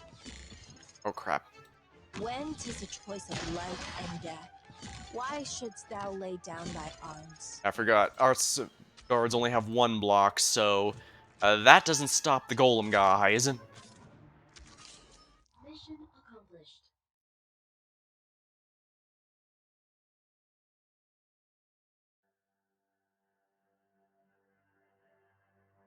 Who are you? Not to turn around, you'll let the mark go away. I said, who the hell are you? Easy now, my dear Graf. Settle down. My official identity can be a bit messy to explain, so just treat me as a spy. I am called Bagler. You, why'd you jump out that exact moment? The man escaped because of you. If you end up down the sewers, it'll take him a long time to find another exit. Besides, you stopped him before he went in. Who knows? Maybe the two of you saw that you were in a disadvantaged position, tried to put on a little show to try and fool me. You seriously think we're in cahoots, he and I? Or are you going to tell me someone coerced you into going to see Gertrude? Spare me the bad jokes. You're worth much more than he is, Graf Vertica. You can't stop me. When it comes to combat ability, it's true, I cannot stop you, but think carefully. This is a job straight from the Majesties. Take a look. I dealt with these things since I was 6. Personally, I don't mind your snark, but you best show up some self-restraint when it comes to the Majesty's affairs. Restraint? When you, a lowly spy, figure out you've got the wrong person, you're going to be the one begging for forgiveness. Oh, you don't seem to understand the situation you're in, my good Graf Vertica. But enough of that. Don't try to stall for time. Come with me. Where to? Where you belong. Don't worry, we've prepared a detention facility for suspects from all walks of life, and trust me, you'll enjoy the finest treatment. Let me tell you something, Herr Bagler. May I beg for mercy or as a bribe? In the case of the latter, I'd be more than glad to oblige. I doubt a bit of money's enough for you to let me go. But I get the impression you take me away regardless, even after pocketing it. Clever boy. I find you rather easy to get along with, Herr Bagler. You remind me of the Urtica I knew so well, where most people are just as upstanding as you. I'm honored to hear that. What if I really want to know is that man is doing in the sewers? Oh, but you're the one who stopped him right under my nose. It's a bit embarrassing to say, but I want to resolve things up here. One of my agents like to tell stories that would make you hurl, of sorts that would instantly kill your appetite for the day, and the worst of all came from the sewers. Ah, if your stomach's upset, perhaps we could have a cup of coffee to smooth things over. I'd love to, but I'd much rather find out what's going on down there. I might as well go after him. This is all your fault. As long as you let my head down, you can keep pointing your wand at me. I won't try to run. I'll warn you in advance, there'll be consequences for running away from me without authorization, regardless of the reason. What kind? Will you put me down? You'd at least be stripped of your status, even if you're proven innocent in the future, you'll never be able to step into the spire of Urtica again. Don't threaten me with a good time. I might even be more I might even be more inclined to try running now. In any case, since you insist on hanging down there after you, I'll be keeping a close eye on you.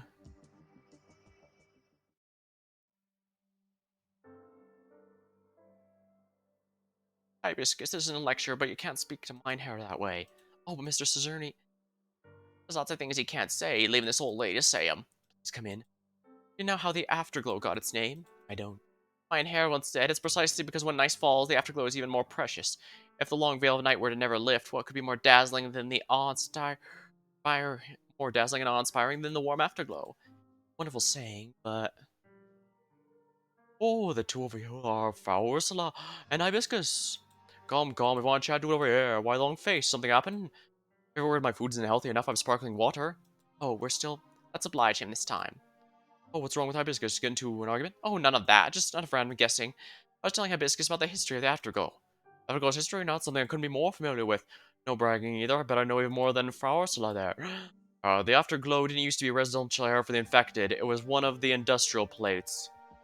Don't underestimate me just because I'm setting up shop here. Back in the day, I was in charge of feeding hundreds of associates. Industry. Could it be this place turned to an effective residential area because of the spread of oripathy due to industrial waste? Industrialization did bring a lot of infected here, but so did Lithuanians' old days, and there was no such thing as a ghetto for the infected. I won't keep rambling on. One year, Weisheim constructed a magnificent concert hall that shocked the world with a single order from His Majesty, known now as our Afterglow Hall. Back then, it's not what the concert hall was called. His Majesty? Which one are you referring to? Oh dear, Hibiscus, let's not worry about the details, right? If it is His Majesty... Oh, I get it. You see, when the concert hall was completed, he still reigned, and nobody dared say anything. but he left us just as quickly, and Graf Strollo, who took over Weisheim, hated this concert hall. Maybe the hate is the right word, but too quick to show loyalty? No random guessing. A few years later, the powers issued an order to supposedly improve treatment. The Graf at the time took the opportunity to lump the concert hall with the industrial plate and turn it all into the infected ghetto. Oh, I looked all over before that. There was no such thing as an infected quarters anywhere in Lithuanian. Now, the Graf at the time, he wasn't... Was that the very same Dame Gertrude? It was either her father, or her oldest brother. I can't really remember, but it wasn't actually her. The Graf at the time designated this area for the infected. He didn't care whether the people lived or died. He even had all the industrial facilities torn down, obviously, to have us fend for ourselves. So among the nobles, this place became known as the Afterglow, and the concert hall became the Afterglow Hall. The name Afterglow represented the area which we wouldn't last long, just like last rays of light in the evening. It's cruel and unusual. It was pretty over the top, really. It was almost like a Captain Planet villain, if you ask me. But for the Afterglow at the time, the word was perfect fit. Everyone fought desperately to survive, let the lingering rays of sunlight in the horizon struggle a bit longer. We set up the halls, we ran errands, some of us even turned into hired thugs for rich people on other plates. Those were some chaotic years. Later on, Herr's Zerneri stepped forward. He started out as a nobody. He'd written a few pieces, but since he was infected, everything was posted anonymously. His works were magnificent, even attracting attention from the fancy folk atop the spires, but once they saw Arizona was from the Afterglow, they quickly turned away and left. That was until he wrote Morgan in a Bend. Ursula would be more qualified to speak about that than me, so I'll turn the floor over to her. Ursula? Oh, it's actually quite simple. The one who taught piano to Mein Herr had a daughter, and she was good friends with him. The two were on very good terms, and they were just as good as each other. They were awfully competitive, always trying to one-up one another. Sadly, the girl passed away when Mein Herr was 20 years old. Losing her was a huge blow. Day in and day out, he hardly spoke a word. He grew thinner by the day, until finally he showed a stack of sheet music, told me it's his newest composition, that he wasn't going to publish anonymously this time. Graffin then, she was the very same dame you mentioned. Still don't know why, but Graffin sought out Mein Herr. She became his sponsor, I also went along with all of his ideas. She gave him her full backing, finally letting Morgan and Ben carry the Caesarni and spread it throughout the Afterglow. I can't imagine that. I'm starting to understand a bit what Mr. Caesarni meant in his saying. Morgan and Ben was so popular and beloved, the folks in the spires couldn't turn a blind eye anymore. They had no choice but to acknowledge his talent. So then he began to cultivate people from the Afterglow with musical talent. That's right, seeing as how we are in Lithuanian, the one thing we aren't short on is musicians. I might not have any talent, but even oh, stop it, you're being humble. A few years ago, you were still playing the accordion while yodeling about your picked cabbage. Ah, back to the factory days, I had to gather for one lunch. Way easier to use the accordion than to shout. Anyways, once music became part of the Afterglow, our worst days had finally passed. Composing, performing, teaching, making instruments.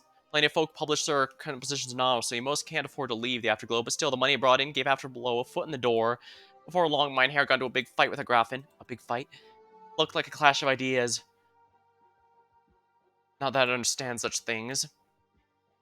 The Graffin stayed Herr's patron, but the two have hardly ever made contact ever since. Adante, what's wrong? Grandfather's gone missing. I'll head back right away. Yeah, that's, Geesh, for an old guy, he sure is able to get around quickly. Thank you very much. See you. Goodbye, hope to see you again. If it doesn't fit quite right, bring it back and I'll fix it.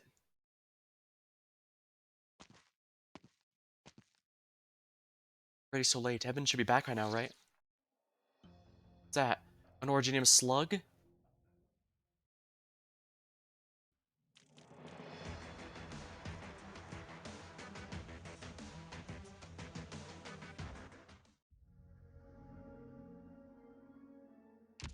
Yeah, I should absolutely grab Caesarni while I'm here.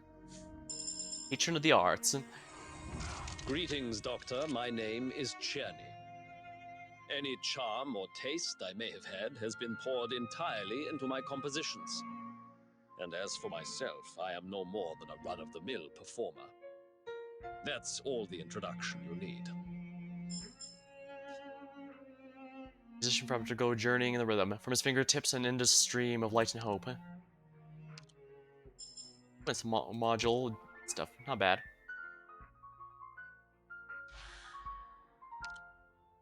Let's see here. Where's the tuba that spits it out? I hope it's firing downward rather than no, it has to be downward or else I'd never be able to redirect it. And I see there's another one. I'll have to redirect it to the left, and then to the right and down. Alright, I should be able to do this just fine.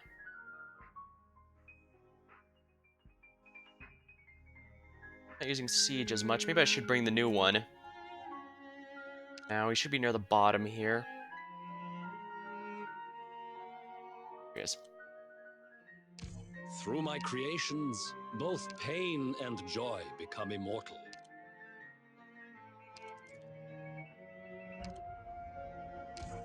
I will commit to watching these as you require, but this is hardly how I prefer to study. I have always approached others' second-hand experiences with skepticism. I can get where he's come from with that, yeah. Reverberation. Masterwork. Res plus 5, deals 50% attack arts damage. The attacker, whenever receives arts damage, more likely to be attacked for every attack taken. To attack, and then deal to all nearby enemies and skill ends. Wonder. I'm extremely grateful for your sponsorship, Doctor. I am currently struggling financially. The annals of Lithanian art will commemorate your... And now we get to upgrade the skills. Oh crap, I ran out of these, right. That is very bad. Well, I guess I need to farm that, but that's fine. What he has right now, let's see here. Just attack up and res up. That's pretty good, but I have a plan that's going to specifically require this one. And what level do I want to make? 37.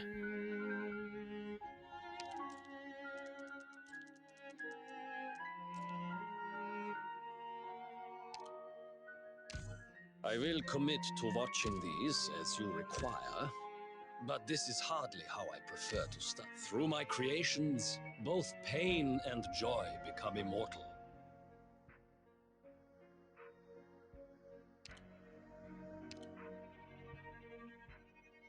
Alright, so he raises taunt Through by my doing creations, both pain and joy become immortal. that. I've tried out the other arts defenders a bit, so let's see if Caesarni is more fun than them. When strike forward, in wide dark sewers. Those are some incredibly spacious sewers, but I guess since this is technically a landship island, it would make the city takes place on. I guess it would make sense that they'd need big for easy maintenance access. The sound of water is loud and grating, even more sinister than unbroken silence. Hold on a minute, make the right here. Sure know this place well? Of course I do. Something every spy should know. First thing every spy should know. I'm sure you've already been working in the Afterglow for years. Trying to get on my good side. Also just curious, really.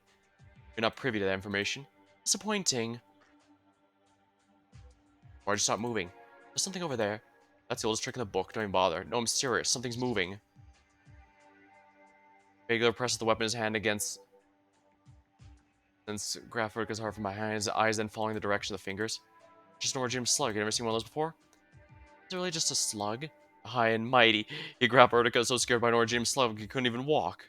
No, I've seen everything. I still think there's something not quite right about this. Stop being dumb and move on. Oh, fine, fine. Wait a minute. Isn't that an awful lot of them? That's way too many. This is gonna be a major problem. Run now.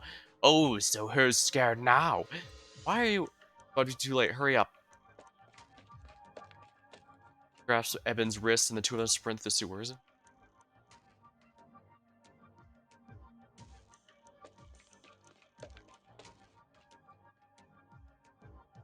You have a map of the sewers inside your head? If you have the time to equip with me, you're better off spending it to catch your breath. I'm trying to be sarcastic. Every branch we took seriously looks the same to me. Rest up. Keep running. Hurry.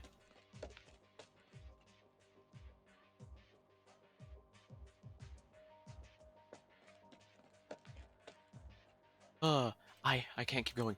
It's fine, we just happened to find who we were looking for. Good evening, Herr Latchman. Good evening, Shopkeep. Shopkeep. No a damn thing, but you still have to stick your nose where it doesn't belong. What a pain you are. Would you agree, Bagler? Agreed. But you're the one who's in real trouble.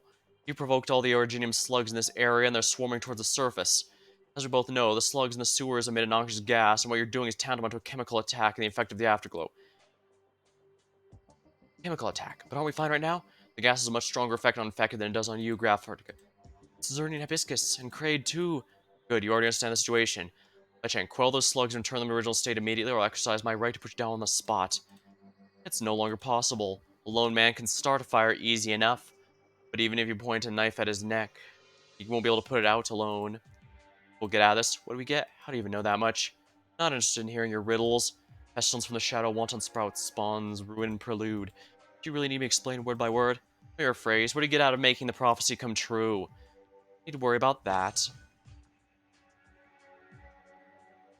What are you trying to do? Silence him? Let's knock him out already. Hey, my dear mean-spirited spy, do you have any way of controlling slugs? If I did, I wouldn't be wasting my breath. Let's get going before it's too late. More than meets the eye. Fine, I'll carry him out, and if you follow me... Wait, hold up. Ebonhold sees the same thing. Where Lockman's fallen, something silvery is glistening on the wall. It's a keyhole. There might be some kind of device inside controlling the slugs. I'll blow the door open. See if I can pick the lock first. It'd be bad news if you end up blowing something important. I don't know. I looked it up, and Eben actually has the highest attack stat of all operators in the entire game right now.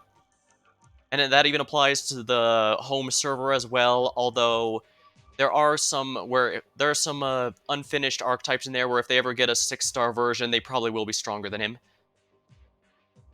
You open it? Lock's a pretty tough nut to crack, but it won't get the better of me. I'll work on that. Would you mind telling me what this prophecy's all about? You never heard of it? Whatever, it's spreading around anyway. Over lofty hills, the fiend steps in the mid-twilight's misty gaze. The blood hides plague within, slow beckons death to creep all the ways. Pestilence from shadow, wanton sprouts, spews ruin and prelude. Fade finale's ensemble, woe departs the sun's last rays. Ensemble, whoa. Right, to be honest, I'm so curious what the last verse means. Everything else is fairly clear. The first refers to Hibiscus' arrival, the second refers to the phenomenon false recovery. You even know about that? What do you think a spy's job is? Now, the third verse is also clear. All that remains is the last one. It's open. That's something. A laboratory.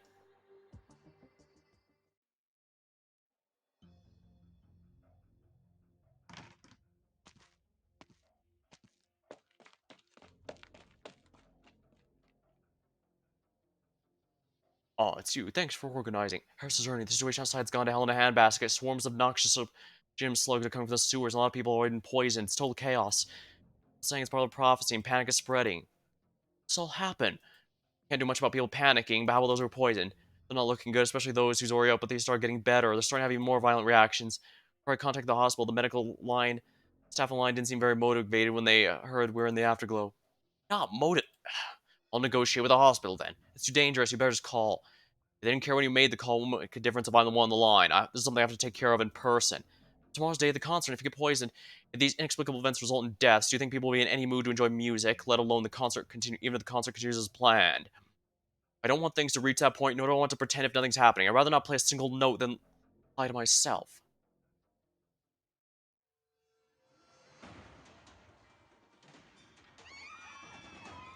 Why are there so many slugs? It reeks with a stench. I hope he gets out of here. Looks like the prophecy is indeed coming true.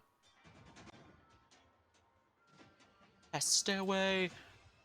Let's get up. Has someone anyone? I hope it's the actual slugs and not the spiders that the game keeps calling slugs, because those are a pain in the ass. Someone playing the cello. The slugs are going in the direction of the music. Thank you. Crow, stand up here on my shoulder. Hold on tight. Let's go now.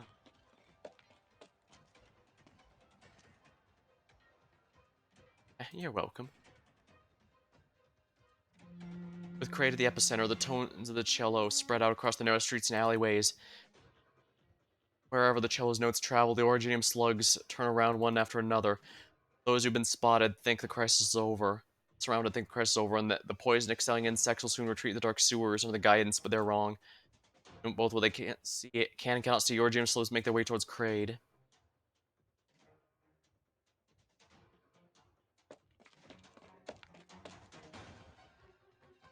Finally made it. Now, do I just blow all these slugs up with arts? Something's not right here. Now, what is that, my good spy? The slugs are congregating in a place. A cello? Kraid, what are you doing? Stop that right now! No yelling. It won't do any good, only mess up your lungs. Help get through.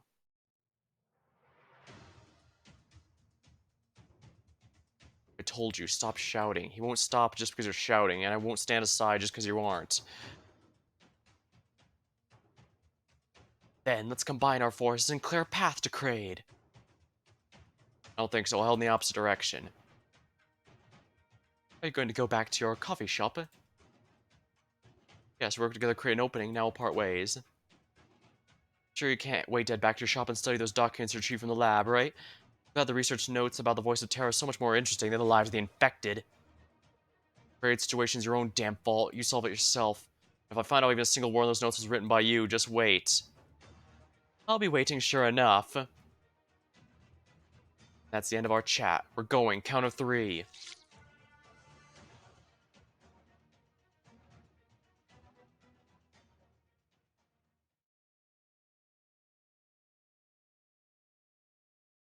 Go. Oh yeah, there's only 8 here, so I'm getting close to the end. Compassion saves no Oh my, that's a one on the really... battlefield.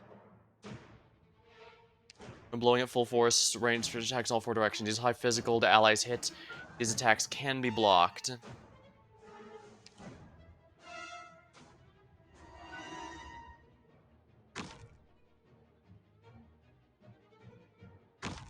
Alright, let's get to this crystal here then.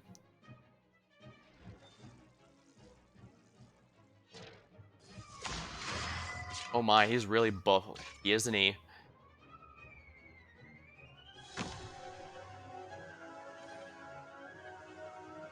Actually, this is a good Ifrit spot. I don't know why I didn't think about it. If this is a good farming location, I'll go ahead and I'll redo it with Ifrit. Because she can absolutely burn this entire area to the ground.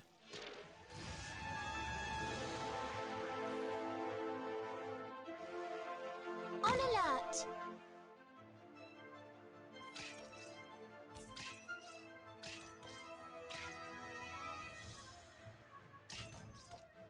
Extraordinary melodies can only be played by the soul that quakes.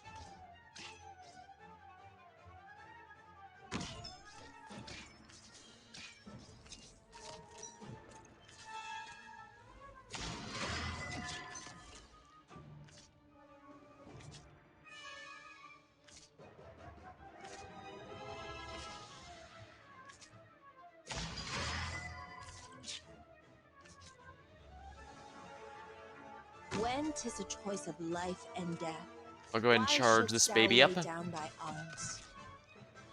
And I think it would be within my best interest to have Surtur help out take this guy down.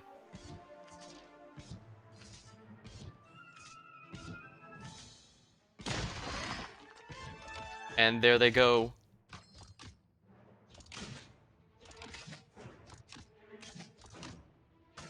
I don't need Surtur here, so... Eben, Careful, these guys are things go elites, the so better that's for up you. your alley. Especially when you face a Lysanian. I'm Shall I wondering, open? since it says for every attack taken, does this mean I can use Ak with him? Because I don't mind if Ak increases yeah, if I buff his damage, that's still 15 hits. Oh, it says up to 10 times, but that's still good. That Ak by himself will absolutely guarantee it. Faster Tempo. Hinfort aus meinem Kopf.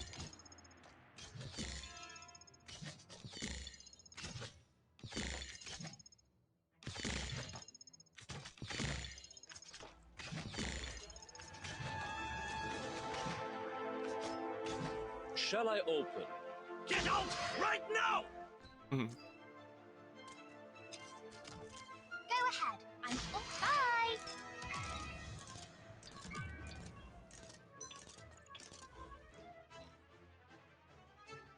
Blackwater Originium Slug, a wild infected creature that lives in the Mech series. It has surfaced after being provoked. Oh! Those guys just spontaneously showed up. But dang, did you see that AoE from Zizurni? It's a bit of a situational AoE, but dang is it nice.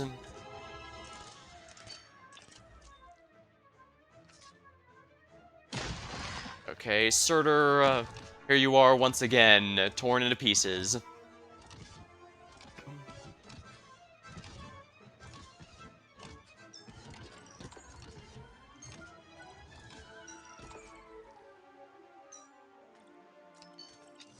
Yeah, I think all we have are these triangle guys, and they're not going to be a problem, I don't think. Shall I open?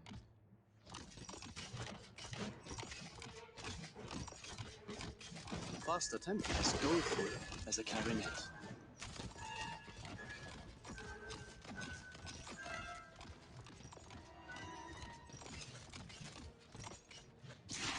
Shall I close? Silence, sofort!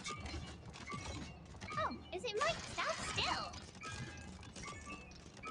Mission accomplished. Not bad.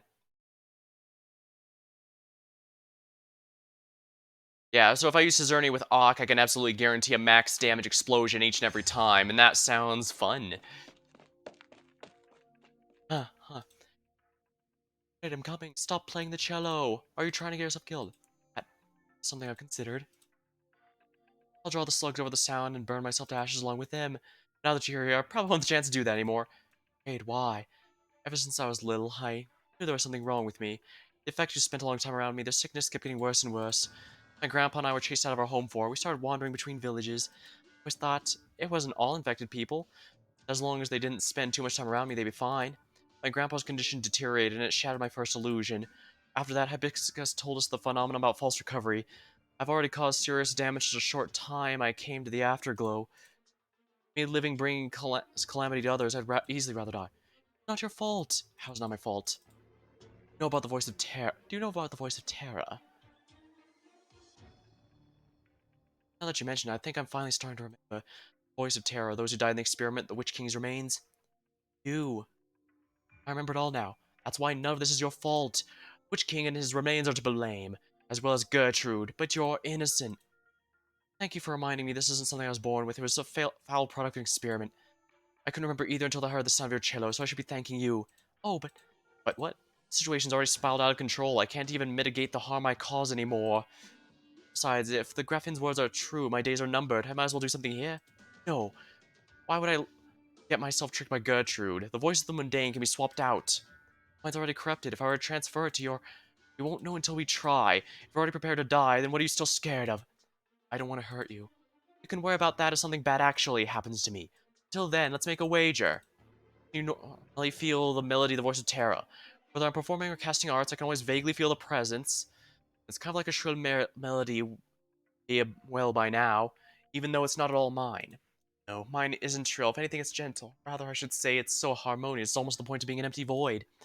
Let's try our best to match the melodies of experience and put them together. Put them together, but we don't have an audience. No, look at the audience around us. The slugs?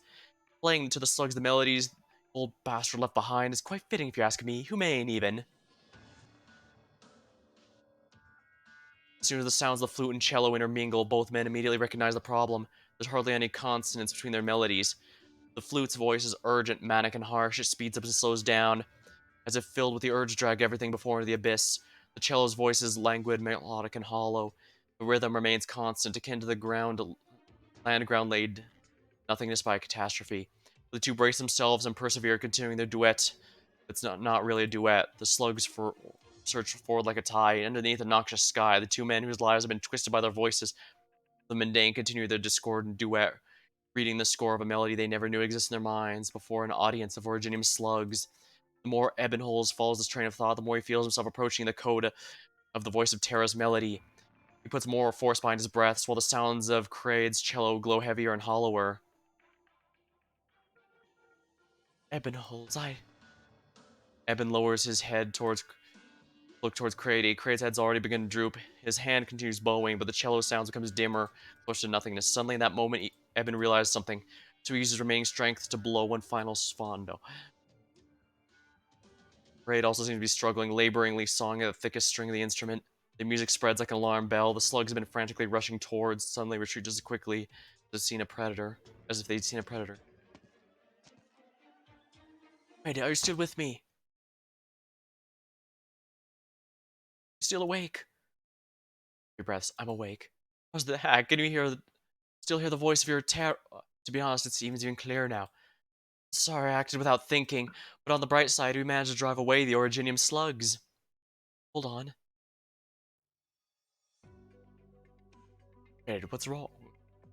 The new suit you bought for me. Oh good, has been soiled. Probably doesn't smell too good, right? True enough. It's fine, I bet you can't even imagine how much I reek right now. Speaking of which, this wouldn't be the first time I got myself into this mess. That time, a fire broke up in the Spire Vertica. Instead of going to put out the fire, the attendants rushed over to make sure I couldn't go anywhere. They were afraid you'd run away? Afraid I'd run away, that I'd go into hiding, that I'd die in a sea of fire. They were worried about you dying. Nearly all the windows of the Spire had Arknights bars and locks, just in case I tried to jump off. I was a prized figurehead. If I went off and died, they wouldn't have been able to endure the consequences. In the end, the flames never even reached the Spire, but I had to get marinated in the smell of smoke. I wore that oaked coat for a good half month and didn't take it off until the weather warmed later on. That brings back old memories here as well. After my grandpa and I were run out of our old home, we started to wander around with even more affluent villages. Most people were pretty friendly to us as long as we hid the fact we were infected. I read in the novels that during the harvest season, friendly villages would provide bratwurst and beer for the day workers at night so they could eat and drink to their heart's content. The friendly villagers threw some spare change at us and shoot us out of the village for nightfall and fear we'd steal things. The not so friendly prepared some rock-hard schwajbol and pointed weapons at us, intended to make us fall in line. One time I was helping a villager out for farm work. It was really hot that day and I was dripping with sweat, so I wanted to loosen my clothes while nobody was around. Right before I was about to take off my shirt, I had a commotion not far away. Grandpa wished over and told me to run, saying that one of the workers rolled up his sleeves, thinking nobody was watching, accidentally revealing originium crystals in his arm. Villagers immediately threw him into a abandoned cellar and locked him up and set out to check on everyone else, one by one. For Grandpa, I might have also died in that cellar. They actually kill the infected? Well, they didn't need to, nor did they care. All they had to do was wait for them to starve, crystallize, and explode. Hasn't there been a long-standing law to treat the infected with dignity there? I never knew a decree like that until I set foot in a nomadic city. So sorry, I don't know what to say. You have nothing to apologize for. You were also deceived by the Grotfin. What I mean is, if I had been a little braver, I'd spoken up, maybe you wouldn't have had to. I'm sorry. Really, you don't have anything to apologize for. Just as you said, the voice of terror was made by man. Blame falls on those who sought to use the voice of terror and not you. I protected you in the manner I could, just like you're trying to protect me now. You know what, you're right. Thank you, Kraid. Come, let us find Hibiscus and her Sherny. They'll know what to do, I'm sure of it. Then we'll have the voice of terror removed from you. You can thank me properly later. Let's go. Kraid!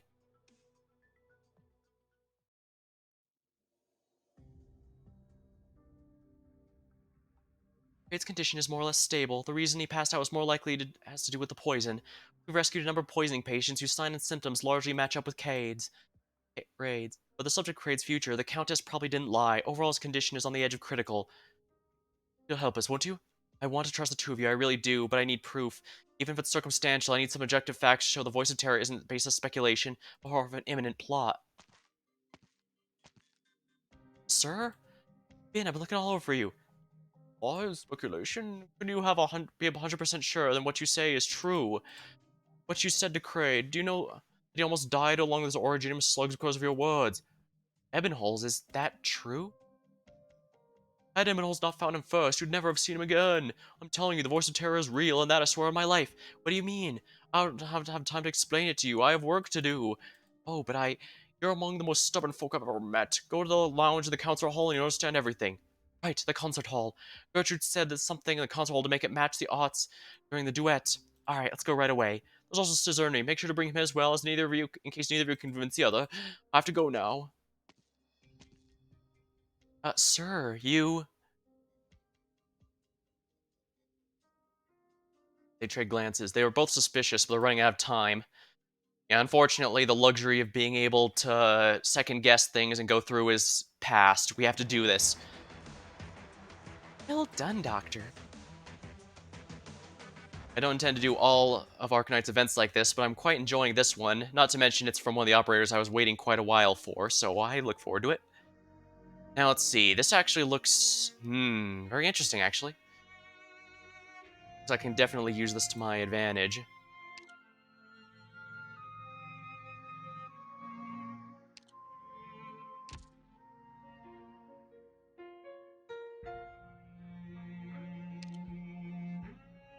Surtur's nice, but let's replace her with Ox so that we can do my little plan with Cizerni then, don't you think?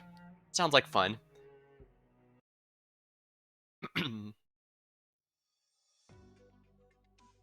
He's not here. Mine hair stepped out a while ago. He left? He's off to the hospital just out of the afterglow, talk treatment. fact, you got poisoned. Oh, he's back already. What's this, mine hair? The hospital. I managed to twist the arms of the largest two and got them to sign contracts. As the rest, there is no hope. Rhodes Island signed an agreement with those hospitals. Oh, I didn't notice you were here as well. There's no point. Rhodes Island's contracts were limited to symptoms caused by oropathy itself. They have ample grounds to not treat infected patients who've fallen ill from poisoning. Fine here, you have two. That should be enough, right? Enough. Of course it's... If I put every copyright I held down as collateral, of course the consortium behind them thinks that's enough. Tell me you transferred your copyrights over to the consortium. I did, not just the existing. I even sold distribution for tomorrow's concert. Now I couldn't start from scratch. Well, that explains why when I decided to delete one, he immediately said I'm in financial trouble. Because I believe lore-wise, when you promote an operator, they do genuinely get a higher paycheck out of the deal. So more reason to especially promote the ones you want to use often.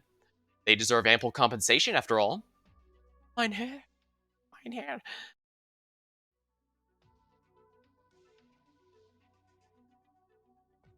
Wake. Mr. Cesarni, you didn't take any precautionary measures when you did out, did you?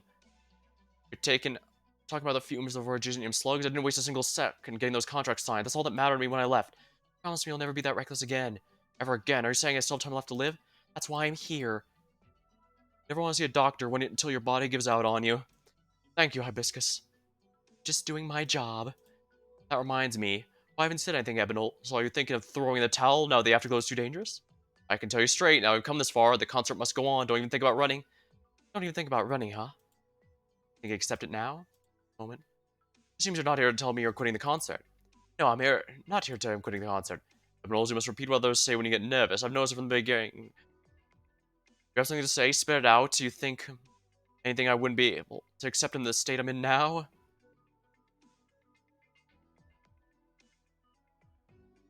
Cough, cough.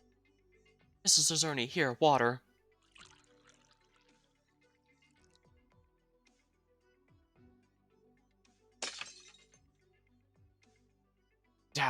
Damn that Gertrude. I guess, oh yeah, on that note, I'm gonna take a sip of my own drink here. It's definitely being quite about my voice for this, but I'm liking it quite a bit.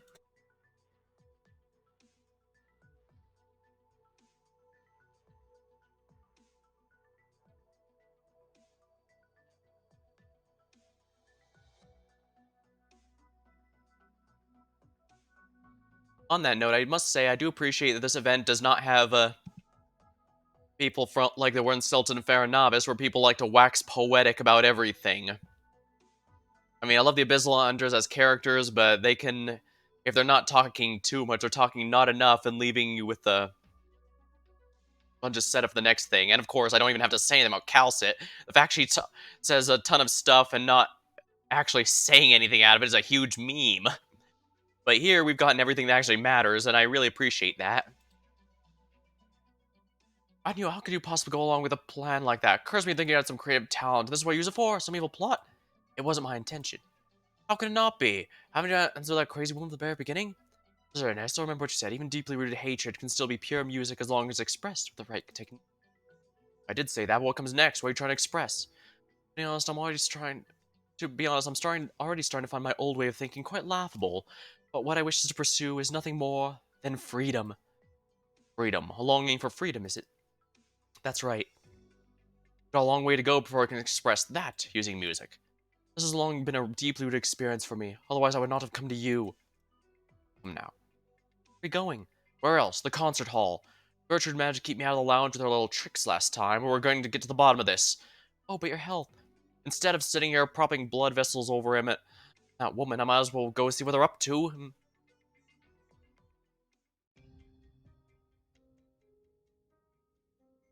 Ebonals, Gertrude ever tell you if she did anything in the lounge? She did not say anything. Yeah, I imagine Gertrude would be one of those people who only ever gives information on an absolute need-to-know basis. She doesn't have to say anything. You can already tell? Her fingerprints are all over this place. See the speaker right there? It shows obvious signs of being dismantled. Same for the record player. She didn't even bother to tighten the screws. Screwdriver's even been left out in the open. Just the kind of handiwork I expect from a noble. Hilarious. Hibiscus, bring the record player over. Let's see what's else been tampered with beside the tone arm.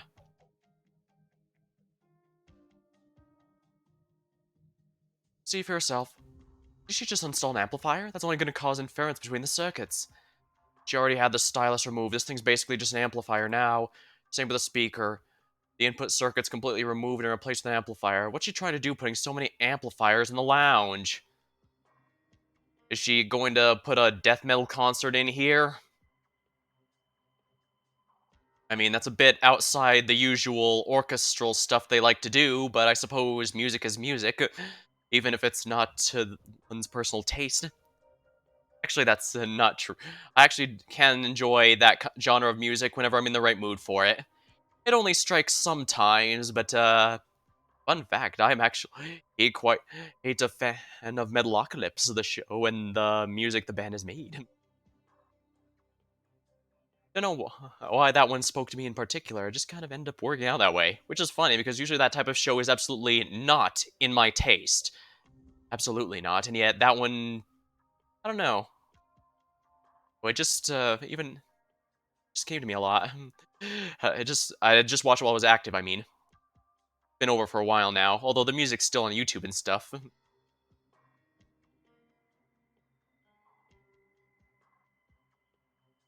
Mention it to me. Let's give it a try. Go upstage and play something. That'll be the fastest way to get our answer. True, when you don't know what something does, simply activating it is a way to tell.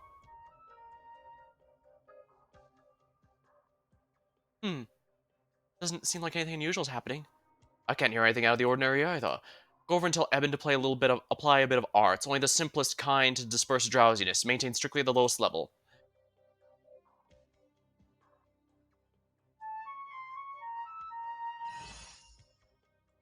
Ah, cough, cough. This is Ernie. Don't worry about me, I got some palpitations, that's all.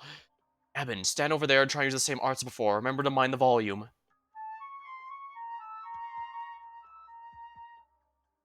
An echo? That's the sound coming from outside. But isn't that the sound of Eben's flute? Zenobium has a mouth but no voice. The answer always seems clear to him. However, the expression Hibiscus sees is not one of excitement or anger, but terror. Pure terror. Gertrude converted this lounge, no, the entire Afterglow Hall, into a massive amplifier. An arts amplifier device. The amplifier stays off as long as it doesn't detect any musical arts, but as soon as someone casts one, the amplification activates. It exponentially amplifies the arts of the music as it spreads to the Afterglow Hall. Leakage and resonance of Terra are no exception. In other words, Originium activation will spike in all areas of the affected, meaning everyone in Weisheim, virtually without exception, will be infected. Those who already have neuropathy are even less likely to be spared. After they die, their bodies will rapidly disintegrate, releasing a large amount of active Originium microparticles. Yeah, when the rock disease kills the person, and their bodies crystallize and shatter, and that's how it infects other people as well. That's why they have to have special procedures to deal with people who've already died.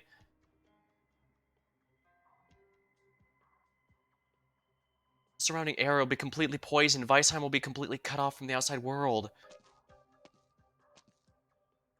Very sorry to interrupt your little chat, but I'm here to offer a suggestion. Why cast arts and wakefulness across all of Weisheim with such a beautiful night? I often suffer from insomnia. My apologies, but we're doing something very important right now. Gertrude? Oh, right. Hibiscus never met Gertrude, she doesn't know. Good evening, says Ernie. And this must be Operator Hibiscus from Rhode Island, yes? It is a pleasure to meet you. As for the young man's shock over there, why not visit my home with something to drink? Perhaps have a nice rest, return energized tomorrow? Gertrude, to think you'd actually... Actually what? Don't tell me you're going to say I'd actually deceive you and make you murder half the city. That can't be right. What you're actually mad about is how I had you run in circles and nearly got you killed without you even noticing, right? Show us your pride as a noble Graf Hertiga. Come on, say something. Ebonhole, she's trying to provoke you. There's only one thing I need to know right now. Why did you come here? I came because you woke me up. Why else? I'll take that as you heard the musical arts ripping outward and realized your plan has been discovered. That is correct. What a pity. It was just one more day. I could have enjoyed a complete success. Do you think you should be thinking about how to escape right now? Do you seriously think your plan will succeed as normal if you manage to take us out here? Eben won't help you anymore. Regardless of what you're planning with the duet, it's not going to happen now. Really, that's not how I see it. As long as Ebonholes and Credit are here, my plan has not failed. As long as I eliminate you, I can continue negotiating. He's quite familiar with the arts of noble dealings. Changing his mind is hardly an impossibility. Most importantly, I don't think you lot can actually beat me. If the three of you were equal in power, then I certainly would have to watch my step, but you three, pardon my rudeness. You're only 5 stars. Don't waste your breath. Why don't we both take a step back? What do you say? Okay, step back. I'll dismantle these giant amplifiers. You work with me. That way only Kraid has to die. No, not a bad deal considering he only has a few days left to live anyway. In your dreams. That is truly a shame. Due to your unfortunate circumstances, you're forced to choose a path most ill-suited for you. If that's your heart's desire, so be it. What a shame. Shut up. You'll regret this for the rest of your life. I said shut up. Time to talk is over. Seems we can only settle this with a fight. If I win, the self-appointed guardians of the Afterglow will have to behave themselves. Keep their mouths shut as I continue negotiating. If you win, there's nothing more to say. A win's a win. I'll take your wand out, or do you plan to have these two infected fight for you?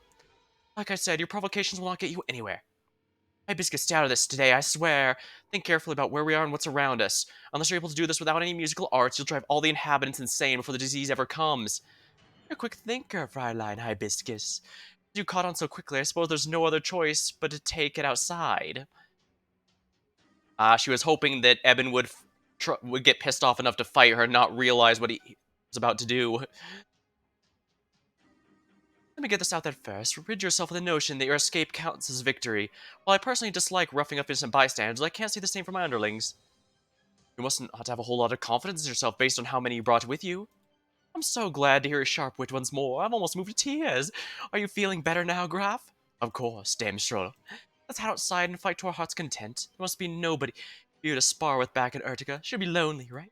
If I did, I wouldn't be playing with an old bag like you. After all, you've never even challenged your own brother for his title. You had to wait for him to die before he could move up. I'm guessing you've never bested him in a fight before. Very good, very good. I'm starting to hate you more and more. The feeling is mutual.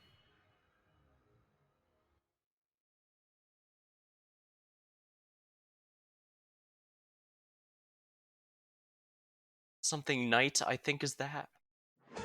What that means? I've finished tuning. I may perform now.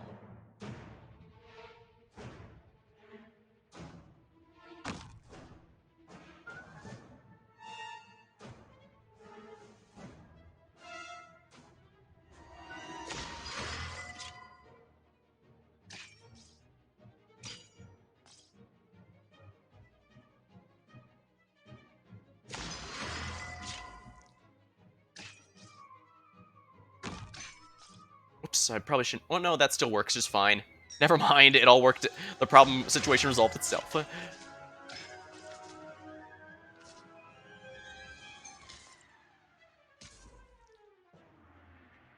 This looks like a decent Eben spot. Careful of music on the battlefield, especially when you face a Lysanian. Oh right, if Eben's there, I can't do that. Stronger dynamics. Sucks, but not much I can do here. To tremble in my music is your honor.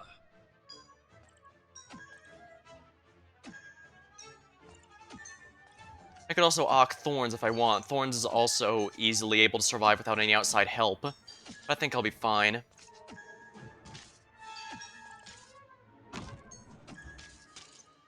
A little Ock to help the damage sounds good to me.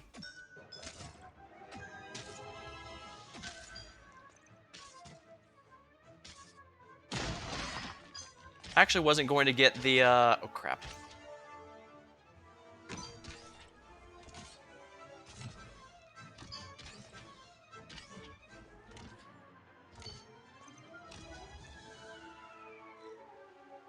Dame Gertrude attacks 2 targets at once and cannot be blocked. And create virtual images of the current position. Alright, what direction is she going exactly?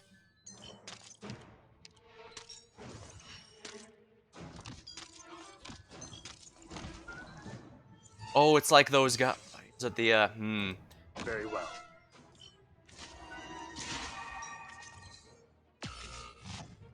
crap. Made up your mind?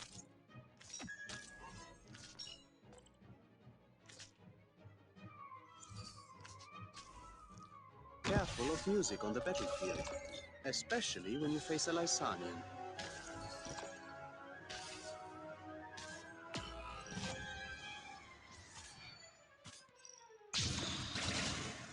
Bagpipe can handle that just fine.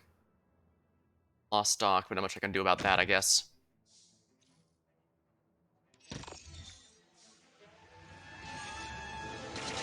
Bagpipe can't block him, but she should deal enough damage for the kill.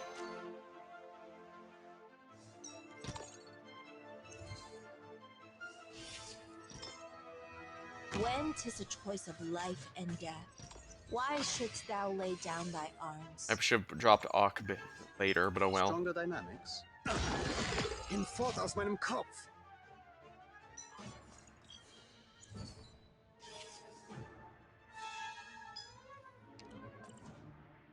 Oh, if you dare strike my shield with your spear, that's gonna end with you in pieces.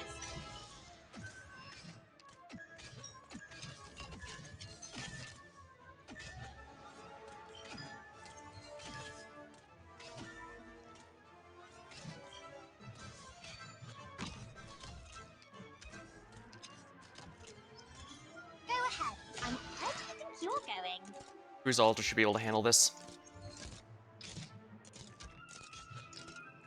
Oh, she can't be blocked. I've forgotten. Still, I was able to beat her with raw damage. Ha! Take that.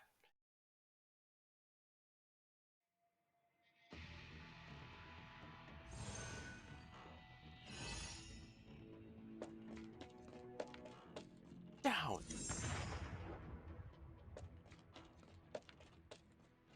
Dreams.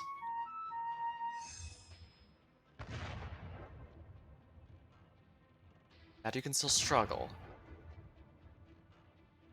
Oh wow, yeah, that's some beautiful splash art right there.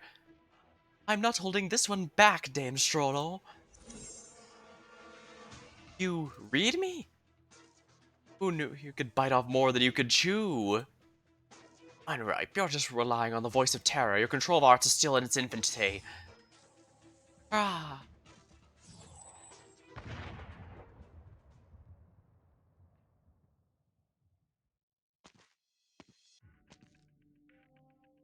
Did that get her?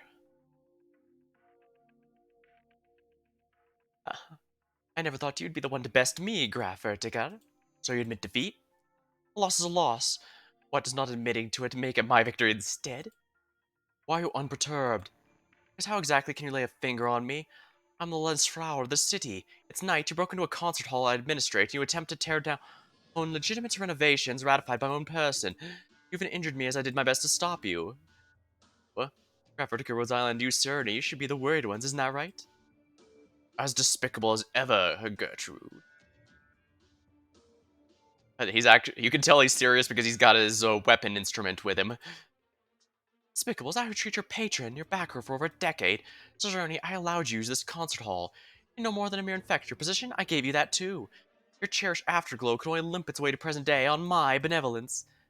Don't forget that. Oh dare, all of you kindly leave. Wouldn't be so sure. Graf Vertigo, this title carries with it disgrace all throughout Lithuanian. It also means wherever I go, the Empress's informants are sure to be. And what if they are? I told you, you're only making vain attempts to destroy my music hall. Even if their majesty's agents were to show themselves, they'd arrest you by all rights, not me. Bagler, you have to have witnesses all an hour, right? You just don't intend to fold your arms and watch. Saw the grand Orphatica fall to breaking and entering a concert hall, and the dead knights get the gang. Aside from that, I saw nothing. You didn't hear her plot? You mean Strollo's plot, or Graf Vertigo's plot to jointly scheme with her? I did in fact hear. However, even if I record your entire dialogue, it doesn't prove a thing. Evidence. Everything needs to be suited. But what proves she intended to act against the Empresses? Proof. We come at this moment to raise a matter of proof. Right, the voice of Terra. We discover there's research in the sewers. What? Seems you're not off the ball after all, Graf Vertigo. What research? I know nothing of this. Feigning stupidity at this point's passé, Grafon Strollo. You may not be directly linked to the notes and the plans of the sewer laboratory, but we have our ways. With our leads here, it'll be a walk in the park to find your other little bases. You're presently suspected of launching research in the voice of Terra, forbidden under their majesty's decree. I want you to come with me. Wait, because she was reaching the voice and nothing else? Let me reiterate again, and the rest of you, as long as you have no clear evidence, proof your foul product is going to blow up like you say it does. Every accusation you throw at her turns into slander, nothing else. I'm going to take a look at those Voice of Terror research files. I can give you positive evidence. Very sorry, but that's classified. I can't hand over to a foreign organization. I'm just wishing it out of existence. There's a lot in these lands that doesn't go the way you want it from. Oh, but go Hibiscus, he's made his point clear. Our discoveries aren't enough to convict her, and he's only showed himself because he found evidence to do so. I should even be thanking you for daring to show up in the wake of my little hissy fit, isn't that right, my dear spy? I'll be honest, if I had to compare you to Graf Stroller's nobles, I'd say you win out in my books, Vertica. And you, Herr Schizerni, we have Strollo contained now, even if your friends are worried about whatever your friends are worried about is real, either way the concert's safe. In a sense, I recommend you cancel it, safest for settling this. I thought the consult Trinar had already been forbidden. Whether you hold it remains up to you. Okay, Graf Strollo, I believe your loyalty to the Empress. I'd just like to take you for breakfast. You wouldn't refuse my invitation. Ah, breakfast early hours? Very well. Graf Vertica, you will regret betraying me. I regret many a thing, but this is the one that I matter, though I never will.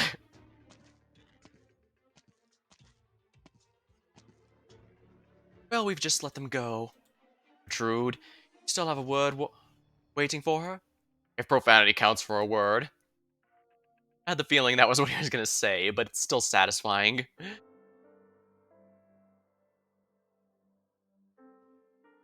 Kraid still hasn't woken. I'll leave him with me. I'll set him straight away and bring him to the Rhodes Island land ship. You're taking him away? I am. He'll only get proper treatment at Rhodes Island. I won't allow it. Why? Even if you pacify his condition, what will you do about the voice of Terra? I don't doubt your medical prowess, but is that something you can truly solve? I'm afraid I can't promise that. We've got no other choice now. Don't tell me you still hope Gertrude will help you get rid of through Ensemble. I can only hope. How long will it take bus time to your land ship? I ask you. I won't say because you know Kraid isn't likely to make it there. Even if what Gertrude says is true, are you going to sacrifice yourself to do this? As long as I can do it, why shouldn't I? Look at his eyes now compared to when she first met. As the difference is like black and white. He's serious, she thinks. Fine, even if I help you the best of my ability, we know too little about the voice of Terra, and what we do know is all told to us by the Countess. We're sifting through the fact and fiction. It's like I made it, sir. If you need more info about the voice of Terra, I have a project plan right here. Sir, well, the same thing as Bagler. Oh, I did. You probably imagined, but Kraid is a Finn who slipped through the program's net back in the day. How could the Empresses let such a wild card wander freely? We've been roaming together for more than a decade, and that's why no one ever suspected it. I didn't barely say it was classified, which is why I flinched it from where he kept it. If I can save Kraid, what the hell does it matter if anyone's shown this damn plan? It's long overdue damning, if you ask me. Cough, cough, cough, cough. Calm down, you're still very weak. Unfortunately, he has the anime cough, so who knows how much longer he has. Let me see the plan papers, Hibiscus. You take this old fellow somewhere to rest. I will. Sir, does Kraid... I never told him, but he's very smart. I'm sure he has a vague guess. This is too cruel to him. Cruel. Fine, do you know how I became infected? Surely you've heard about the age before the Empress's rule. Athenian had explored classical origin arts to heights hardly surpassable. So did you know the price Athenian paid to reach those heights? Countless human sacrifices, among which were large numbers of infected. Yes, the infected. During that period, some Conversion were even handing over the infected to a regular quota, and they treated this as a custom. But the infected are people too. It's not like they let their lives be thrown away. So, can you guess what happened in the end? You don't mean. Looks like you have. Just slash your arm with Originium, and you now qualify as an infected too. That's how mine came about. He intentionally infected himself.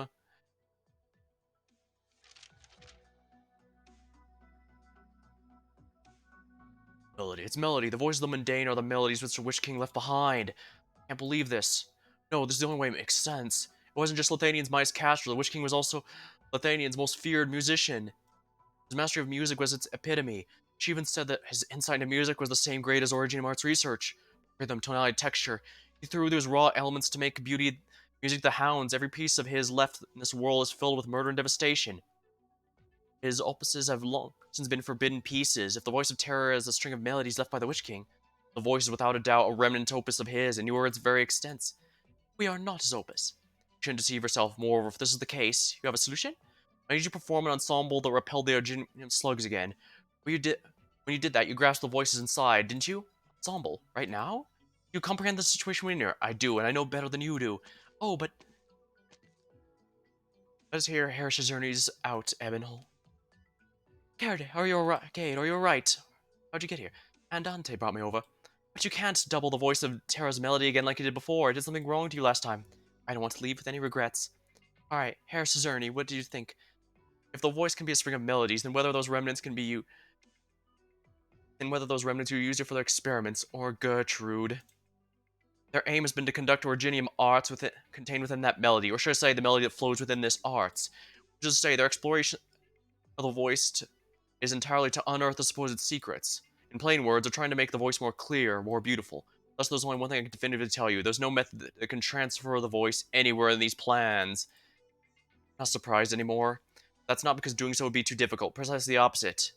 It's because, in their eyes, it would be a waste of what they have. Because every melody the Witch King left behind is different. Each comes with their own period, completely separate emotions, ideas. What sense can there be in putting two different songs together? Just as when you perform together, the further you pursue it, the more disastrous the effects become. Even those slugs fled because they felt your performance to be far too ear-bleeding. I presume they've done similar transfer experiments before and realized how bad the results were then. They did.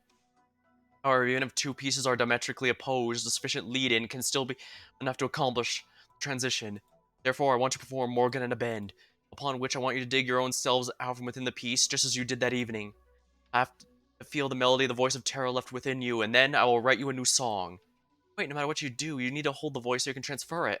The failed experiment said all the attempts to implant two voices into one person failed. I'll be the vessel, is what you mean. Don't trust that little determination you have to be self-sacrifice, boy. I will try with all my might through performance to drag the voices out of both of you. If I cannot, I'll personally serve as a receptacle as I am able to. Why would you go so far for us? If I remember correctly, Morgan on bed was your turning point in learning the flute. And so what? So, it's likely you heard of how I came to write it. That Gertrude woman had turned into the blasting selling point for me, though I never wanted for anyone else to know. You lost your dearest, closest friend, and you wrote your piece in grief. That description was far off the mark. I should be using the term indignation. That was the first time I came to find and that life would not unfold how I imagined it. The first time I knew what music meant to me. My rebellion against fixated.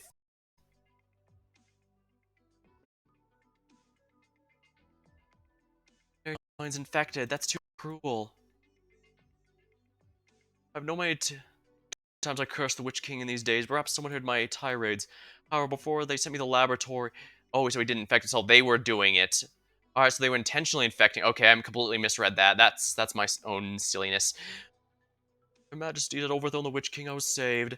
And that's when I swore to dedicate my life to the Majesty's cause. So you became a spy. Correct.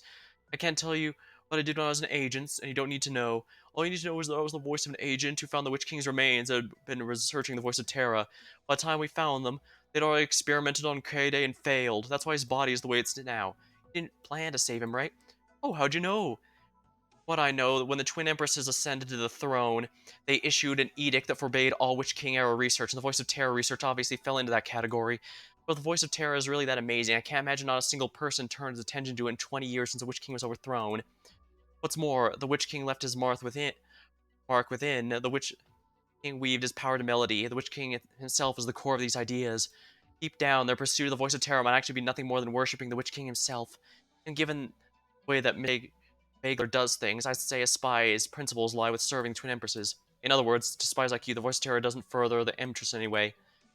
Oh, until I saw how reckless you were, I took you for a fool, and now it seems you just didn't know how to put your wits to use. You're damn right. Here I brought research plan along. There's no point in hiding any of this anymore. The Voice of Terror is unique. It's undoubtedly the Witch King's lingering echoes in the world. Title drop of the event. And there's definitely some power hidden within. For the Witch King's fervent followers truly believe the Witch King left behind his avatar within it. The power of the Voice of Terror is too unique. It will never see widespread use. At the very least, the current courtcasters see research in the Voice of Terror as a futile and pointless pursuit, and that's why handling of Eben and Kraid became a problem. Was Eben chosen because he was considered safer? Yes, we had to announce the plan's failure, and Eben was naturally the best choice. There was nothing wrong with his body. On the contrary, there were already problems with Kraid's body. He had no choice. Death awaited him. But he finally got away from the remains, and he had to die. That's too cruel. Perhaps in their eyes our methods are too humane. But once you've witnessed countless tragedies, especially ones caused by those who are not inhumane, you come to realize that you can't let your feelings get in the way of everything. You probably think Bagler is a heartless man, don't you? Yes, I absolutely think that. What you don't know is he's lived in the Afterglow and spent time with his residents day after day for over a dozen years. His feelings in the place are no less genuine than anyone else. There's no one who wants to skin Gertrude alive more than him, but he can't. You think you're the angriest person ever talked to him? Mr. Bagler.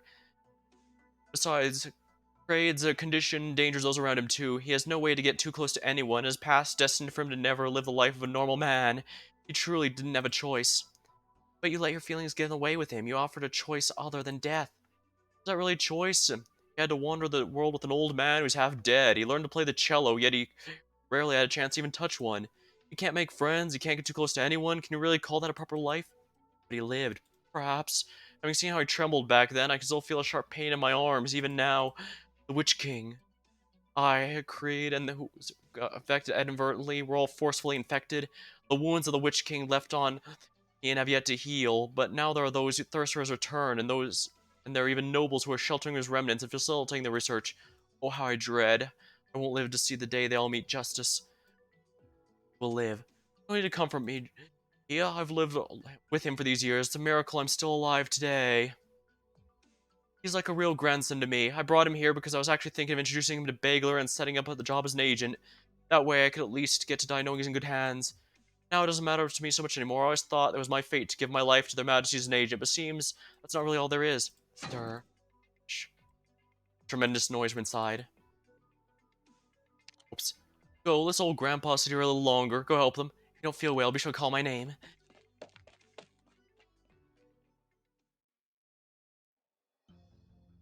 The voice of Terra did not have a name at first. The melody was abandoned by the Witch King after all. It was a melody improvised by him on the spur of the moment and transcribed by his court magicians. If the Witch King's complete pieces are howls from a deep abyss, then these fragments are still melodies of a mortal realm, and thus the fragments were named the Voice of Terra. Be that as it may, the Witch King's power is immensely terrifying. Ovenals, I may have asked you to show your purest form in music, but now, I want you to think back to your life in the past 2 dozen or so years. Let your resentfulness pour out. Music is a portenture of your life. It's the steps you take, the eyes you peer the world with. Don't let your emotions cloud you, but don't betray your emotions either. Explore, vent, and drag your melody out from the deepest part of your soul. That's it. That's exactly what I want. It's a melody that was carved into your brain. It's a melody of destruction, and is a ravaging one. And you, Kraid, I need the opposite from you. You need to constrain yourself. You are too unreserved. You encompass everything you've experienced. Do you know that your kindness is your greatest weakness? Are you reconciling? Why are you reconciling? Why should you reconcile? Who is the right to ask for reconcile? Everyone thinks you deserve better. That it has crossed your mind too, hasn't it? You still aren't willing to change the way you think, Fine, fine. This is enough. I can feel your melody as well. A void that swallows everything. Bear with it. Eventually, the two wildly different originating arts begin to entangle one another inside the room as anguished expressions start to appear on the two young men's faces. Cerny knows it's time for him to join in. Keep playing, do not fret. If you feel something's wrong with your body, stop immediately. But if you feel something's off and you're not the one to blame, then leave it to me. Cerny sits in front of the piano, takes a deep breath, and begins playing as well. However, when he attempts to sort out the two different surges of energy, he realizes how much he overestimated his abilities. The melody is strong, full of anger, terrifying, solemn, bloody. Above all, it fully immerses its listeners. In one moment, he's suddenly filled with hatred of the Witch King. The next, he has a heartfelt admiration. One moment, he feels as though he's a newborn child, but immediately feels a passage of time and effects. The very next second, he's old as the hills. He's as old as the hills. He forces himself to keep his appearance intact with what little sanity he has left, but he feels as though he's walking in a boundless desert. The sandstorm's too powerful, and he cannot open his eyes. He tries his best to shake sand off. Then he sees a towering wall that reaches toward the sky. There's nothing on the wall, no pain, anger, or death. It's a simple, unadorned wall, and that very moment he realizes that is a wall he'll never be able to overcome. His mind is instantly filled with fear. Ah! Zerny coughs violently, sending blood gushing out of his mouth. His cough is so intense that he tries to get a drink of water, only for him to stagger and knock down the music stand. Oh, you're right. Where's Zerny? Ah, so that's what she heard. I heard something. What happened? A trifle, nothing more. Now I see it. There was no one. Now I see it. It's not that no one's ever attempted to do what I did. It's just that the people who tried are all dead. Ah. You're all laughing? Mrs. Zerny, you're bleeding out of your mouth. Let me wipe that. How did you two feel just now? You drew out the voice of terror. Felt much like I was getting torn apart. Much like I was getting torn apart. After you joined in, it felt like a lot of the pressure faded. At the very least, this proves my idea is workable. But you're already... I coughed up some blood and that is all. I know my body better than anyone. Let us continue. Cizerny sits back on his bench. He closes his eyes and begins to ponder a question. Who is Cizerny? Cizerny is a coward. He once hid beneath the wings of a dear friend and teacher, thinking he could live his whole life through music. Yet, the death of his dear friend, the torments of reopathy and poverty all work together to make him realize he's but an ordinary man. You'll die. I've done this long because Virtue still thinks I have value, so she paid for my medication and kept me alive for a few years longer than most other infected. But if I can't finish this piece today, I may as well be dead. If you don't want me to die a meaningless death, pick up your flute.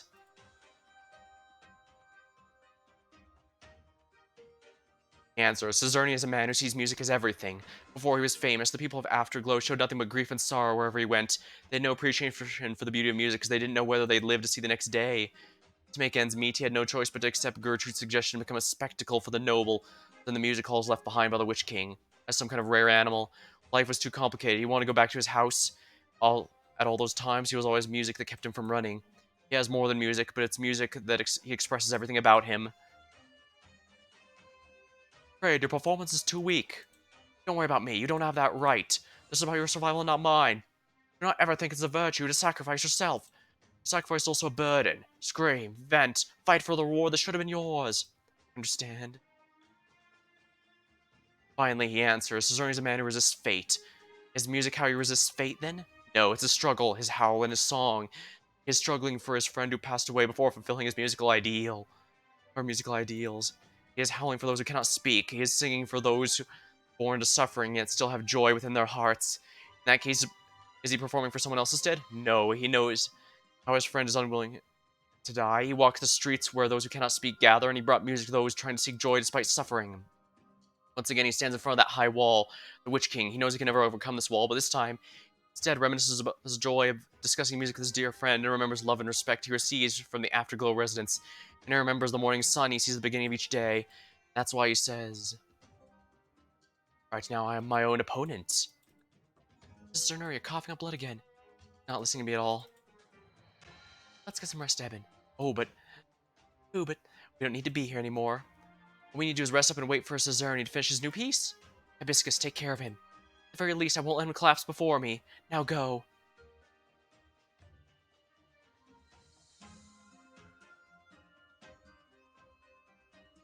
Cizerny's enemy is not the Witch King.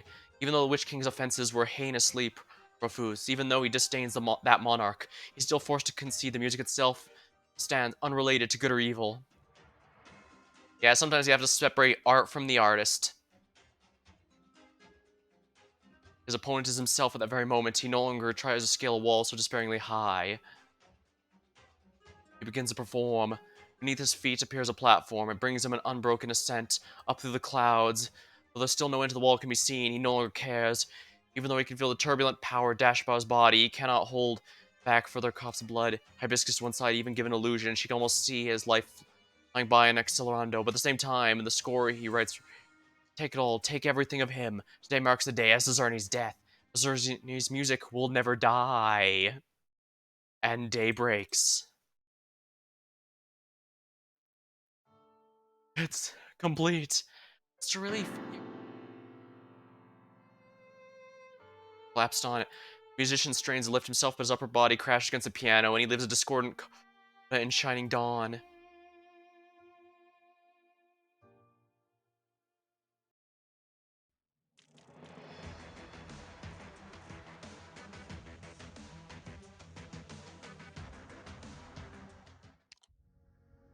Not bad. Ooh, I'm definitely going to want to farm these. Yeah, I'm definitely going to redo this one later so that I can have Ifrit there, because that's a very... I don't know how I could fail to see this as an Ifrit lane. Looks like it's boss time. I'm going to wager the boss takes a stroll around the circle, and a circle around the area.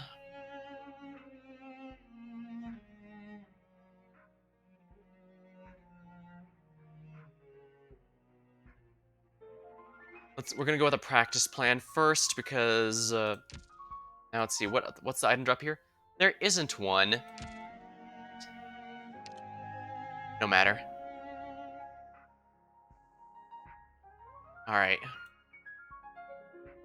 I want to bring Cezerny with me, but I don't. He's fine. Yes. I could do the Octrix still, but I think I should play it safe and go with Surtur. Yes, I'm intentionally going to be using skill 2. What? Yes, my full plan with Surtur is to be one of those infuriating people who swears by her skill 2 because I genuinely think it's a great skill. Kind of gets overshadowed by your skill 3, but that doesn't make it any less amazing. Kyobi, I really like Kyobi, but I'm gonna have to bring the A-listers for this. It's ready. There doesn't seem to be too much defense or resistance here, but we'll see. And of course, I'm gonna see if Eben is good against the final boss of his own event, so let's see how it goes.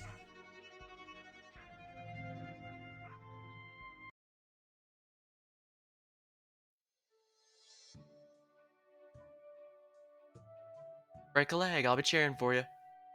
Though I've been practicing this day, I'm not confident. And then there's prophecy, something about ensemble. What if it's me?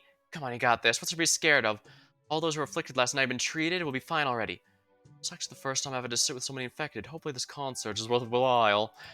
Is Harris Cezerny here yet? According to the organizer, he was also affected by last night's slug incident, but he did not cancel his scheduled appearance. Oh, that's good.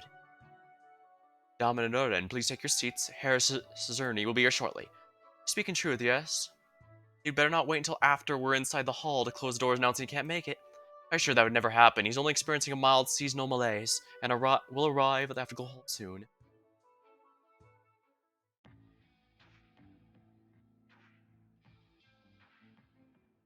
Sly bastard. I knew the files couldn't have just up and disappeared. I can deal with him later. The files aren't that big of a deal anyway, not compared to the actual research on the voice of Terra. Is he going to the concert hall? Forget it, he can knock himself out.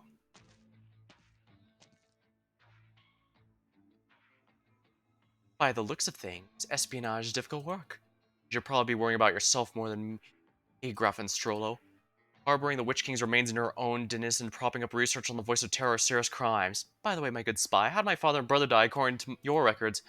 Stay on topic. They're closely related to this topic. 15 years ago, your father provided cover for the research on the voice of terror. Since we found out, he was about to spill the beans on the men behind him, but then got silenced. Had you known, it would be reasonable to assume you'd have acted on the knowledge. Think I'm trying to cover this up? My views towards my father have also changed over time.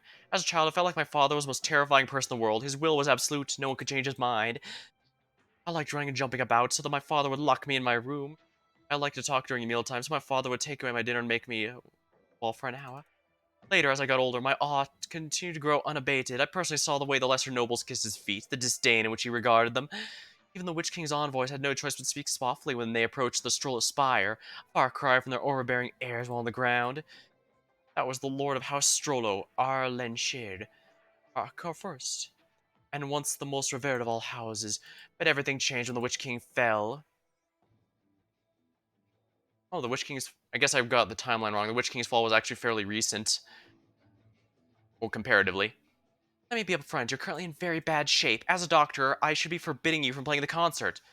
But it doesn't look like you're going to try and stop me. I don't want the music you've burned your life away for it to die in the dust. Seems like you're finally learning to be flexible. No, but I've come to realize at times certain goals must be prioritized over others.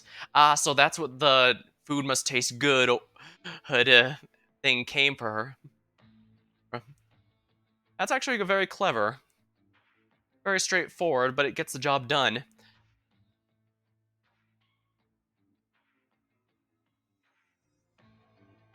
I often found it ridiculous my father was stupid enough to embrace the Witch King's rule. He was so staggeringly dumb that he didn't even bother concealing his opinions. Under his leadership, the Stroll family quickly lost the support of the Karfelstein. Our house also lost control over 2 nomadic cities and was forced to retreat to Weisheim, near the homeland of the Witch King, Urtica. Graf Strollo, who lorded it over, foolishly believed he didn't belong there. Your father, discontent with the status quo, began to commune with the remnants. That's what I thought at the time, but you aren't as naive as I am, my dear spy. Agent should know far better. He was messing around with the Witch King's remains since the very beginning, wasn't he? Alright, you haven't answered my question. By all accounts, how did my brother die? Food poisoning. That's the official report and our conclusion. Food poisoning? Ha! Alright, tell me this. Just how much do you know about my father? In exchange, all I can tell you how my brother really died. We don't actually use the term Witch King's remains because that's too vague. Some of the bastards who invoke the Witch King do so because they worship his power. Others covet the political capital he gained during his reign. Your father was undoubtedly the latter. And behind the second group is an extensive, sprawling net. Your father was just one small branch of it. Also, I hope you don't forget that this is interrogation, not a negotiation. The only reason I'm answering is because we were unable to determine your brother's cause of death.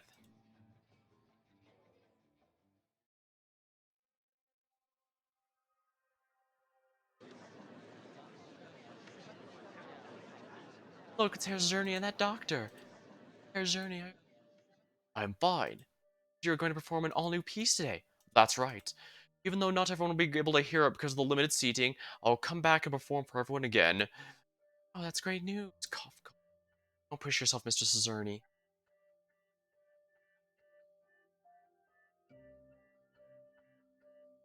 The road from Zerny's house after Afterglow Hall is not long. Man's steps are extremely sluggish. Hibiscus isn't even sure if he can even play the piano in this state. Oripathy is a real disease, not some ethereal thing that can be defeated through willpower alone. But in this moment, she chooses to place her faith in the musician's willpower. She can feel Zerny exerting every fiber of his being just to stay upright. All she can do is support him, keeping him from losing his balance under his exertion. The rest is his battle alone. Got it. I've got it, the name for this new piece. I shall call it. Hold on. Matter. Should those two be the first? No? You got a point.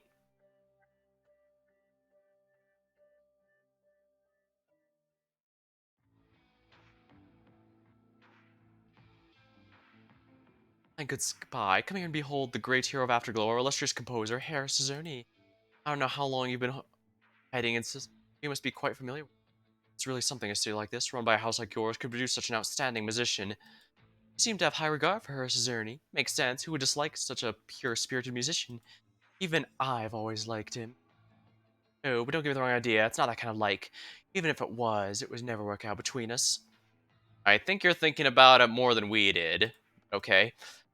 Surely you've heard about the story of him and his old friend? I'm quite thankful the woman named Gertrude is nowhere to be found in that story.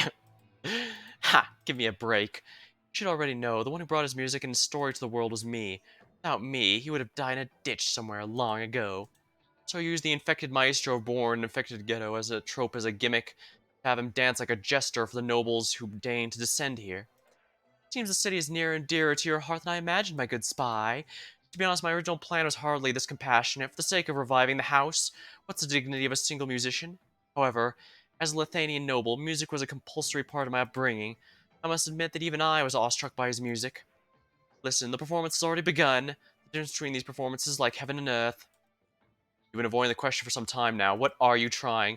Oh my, would you look at that? I just can't shut my mouth when it comes to Cezerny. Everyone around me thinks I hate him, and everyone knows he hates me. This unfortunate misunderstanding robbed me as a conversation partner. Let's not talk about me. Back to my brother. The topic isn't as interesting as Cezerny, though. It's only natural for his death to remain a mystery for you. It was my work, after all. Ah, so he was wrong that she didn't have the guts to go up against her own family. Oh, you, how are you feeling? I think we've pretty much been in sync with each other. That's actually a pretty good suit, and also works well as a counterpart, being primarily white to Eben's primarily black. Even though I composed the speech of the two of us, it's clearly his style all over. I don't think it's inferior to Morgan and Ben in any way. And he only spent a single night. What an incredible man. Composing is the release of a build-up. I think he simply found the right opportunity for it. What are you staring at? I had no idea how... You knew how to give a compliment. It wasn't as if I've ever downplayed his musical accomplishments. Ha! My only hope is that he will make it to the concert. He'll be here. Composing a piece of music is only the first step. Only through turning the score into actual music can it truly be completed. He's already got now, he'll be changing the finale. He's not going to give up now. I certainly hope so. Alright, Eben, do you think this suit looks good on me? I've never worn anything this expensive before. I don't know if I might have missed something up. It looks very good. Oh, thank goodness. Oh, there's one other thing. Why are you so unusually chatty today? Is it normal to have a normal level of chatty under normal circumstances? Yeah, something like that. Just deal with it then. Who knows, this might be the last time we ever play together. Why would you think that? Why wouldn't I? After all this is over, you'll be returning, and I continue to wander. Even though our meeting was somewhat engineered by Graffin, it's still a coincidence at first, wasn't it? Oh, but we're friends now. I know what you're going to say. Sometimes even friends have to go their separate ways. Maybe this time we won't see each other for a long time. Remember what I said? We can always give you gifts to remember each other by. I'll give you one of my dice, then. Are those your weapons? Do they work if you're missing one? To be honest, I'm not entirely sure.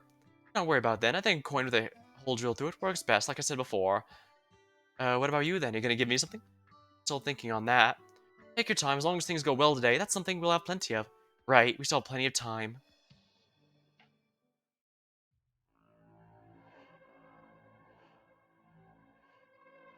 Enough of your jokes, Strollo. Do you have any idea what you just said? Said, I'm the one who killed my brother. You've gone mad. No, think about it carefully, my good spy. Once exalted father falls from grace, funding some shading research in secret. He tries to blow hot and cold. His plan's exposed. He ultimately meets an untimely end. Afterwards, your brother is groomed by them, terrified in obedience. But he's too incompetent. He can't do a single thing right. He steps up once and almost exposes the ones pulling the strings. Instead of watching him suffer in torment at the hands of those who despise him, isn't it better to use him as a stepping stone so you can succeed him? Or are they the ones pulling strings? Oh, I would like to know more than anyone. Far more than even you would. If you had that information, I would sit down and strike a deal with you. Here and now. Might even go into the streets and yell how I have information on which kings remains. Tainted witness. If I recall, that saying has grown quite popular in Columbia. I've met no shortage of idiots who thought they could play ball with us, Graf and Strollo. Didn't end well for any of them.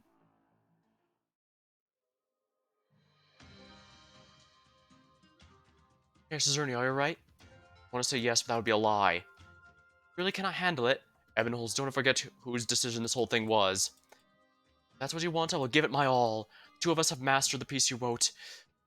If you, the composer, can't perform on bar due to health problems, that's entirely on you. Well spoken. The melody is already etched in my head. All you two have to do is follow me. Talk a big game. Alright, now that Cizerni's here, let's hurry up and get on stage. Whether for our sake or for our audience, we have to put our best foot forward. Wait, is it just me or do you seem excited today? Do I? That might be because, for the first time, I'm experiencing what it means to truly be alive. I don't get you at all. Herr Cizerni, you're up. Alright, there's only one thing, Herr Cizerni. What's this piece called? You haven't given a name? I came with it on the way here. I will name it... Frisch und Schatten. I would have to look up what that means. I am not very fluent in German at all. Next up, Zerny, Ebenholz and Kraid will ferry you away to tonight's finale. As you may be aware, this is a new composition debuting tonight for the first time. Its title is Trio for the flute, cello, and piano in B-flat minor, lit and Schatten.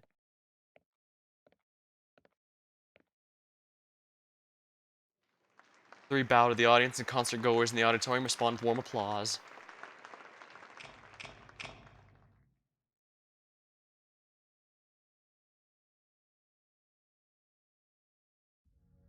Music begins. After a few short measures, the entire audience, from the auditorium to the balcony, sits up. Those who previously wore expressions of expectation and suspicion alike. No whispers, no coughs. Not even the sound of clothes rubbing together. Not a single soul wishes to disturb the fleeting, unadulterated beauty. Small beads of sweat begin to emerge on Cizerni's forehead. This does not indicate any problems with the trio outside their music. It's just the power he is required to guide and control is too precise.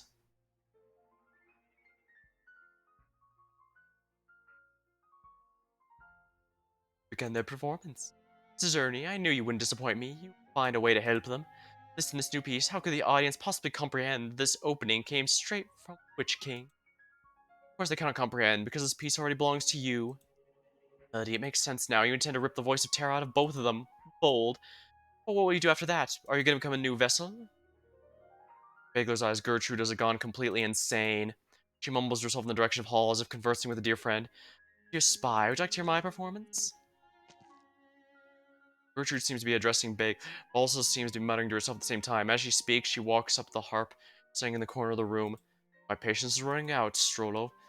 I bought this house for a reason. It sits outside the afterglow, but can you hear the music coming from the console clearly? A wonderful location, isn't it? I love listening to music that passes through here. This way, he doesn't have to see me, and I don't have to see him. Begins to play as she speaks. Stroll, the arts units have already been the building have already been disassembled, and even if they weren't, I don't think arts work on me. Men who are swayed by music don't make good spies. I only want to play hard, my good spy. Suzerny hates me. He hates me for not for treating music with purity. He hates me for using it as a tool. I once sought to defend myself and explain away, but later I came to realize that might actually be I might be exactly the woman he says I am. Even if he carved my heart out, I would never be able to treat music with purity.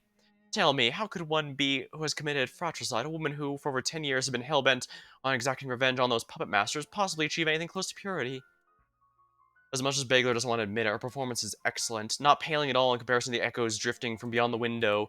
Without a doubt, this is the level that all standing outside nobles should aspire to.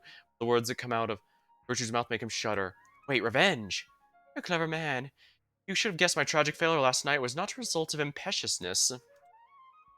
You don't know what I'm hiding. You believe I've exhausted my plans, which is the only reason you're here chatting with me. The truth is, I do want to buy time. Some words have been festering in my head for far too long, which is why I can't help but ramble on. I hope you pardon my rudeness. Furthermore, I must apologize that you'll be dying here with me. What are you doing? Truly is an eye-opening piece of music, or so it was at the beginning. As the title implies, the music weaves a shattered illusion from the very beginning, making one's heart sink to the bottom of a valley, as if dark clouds are blotting out the sun. However, the tune changes almost immediately. Sonorous cello uplifting the flute's clarity with the piano behind them to break through the layers of gloom, singing pain and the joy of glimpsing the light of day. Oh, light. This is the singular thought in everyone's head. They immediately understand the light. They begin to look forward to the shot. However, a feeling of unease begins to sit into some members of the audience because they see expressions of suffering creeping across the faces of the performers, as if something's gnawing away at them from within. An exemplary musician devoting his life to fighting the power left behind by the Witch King. Just as he's about to pull his doomed battle back to a stalemate, he uses not the Lich King or himself, but the obsessions of an old acquaintance. Oh, what are you going on about? You hear the harp's voice?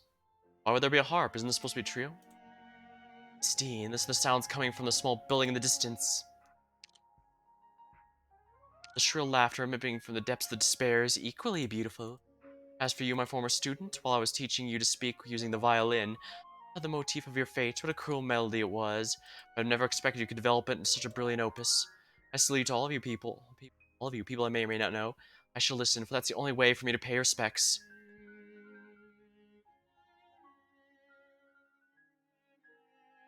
I was the one who restarted the Voice of Terror program, my good spy. You alone?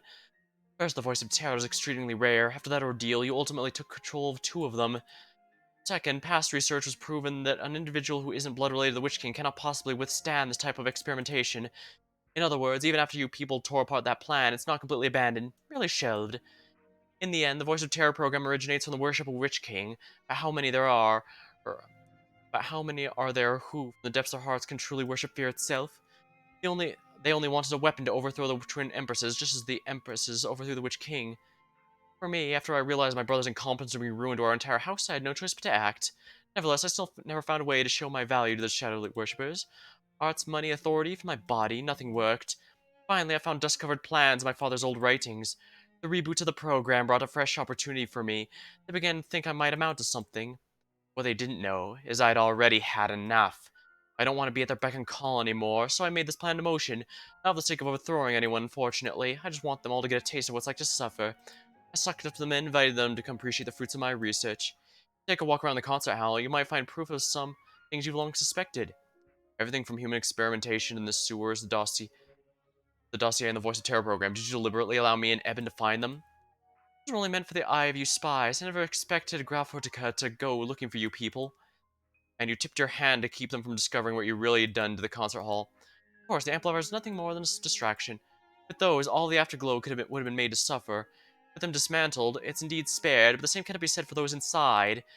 Remodeling of the concert hall began after my research on the Voice of Terror progressed to its next phase. Suzerny is trying to use its composition to draw the Voice of Terror out of the boys. What I'm trying to do is much simpler. The moment they try to pull out the voice, they'll realize nothing is in their control. I've tampered with the melody and resonance. Anyone who tries to become the new vessel, regardless of who it might be, will have to endure turmoil and chaos 100 times greater.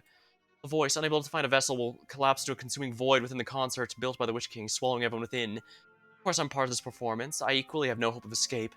As for you, my unfortunate spy, if you don't take this chance, you can only bemoan your future. Why, what a fierce look you have in your eyes. I know what you want to do. But my apologies. I can no longer extricate myself from the song. Killing me would do no different from killing the 3 men on the stage. All it'll do is bring about those deaths a little faster.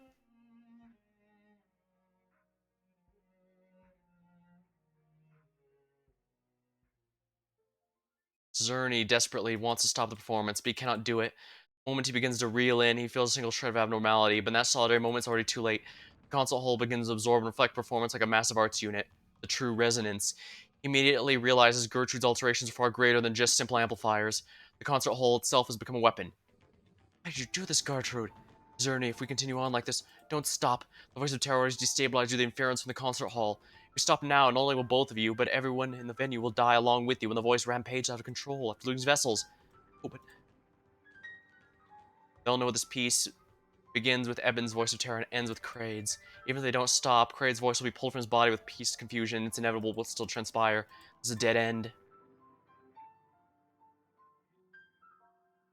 There's an atmosphere of uneasiness, and they're holding back their arts. What blaze is going on? Excuse me? You're from Rhode Island? We're gonna start evacuating, huh? Something bad's about to happen. If we don't hurry, it's gonna be a disaster. Is it the product Gertrude's research? Fascinating. What about this? Not bad for a minor Groton, as far as I'm concerned. Let's have her pay us a visit after. Indeed. You're so sure that they'd use the concert hall today. My good spy, you're mistaken about one thing. I can't say for sure what's about to unfold. But I can say for sure, as long as they're still in that concert hall trying to save Kraid, I've won. Kraid's disease is my final bargaining chip. If they can somehow resolve that, then I've lost. This is the situation. Wait, what the hell is this? The plan can hardly even be called a plan. That's because my plan was a failure from the very beginning. You think I'm sitting here chatting because I have an elaborate backup? How else would that make any sense? If not for Caesar's unwillingness to cooperate with me, if not for the fact that even the insignificant Graf insists on rebelling against his trifling, worthless fate, why would I even bet on this method? Zerny will never realize how fortunate it was, that he was born with enough talent to be recognized, and I was willing to give him a stage. All he had to do was be a little nicer, and I would have elevated his music to the loftiest heights, perhaps even before their majesties, but he refused to do even that. That Graf, he deemed himself a vase sitting on display in his say, as if a bit of ridicule insults the greatest humiliation one can suffer in life. Look at me, I've endured the menial position of puppet master in this city for 15 years, 15 long years. If I can't produce results, I'll be silenced. By what right are they allowed to live while I'm not? I don't care about the Witch King, I don't care about the Twin Empresses, I've only wanted to survive. From the beginning, all I've wanted was to live on.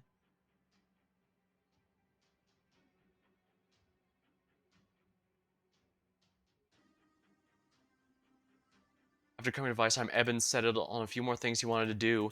He wanted to spend more time walking around the Afterglow, taking the sights of the district. He wanted to perform a few more instruments for the first time experiencing the charm of music. He wanted to apologize to Cerny, to tell him how much strength his music brought him. He wanted Cerny to become his formal music teacher, should he be willing. He wanted to spend more time with Kraid. He didn't to know what he wanted to do with that time. Chat, argue, fight. He didn't even know what he wanted to do with the time, but he wanted more of it. But had he never come to the city, had he never accepted Gertrude's invitation, none of this would have happened. It was his shallowness that caused things to deteriorate to this extent.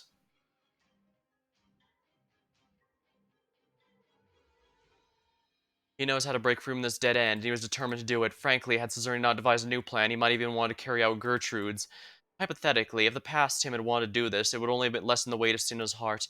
Now, however, he will say that is not for atonement. He shoots a glance at Kraid, one an eminent maestro, the other his dear new friend. He thinks himself they deserve to live much more than he does. But he does not realize the moment he opens himself completely to music, he's no longer able to hide his emotions. Eben, don't do anything stupid. Ah, my dear, you're this place's beginning. Even if you forcibly reverse the piece and incorporate into your own mind, how will you deal with the dissonance and contradiction? Struggle to your dying breath. One by one, they all want to flee their fates, but how and why? 15 years I've lived in their shadows, but at long last, I have won. I've won, and fate is on my side. None of you will escape, not a single one. Slightly, the musicians are fighting against the very music they play. Gertrude also arranged this? So I'm not so sure. The situation seems to have arisen during a performance. Please exit the auditorium. Again, please exit.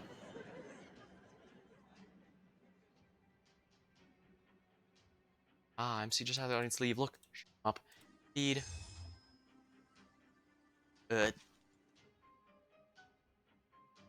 Doing? Just shutting up an infected. You have any idea what's going on? All I know is if you don't show up as well, you're going to end up the same way.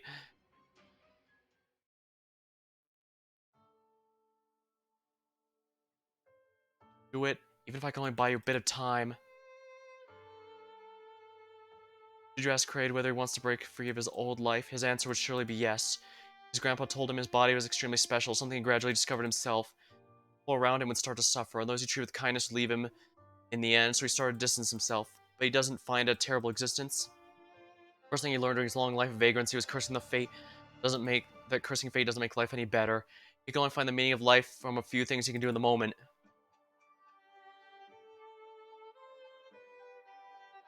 And now he realizes that's his cue. No life was more than any other. He's made friends, received camaraderie. He feels fulfilled. The sunlight warms. It's a good day to die.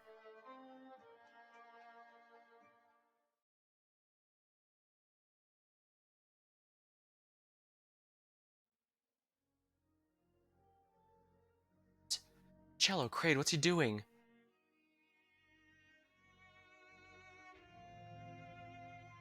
Kraid, not you too? This is Ernie. How could the music you poured life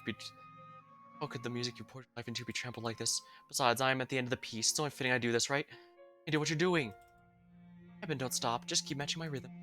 But let's put the finishing touches on our performance together, okay? Trust me, Eben. There's Disney. I will take care of this. You. This piece has gone back to normal. Something's wrong. Kraid is... Mine hair. Something isn't quite right with this infected woman. Look here. Get it. Why bother to call him infected? The appreciation of music should confer. Listen, everything's all back to normal. Just like whatever happened here was just some shock value for the show. I assume he wanted to demonstrate the difficulty of recalling the advice of Terra for the purpose of increasing her own value. Maybe you're right. Maybe she's not bad at all. Not only did she prepare such an interesting technique, she even treated us to an elegant piece of music.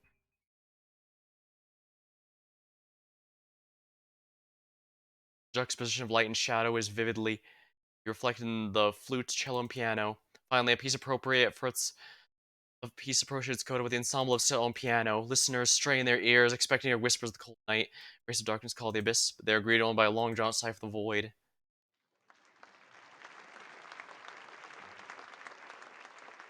After what seems like an eternity, applause finally breaks out. Congratulations enthusiasm before it sweeps across the venue, crash against his sword and its horrified screams. Over. Done it! Still something I have to do. Wait, what's happening to your body? And let's go outside. Is there any please take Hibiscus and evacuate the audience? Have them get as far away as they can. Raid your body. Sorry. There's so much I want to say to you. It seems like now isn't the time. Take me there, Eben. While I can still control myself. The melody in my head, it's getting louder. Two melodies are tugging in my head. Hurry, Eben, take me outside. Concert is amplifying both melodies at once. I can't hold on much longer. Eben, I'll take care of Kraid. Oh, but... I said, I'll take care of Kraid.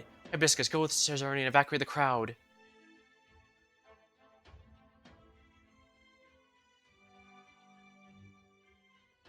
Upon witnessing the metamorphosis take place on stage, the people in the auditorium begin to flee. Panic screams after one another as Cesarni's shouts can be heard among them. However, to Ebenol's ears, everything is blowing into white noise. His eyes fixate on the plaza outside the concert hall. Playing this entire time, weren't you? Perish the thought. I just did on a hunch. You said you were being... When I said you were being unusually easygoing today, was all bossed up on a hunch? No, I truly am glad I got to perform with you two. This is the happiest I've been in my entire life. Why'd you go and pull a stunt like this? There's still so many happy things waiting for you. Oh, but if I didn't, you or Harris's journey would have done it, right? So that means someone falls upon you? I've had a single good day our entire life, whereas I'm the one who's had enough of living a long time ago. It should have been me. I'm sorry, Eben. Why apologizing? What do you have to be sorry for? The way I look now must be truly hideous, right? Torn up clothes you made for me. Nice, expensive clothes. Don't worry about that. I'll buy as many suits as you want. Sorry. I'm furious with him, okay? Right, I'm really, really mad. Kraid is too weak to lift his head, but he can hear Eben sobbing.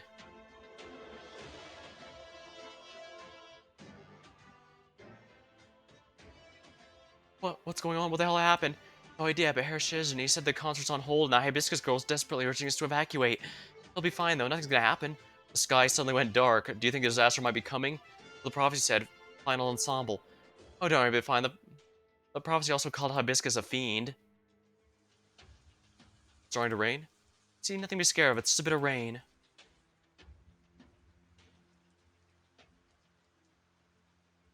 We're here. Feel any better? I don't think so. I only managed to forcibly suppress that sensation. What do I need to do now? Hurry and tell me. To ask you a few questions. Oh, go ahead, add anything you want. Eben, do you think that your fate is tragic? Is my fate tragic? I used to think so. But after I met you, I realized the past me is just crying bloody murder over nothing. It's not your fault. They shackled you, stole your freedom, blindfolded your eyes, and plugged your ears. That's not your fault. Then, do you think my fate is tragic? First time I heard your life story, it really did come as a huge shock to me. But I gradually learned your life is seemed very fulfilling. It's great to hear. Pray, do you... I can't hold it back any longer, but let me finish, Eben. The voice of terror's completed melody swirls in my head, and the Witch King's residual power howls. Cruel thoughts are tearing away my chest, forcing me to bow down to fate. They're forcing me to say our stories were painful, our reunion was misfortune, our fate's tragic. But Eben, I will rebuke them. You understand. I won't deny the voice of terror has caused us untold suffering. I won't deny that your life as a graph filled with humiliation and scorn was a misfortune. I won't deny the tragic experiences living an unstable life and wandering were tragic. I will always deny the suggestion my life is destined by those words. My grandpa carried a burden like me. He around for over 10 years. Despite those years, I lived in abject poverty, denied a relationship with anyone but my grandfather. But as long as I give kindness to others, I can feel their kindness in return. I have many teachers willing to teach me to play the cello. More importantly, after more than 10 years, I met you again. Eben, don't ever forget, we're both subject to the cruel, inhumane experiment, and we survived. When we feel like cursing our fates, we cannot afford to forget that. We met each other, became friends again. Delivered a perfect performance on stage. We're not lucky, or I've been blessed. Is there anyone out there luckier than us? No, and there never will be. Understand, I get it. No, you still don't. Kraid's voice was already laced with the deep rumbling growl of a monster, but to Eben, even those words are gentle, like the words of advice from an older brother to a younger sibling before a long trip. Really get it? Then please don't weep for me, my dearest brother. We were supposed to die together here, to bury everyone in the concert hall, but we fought it. To others, this resistance might seem insignificant, but it was a chance for us to give everything to each other. This was a sacrifice that both of us were willing to make. It just happened to be me in the end who did it, that's all. What a wonderful opportunity to give everything for each other, ask nothing for return. Walk the path of rebellion against fate, just as Sahara's Zerny did when he poured his fate into composing this piece for us. So and hold your head high, Eben. Still one last thing I need for you to do, and that is to use everything you can to defeat me, to keep me from destroying everything here, understand? I do. I really like that look in your eyes. Kraid unsteadily shambles the center of the plaza. With each step he takes, originium crystals erupt from his body as flesh and blood begin to churn. A strange melody lingers the plaza. The crystals rapidly envelop, transforming into armor and instruments. In a heartbeat, the being once known as Kraid is swallowed up in his place, a monstrosity. Anyone who sees this monster, three words flash in his mind. The Witch King.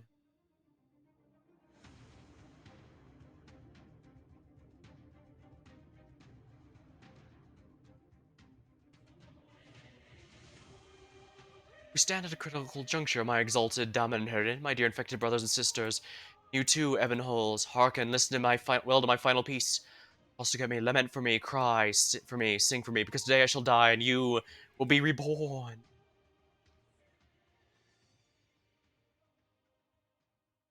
Damn, that's really beautiful art there. Starting to tear up. But we have to keep going.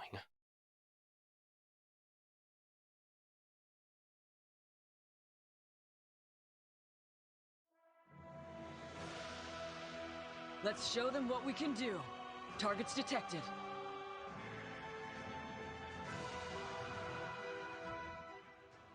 We'll put this down here. Oh, right. I should have pointed her up.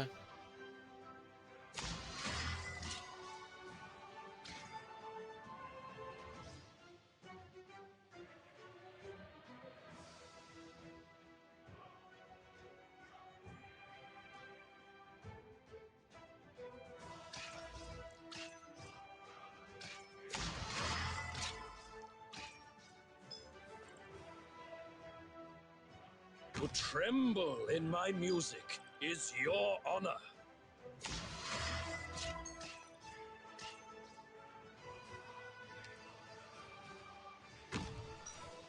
Shining. Oh.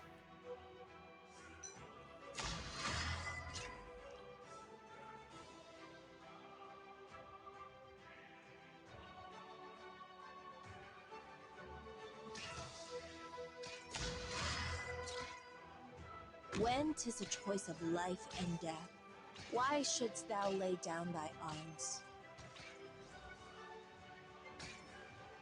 Move! Ash.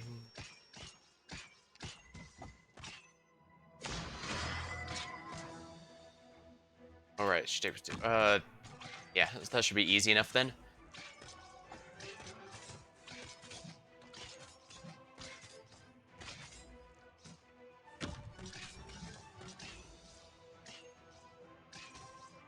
Now let's see where the boss is going to be spawning in from. Afraid Worldly remains. He tried to save everyone present, yet there remains only one way to save him.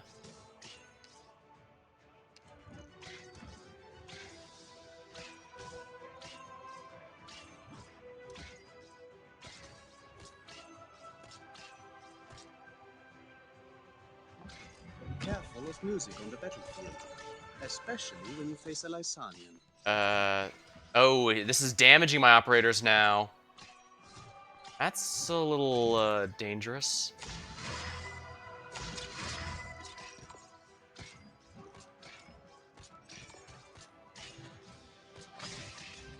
Ready to go! Don't make any more noise. Faster tempo. Hinfort aus meinem Kopf.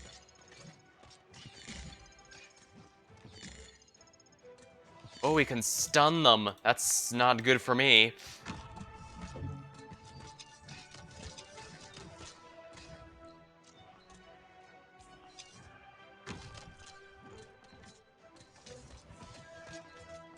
Shall I shut up, or else?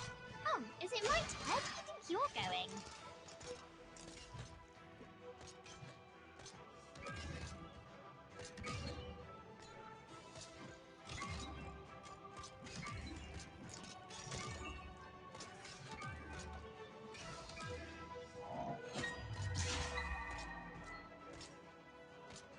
Eben can't fire at him because of the Mystic Caster limitations.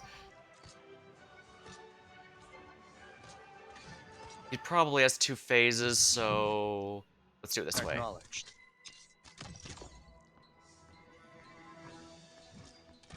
A knife?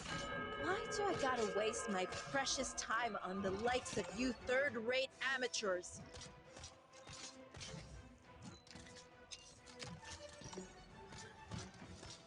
Silver Ash time. Oh right, they have slowed SP gain when Thy not. pleas falleth upon deaf ears.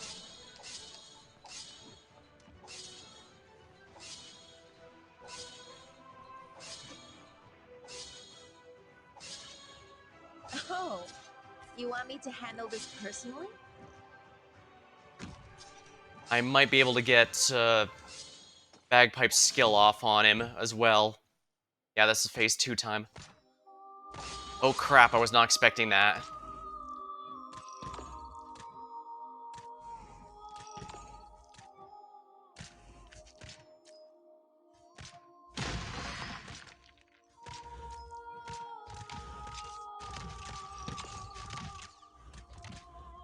What are you planning? He's not moving, so I should be able to do this.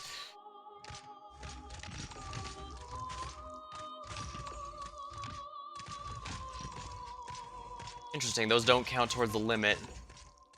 So they aren't part of the 53 enemies spawning, that's fine.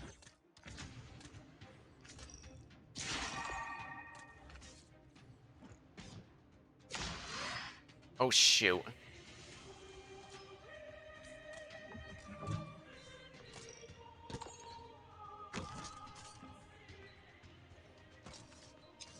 Really?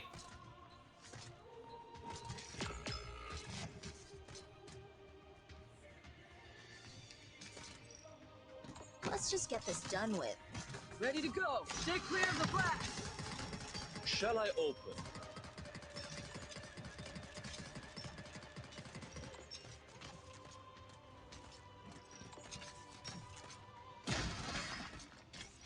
Damn it, I can't stop it!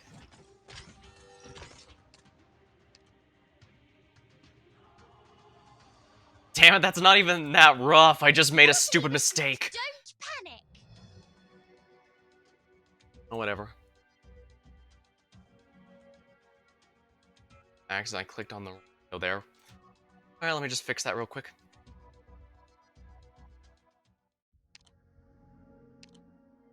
Well, no matter. I just should know precisely how to handle this here, then. First of all, I put Cizerni on a bad location there. Well, no, his only job there was to stand there, but,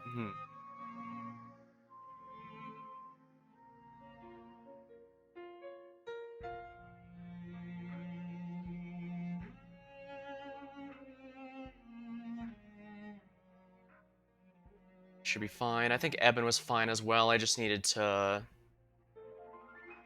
I just realized I can't really hold him very well, so I need to be wary of that. I could alternatively, I could bring a fast redeploy.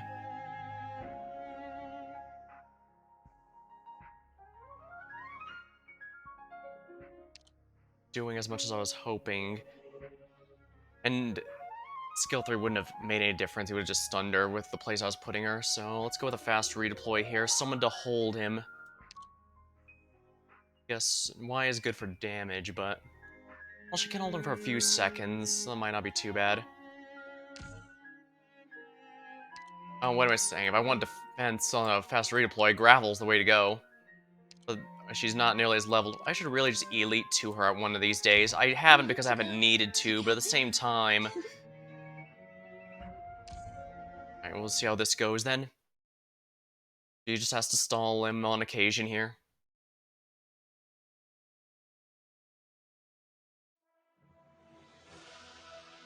Compassion saves no one on the battlefield.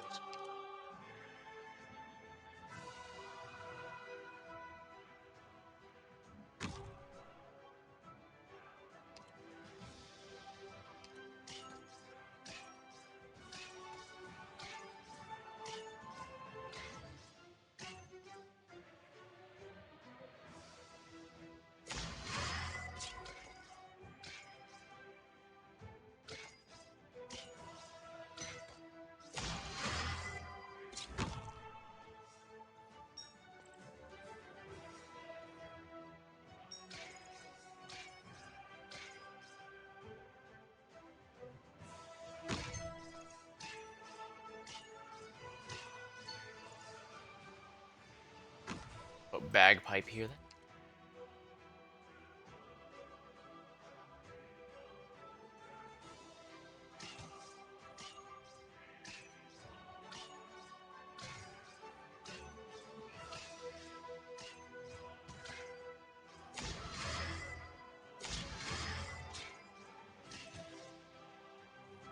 Cizerni should be fine. Extraordinary melodies can only be played by the soul that quakes.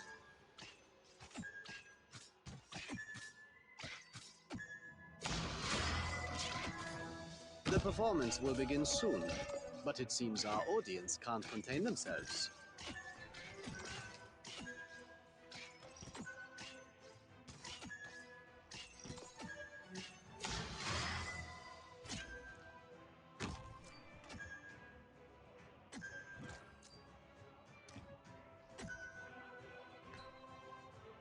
Move!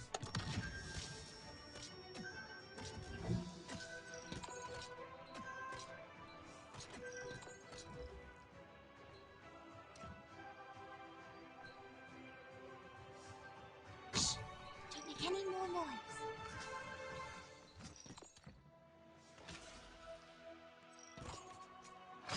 Stronger than as startling as a tritone.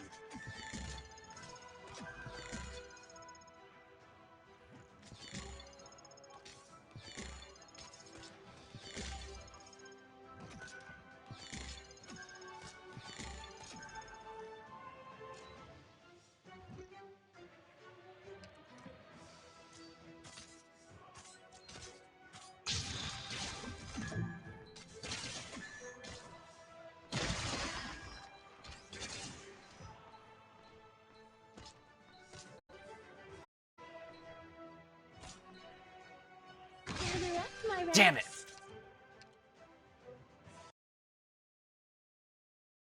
Alright, so I need something to get rid of those enemies up top there. Granted, I'm also not sure if that's the best location for Eben that I've been putting him.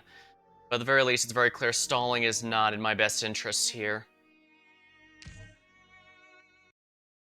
Although I suppose I could have put Silver Ash in that empty spot there.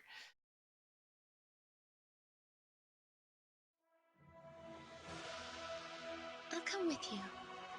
Show me what you're made of. Amuse me, if you even can.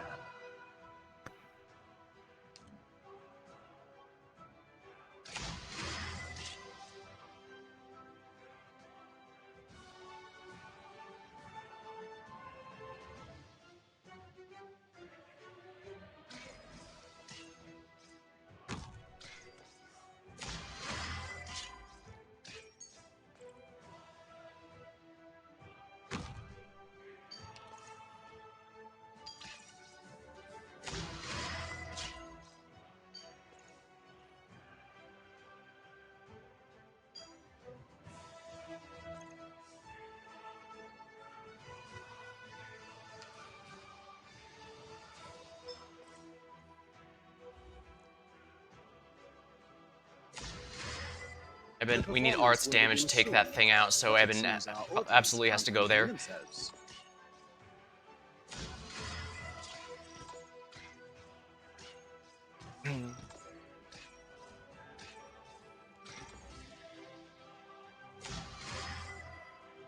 Extraordinary melodies can only be played by the soul that quakes.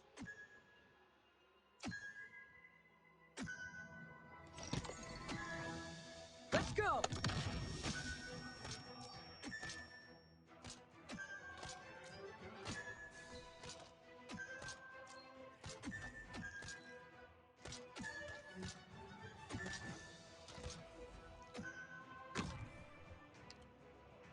I could do it this way, yeah. Ready to go! Stay clear of the blast! Yeah, he's immune to stun, that's not fun for me. Faster Tempo, as gracefully as 3/4.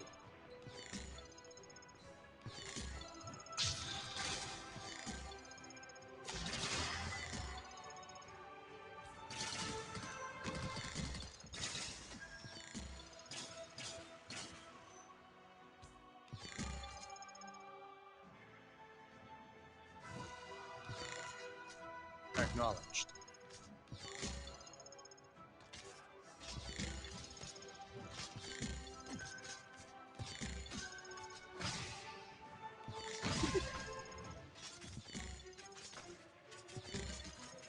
What are you planning? Made up your mind? Thy pleas fall Here we go. upon deaf ears.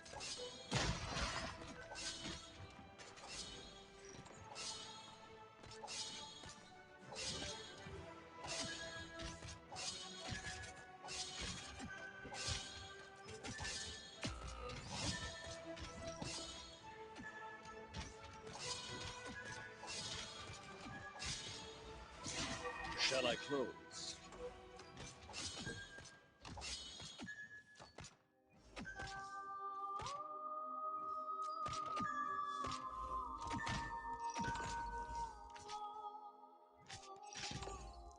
When 'tis a choice of life and death, why shouldst thou lay down thy arms? Don't make any more noise. Made up your mind?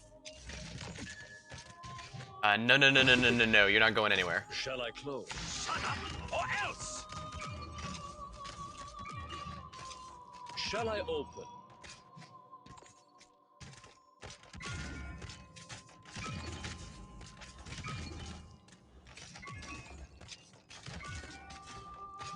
And the skill manually, no I can't. Oh, is it my turn? I think you're going. Ready to go! Stay clear of the blast! I'm all stocked up. I'm all stocked up.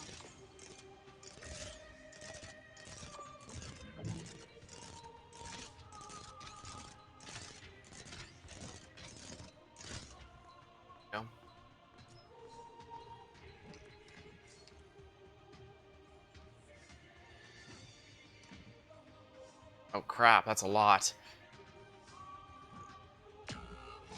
That's a big nuke.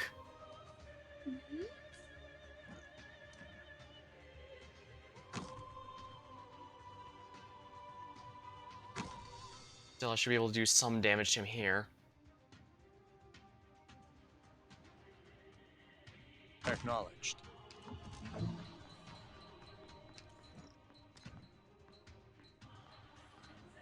You really think you'll get away? Oh crap, it's alright, I didn't have anyone heal anymore.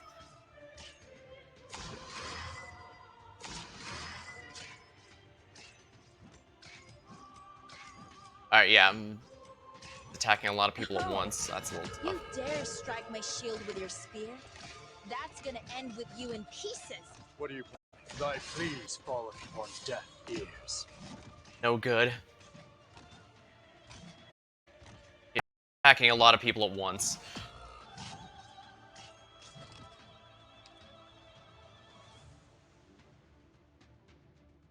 Orderly retreat. Don't panic.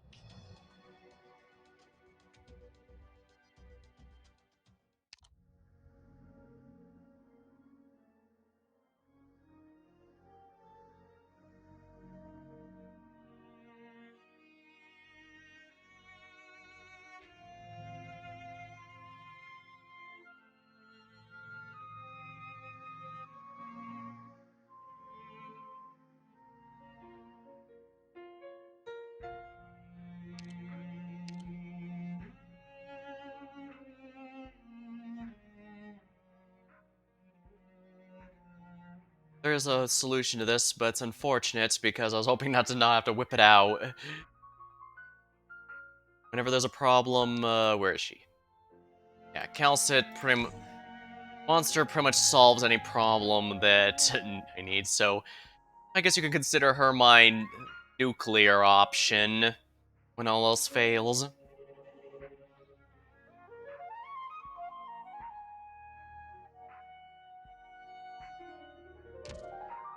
Actually, yeah, I should be fine here.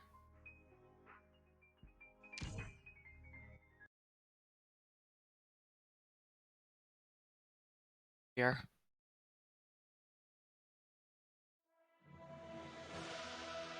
A smith's gotta be ready to pay the debts accrued by the weapons she forges.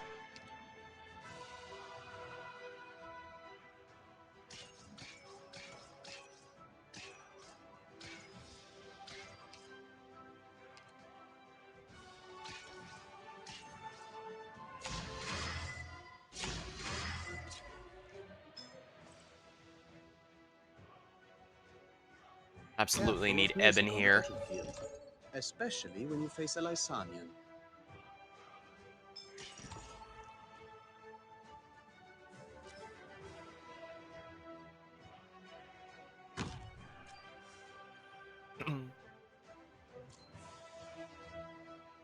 Stronger dynamic. Hinfort aus meinem Kopf! There we are. Show me what you're made of. Amuse me, if you even can.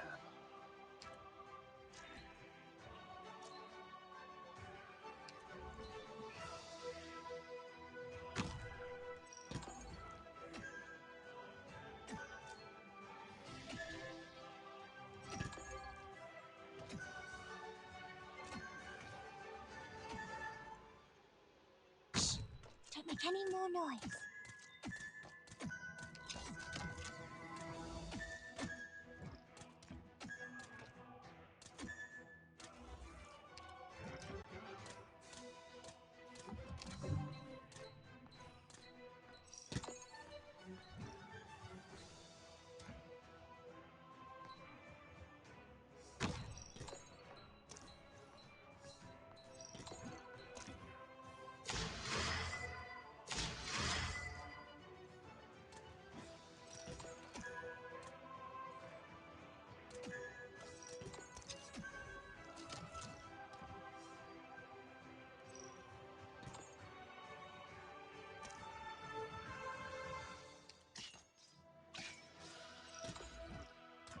Stronger than as startling as a tritone.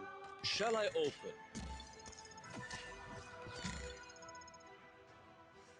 Acknowledged.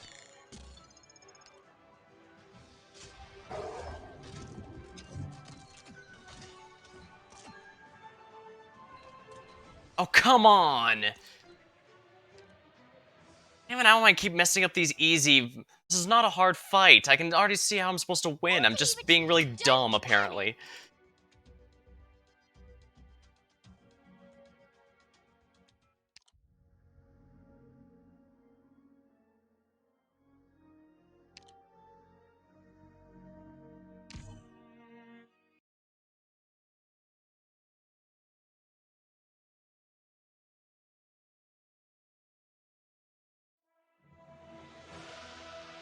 A smith's gotta be ready to pay the debts accrued by the weapons she forges. Got 30 of these project plans, I might as well use some of them.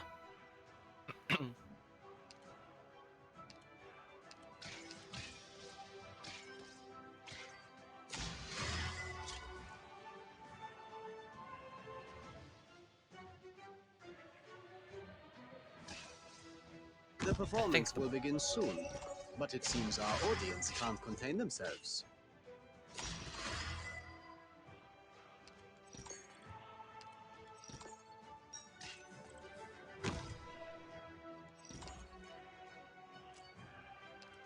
Stronger than... Hinfort aus meinem Kopf! Faster tempo.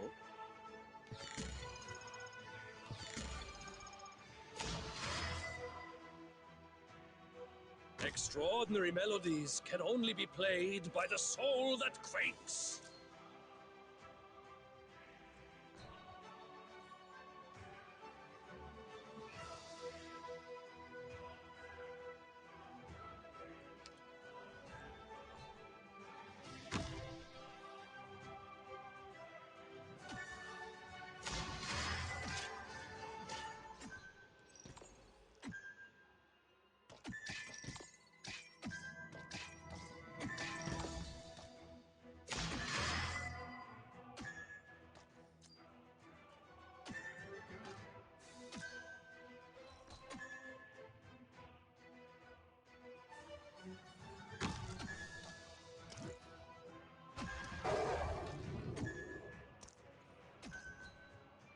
Shall I close? Don't make any more noise. Stronger than as startling as a tritone.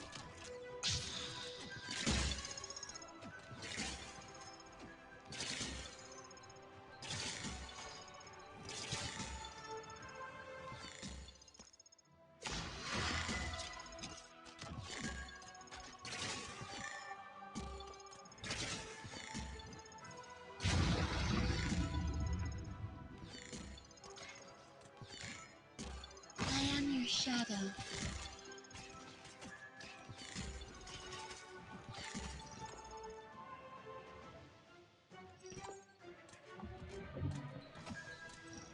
When 'tis a choice of life and death, why shouldst thou lay down thy arms?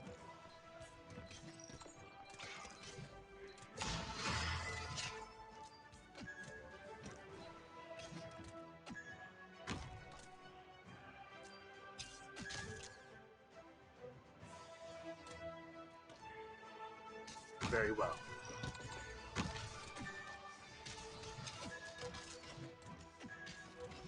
Oh, is it my turn?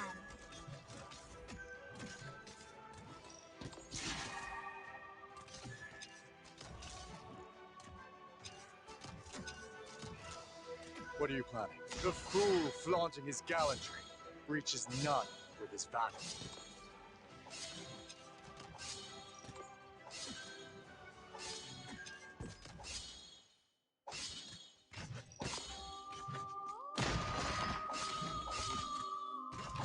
Go ahead. I'm ready. You're going.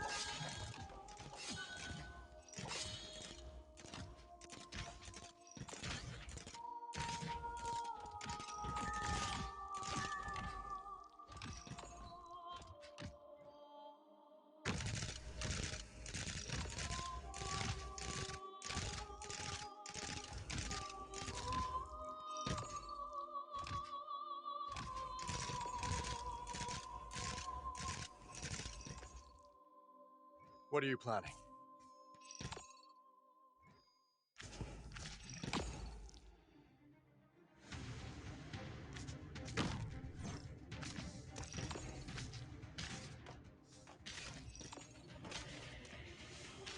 Shall I open?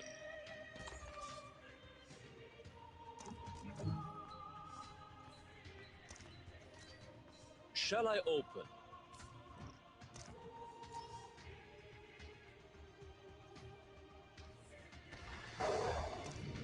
I am your shadow. Not going particularly well, but should be able to figure something out, I think. Yeah, this is not...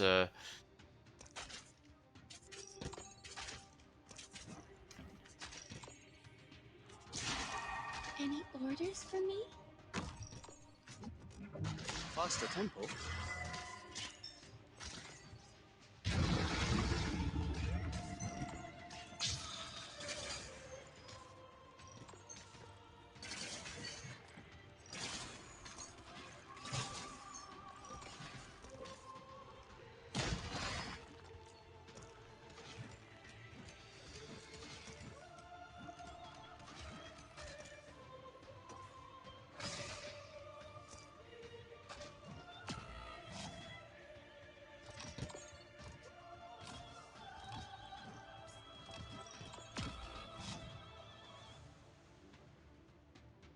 I don't think he's gonna make it in time, but I can try and stall You with really think you'll get away?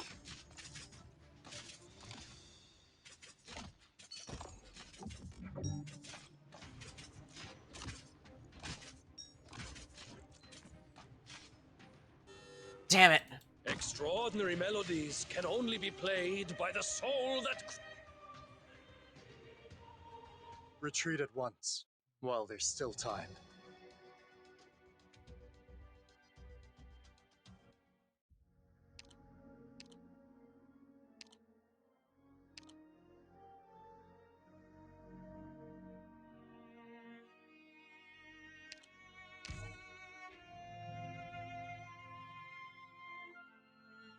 I want to keep Eben just because I do want to get the trust bonus here, but at the same time...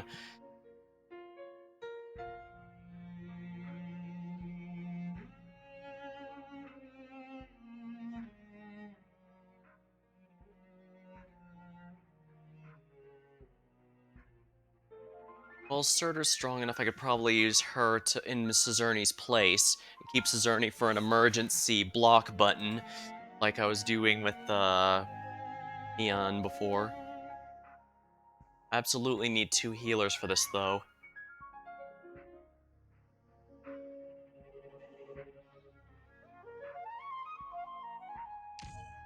Alright, we'll give this a try. At the very least, Silver Ash and the Calcid are doing just fine killing everything.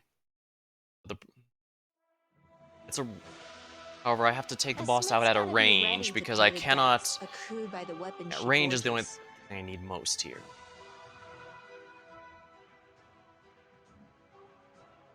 Maybe if I get started on...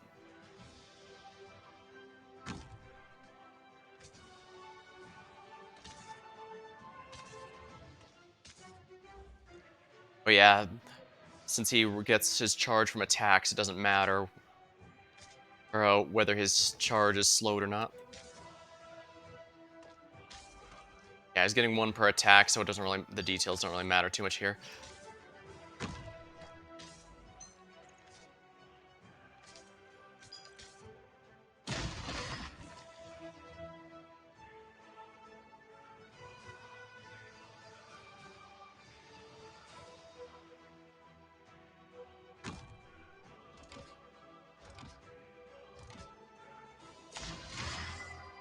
Yeah, the difference between having Eben and not available now is entirely by the fact whether or not I open with a Vanguard.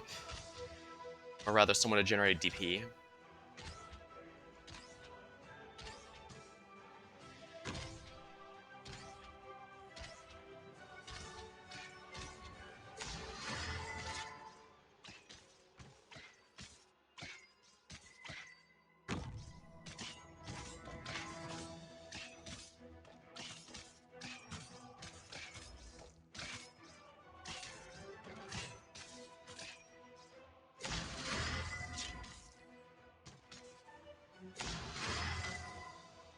performance will begin soon, but it seems our audience can't contain themselves.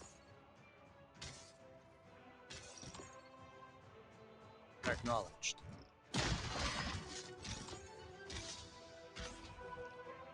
Stronger than as startling as a tritone.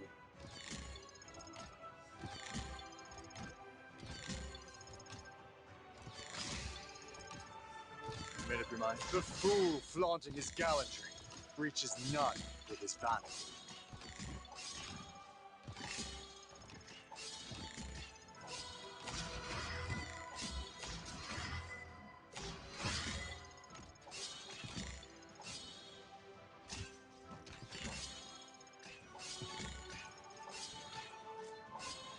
Extraordinary melodies can only be played by the soul that quakes.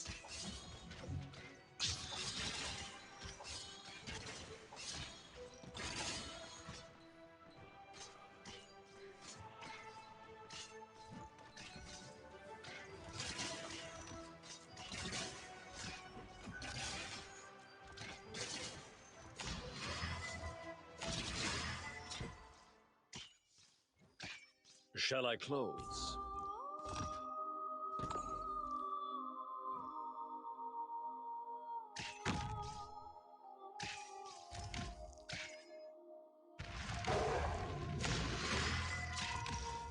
Made up your mind? Gonna be a bit dangerous, but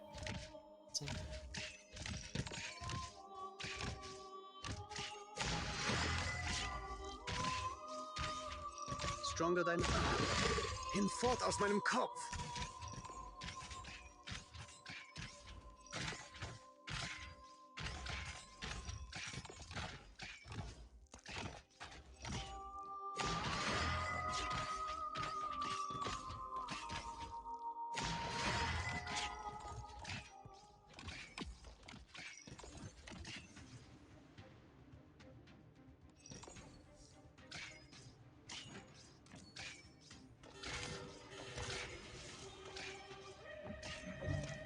ah, damn it, that did absolutely nothing to help.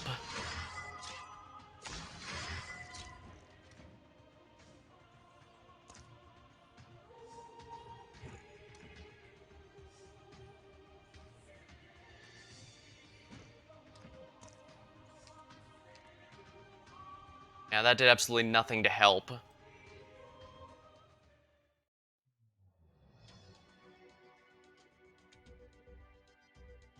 He didn't even get a chance to reach Surtur, but I also can't really block him with anyone, and because blocking, he just stuns them. And while the stun itself doesn't last long, he seems to have a low cooldown on it. Creates form covered later. Only the fear. Stop the voice terror consuming others, yet he himself was consuming terror, and he tried to save everyone present. Yet there remains only one way to save him. Attacks deal splash damage, and block attacks inflict stun. The final rest starts with increased defense and resistance. After being defeated the first time, temporarily changes to an allied unit, then loses the increased. Increases the attack and skill power instead. Causes to attacks cause the field. Attack speed is reduced.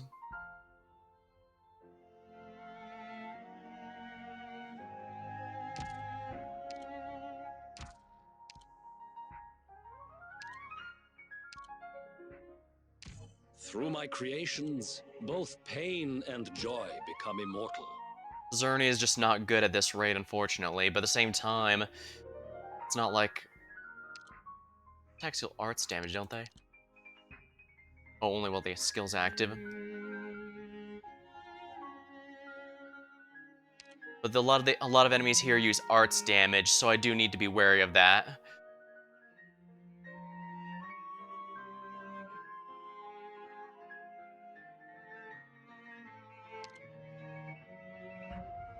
I could swap Eben for Kyobi, but my concern is what would that even change?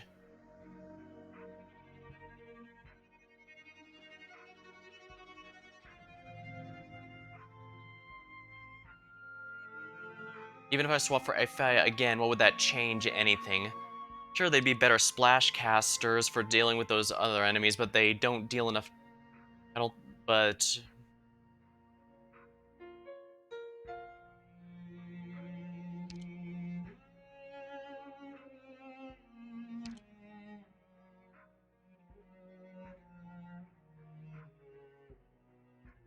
Pretty sure the boss is going to be immune to freeze, so Gnosis will be of no help to me whatsoever, I'm pretty sure. I could use Heidi to try and increase block, but that's not going to do anything because they're stunned. That's the thing, his block is the main thing that's causing me problems.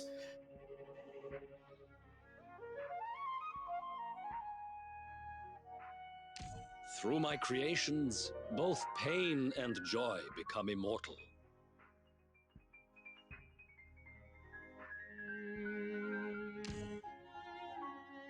Well, the good news is I'm tearing through his first phase, which is where, however, I have to absolutely burst down his second.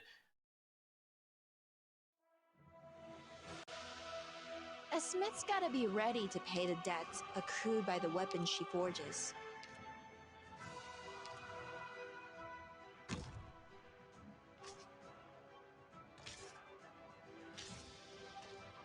Alright.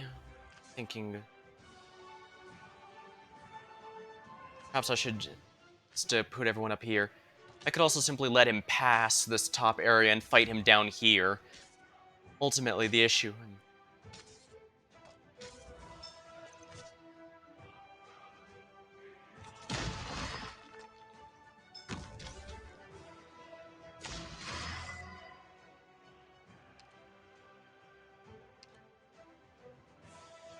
Careful of music on the battlefield, especially when you face a Lysanian.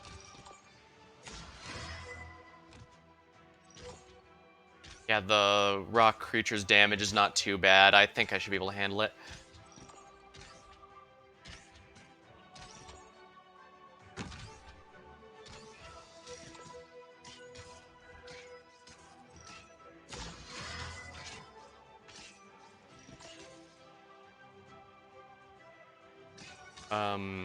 Right. How could I forget that? It's not something you're supposed to be able to forget.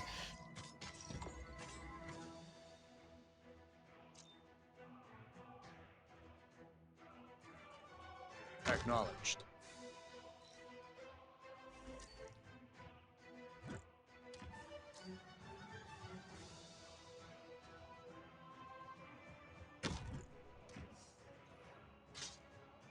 What are you planning? Faster tempo. Hinfort aus meinem Kopf! Thy pleas falleth upon deaf ears.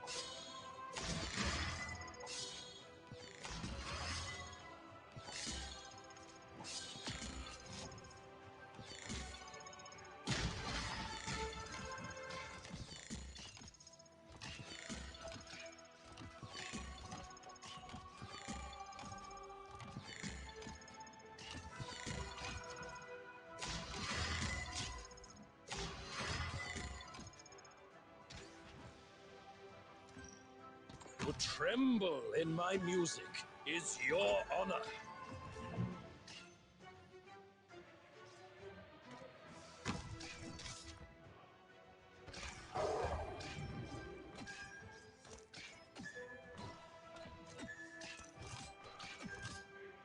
Stronger dynamics.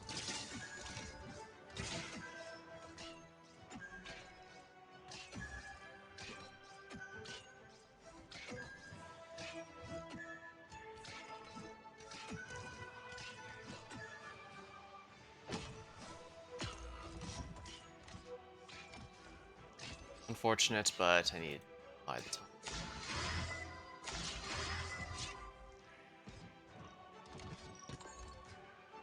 Not good enough. I mistimed that completely.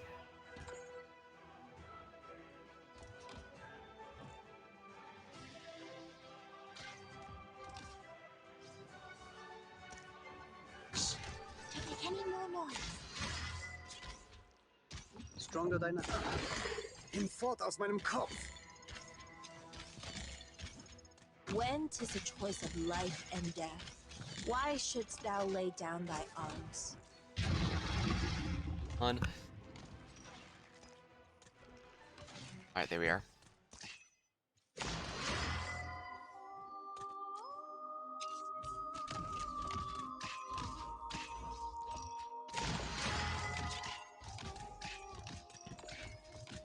Alright, he can handle that area just fine. Very well.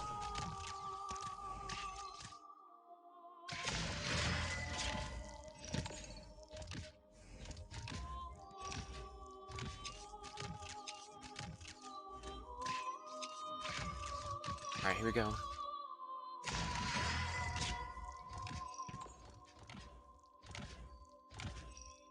A knife, a life. Weapons are the basis for society.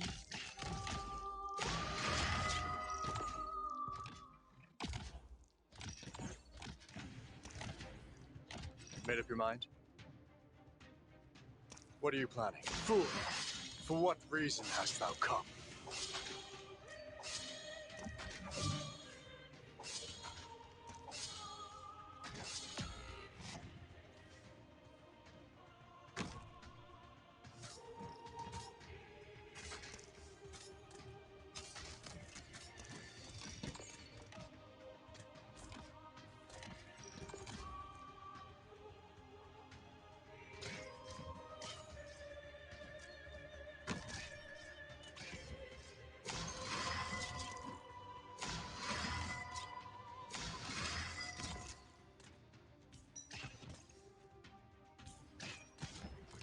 Eben should be good against his second phase, but I need to be careful here. Oh, is it my turn? Stand still.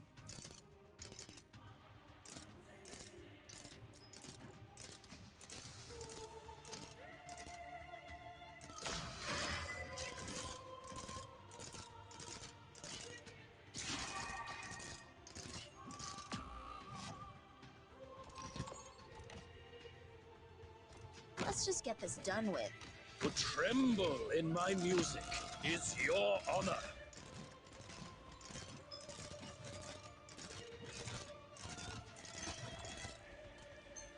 Okay, that worked. Alright, so yeah, the big issue is I can't let him die next to the gate like that. He'll just stun everyone. I'm pretty sure there's nothing left that's going to be threatening, but then again, I did say that back in Guiding Ahead, and then the dessert trolleys obliterated my ass, Stronger so... dynamics.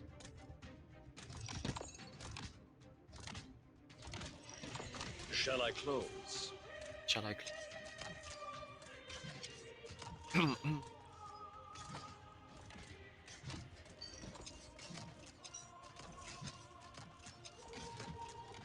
Still, this fight does kind of highlight why Ebon Holes is not a very popular unit in terms of raw gameplay.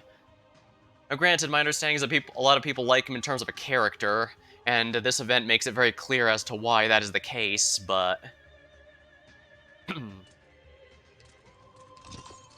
Stronger than as doleful as a clarinet. Oh, is it my turn?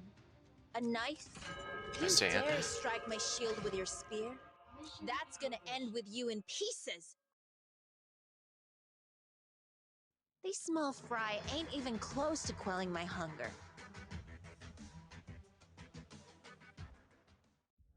Alright, so now we know how to do it for the realsies. Alright, let's do it.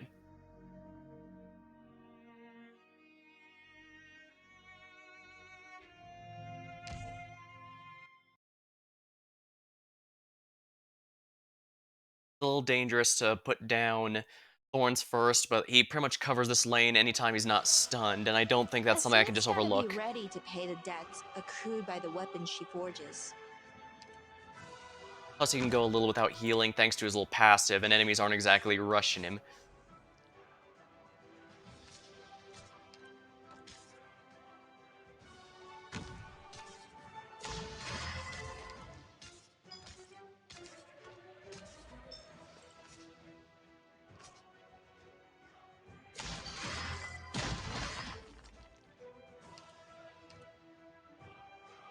Careful of music on the battlefield, especially when you face a Lysanian. Faster tempo.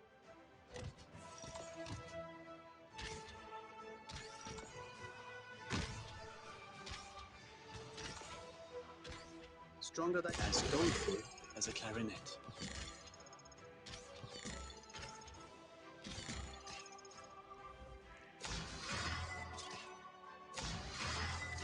Faster tempo.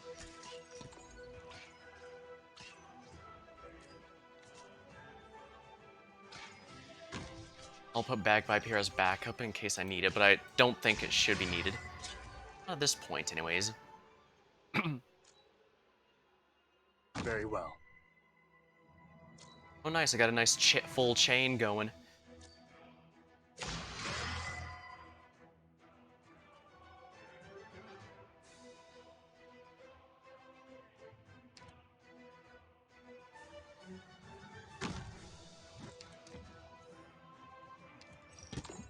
Faster Tempo. Hinfort aus meinem Kopf. Made up your mind? Thy pleas falleth upon deaf ears.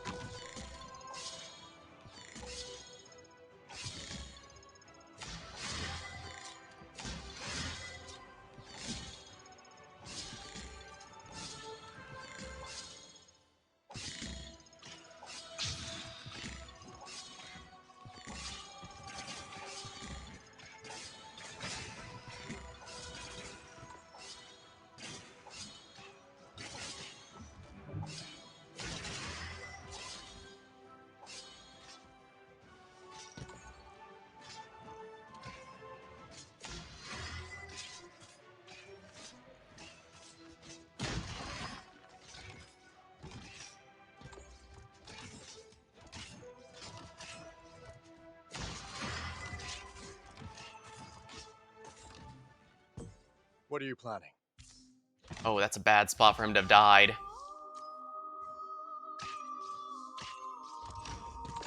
On alert!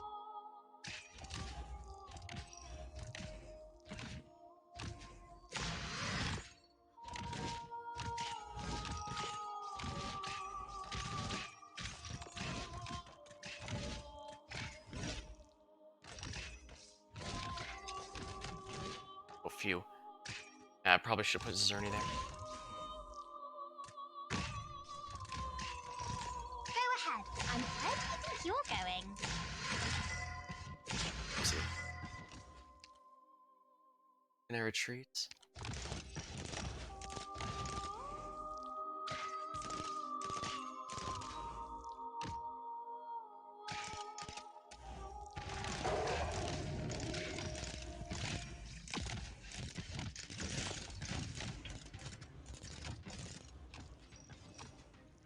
Alright, Cal's gonna take a while to charge up, unfortunately.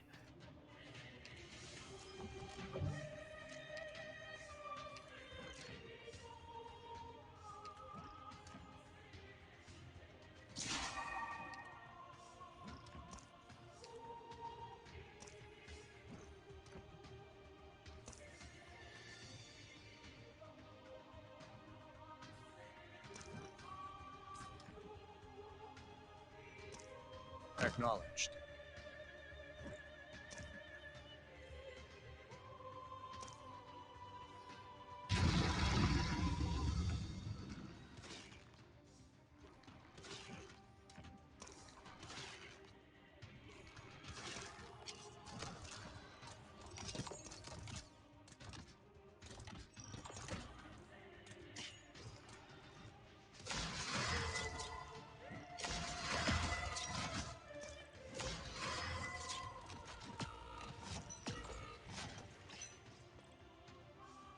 To tremble in my music is your honor.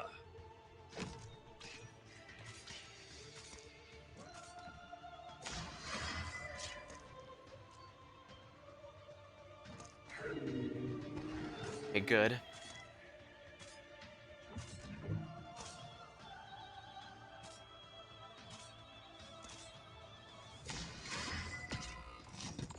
Not as good as I was hoping.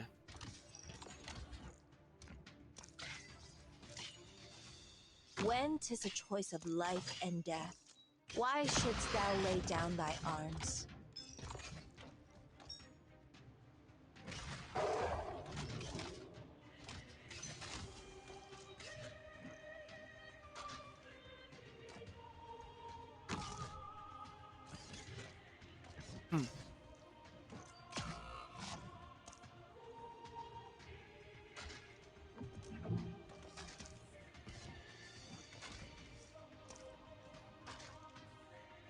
On alert!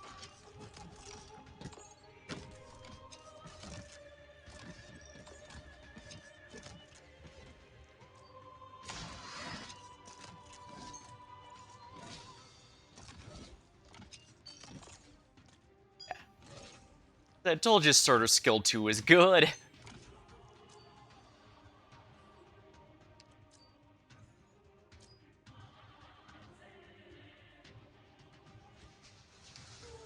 Fast attack as doleful as a clarinet. Always satisfying when Eben kills a big, beefy enemy like that in one hit. Yeah, looks like it's over. Mission accomplished.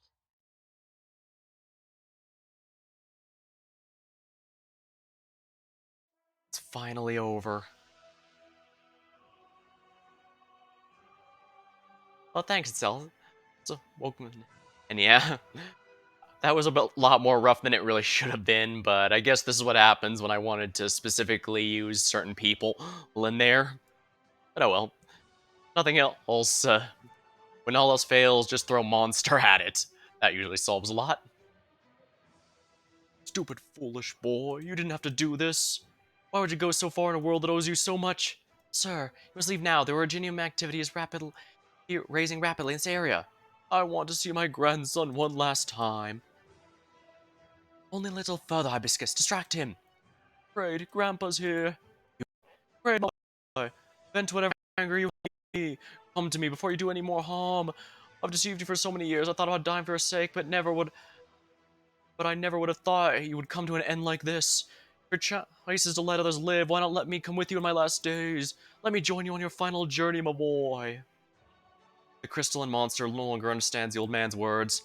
The flash of lucidity was a fleeting miracle. All the monster can think about now is dragging everything to the abyss, dancing to his cello's tune. The monster follows the sound, playing a song of death. Sir! Young lady, why did you... I'll hold the fort here. Ebonholes, now! Ha!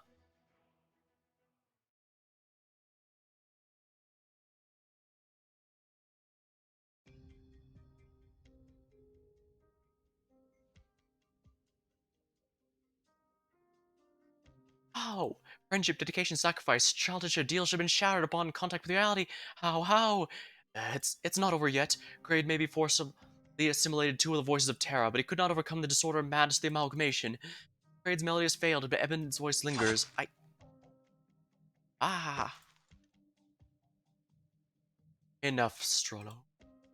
For that map, I just followed Lowstar Guy with the support unit, which is good, because it made it easier and there's no materials to grind. Why Wolfmon gotta be evil? Indeed. Yeah, I do keep those support guides in mind in case of emergency, but I've been trying to do stuff a bit more on my own. I haven't actually needed them for a while, honestly, which is funny, because I genuinely thought I'd require them for, like, a for the CC9 we just completed, but no, I was finally able to get that.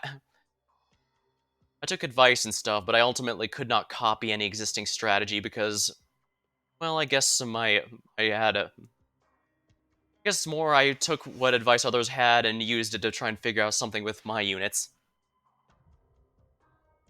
And yeah, Gertrude was an interesting character, especially since it made it did seem like she was trying to help them the whole time, but yeah, it turns out even she wanted to see the Witch King remnants die as well. Luckily, with all the voices of the king gone now, the voices of Terra gone, I don't think they can recover anymore. Or at least now that all the remnants have been taken out. After all, Evan and Kraid were the final two students from the captured in those mad experiments, after all. Gertrude's limp hands drops from the strings. Bagler withdraws his dagger from her back. The blood stains his clothes red. The Originium outer shell cracks and falls apart. The plaza falls silent, the only sound being inert pieces of Originium shell falling to the ground. Finally, the shatters complete, leaving behind Kraid lying on the ground with his cello.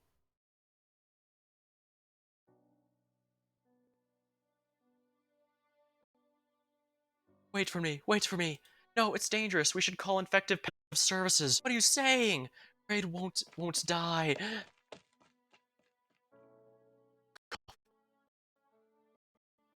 Wait, Kraid. See, he'll be fine.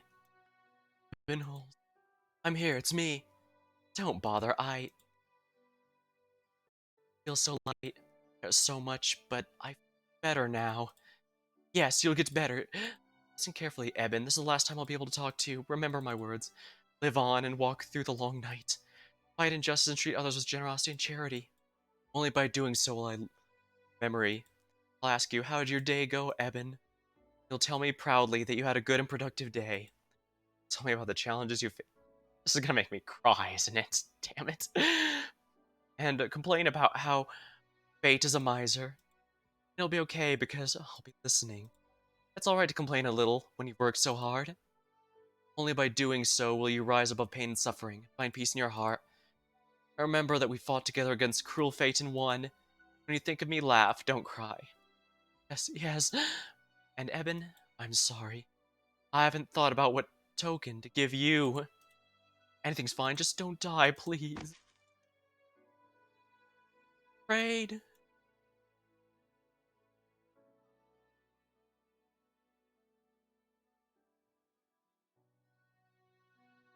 They'll find themselves shattered someday, but that day is not today. Friendship, dedication, sacrifice. They may be naive, but someone shed a tear for them. Yeah, that person is me, damn you. What about you, Strollo? You destroyed your friendship with Zerny by your own hands. You killed your own brother and laughed at his incompetence. You want others to sacrifice for you, but whatever have you done for them? Yeah, she talked a lot about how the remnants treated her badly and just didn't expect much of her compared to her family. And I do kind of get living in their shadow, but at the end of the day, she never thought about anything but revenge the entire time. Much rather reason, just wanted the new Wappa, so sometime in the future I can make a Arknight Sora and Blemishine. Oh yeah, funny thing, Black Knight was actually my MVP for the CC. Her sleep was able to buy just enough time to make sure the Reaper enemies died without having to attack them or anything. That was ultimately how I ended up getting the trimmed metal. It was pretty nice. Gertrude lies limp on the ground with her lips moving slightly. My curse be upon you. You can read her lips just fine. Well, may you die in a dark ditch. Well, I guess to be fair, Bagler here is a spy, and spies typically don't retire in glory, if you know what I mean. The madness of Ebonhull's bloodline haunt him forever. May the afterglow hold a root. Lithania never tremble in the shadow of the Witch King. The Witch King never know the peace of death. Headache. Maybe I acted out of impulse, but dealing with threats to public safety is also part of my job. I'll be sure to mention you in my report, Strollo. Good night, and I hope your dreams don't involve cursing anyone.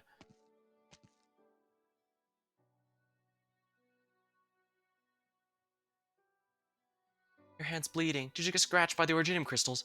Ah, yes, there's a bit of blood. You need treatment immediately. Treatment? It's Credo who needs treatment. Eben, he's... Don't say it, Hibiscus, I beg of you. Alright, he's infected though. If you don't want the services to get involved, at least find a room that's isolated for his sake. I know. The lounge of the concert hall. Alright, I'll take him there. Come, Kraid, I'll carry you. Lifts Kraid up. The Originium crystals inflict more wounds on him, but he pays them no heed. Carries his friend even as he feels his body cooling, as though embracing a short but sweet dream.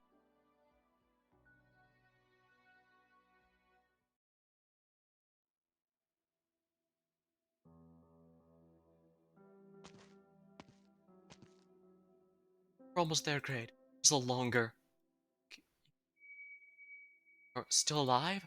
Take you to Hibiscus. Lay me to rest within this building. If you return to the Afterglow someday, you'll remember that you once had a good friend whom you laughed and argued here, and at the last on a duet to remember. Right? Isn't this what you wanted? Sorry, Mother won't allow you to defile his memory. Kraid gave his life to cleanse the voice of Terra, but it's still in my head.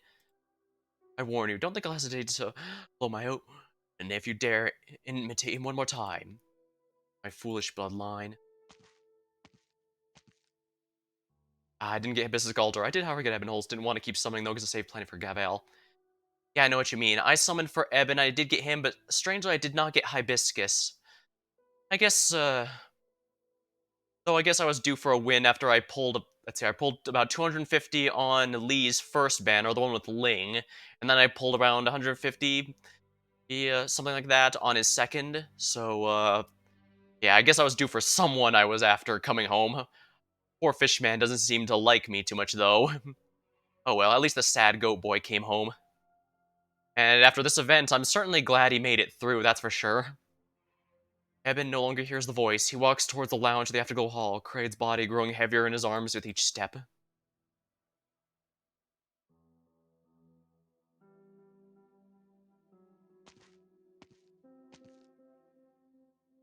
As seen with the here, Eben actually isn't all that great of an operator, but he's definitely one people typically use for his character more than anything else, and after this event, I can definitely see why.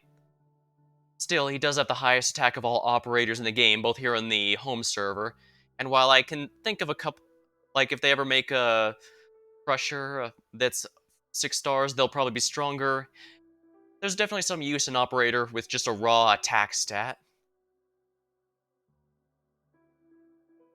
Here, I'll seal the room. Lie down on the sofa. It's soft, it'll feel nice. Soft. Never slept on one at home. It's like I've been infected. Thoughts that once took so much effort now feel so much simple. Maybe it's being infected is not so bad after all. Alright, that should do it. I'll seal the door from that side. Anything else? A token. Yes, a token. I'll take cello. Look at me, taking back something I bought from you. He stands wordless for a moment before laying his flute at Kraid's side. You said you wanted a coin to the hole, but the only thing I have left is this flute. Sorry. Alright. And there we are. I highly doubt auto-deploy is going to be reliable with how close that was, but doesn't matter. I managed to win facing, nothingness. And one other medal. I'll look at the medals after. For now, let's, well, first of all, I'm going to hydrate because my throat is really dry.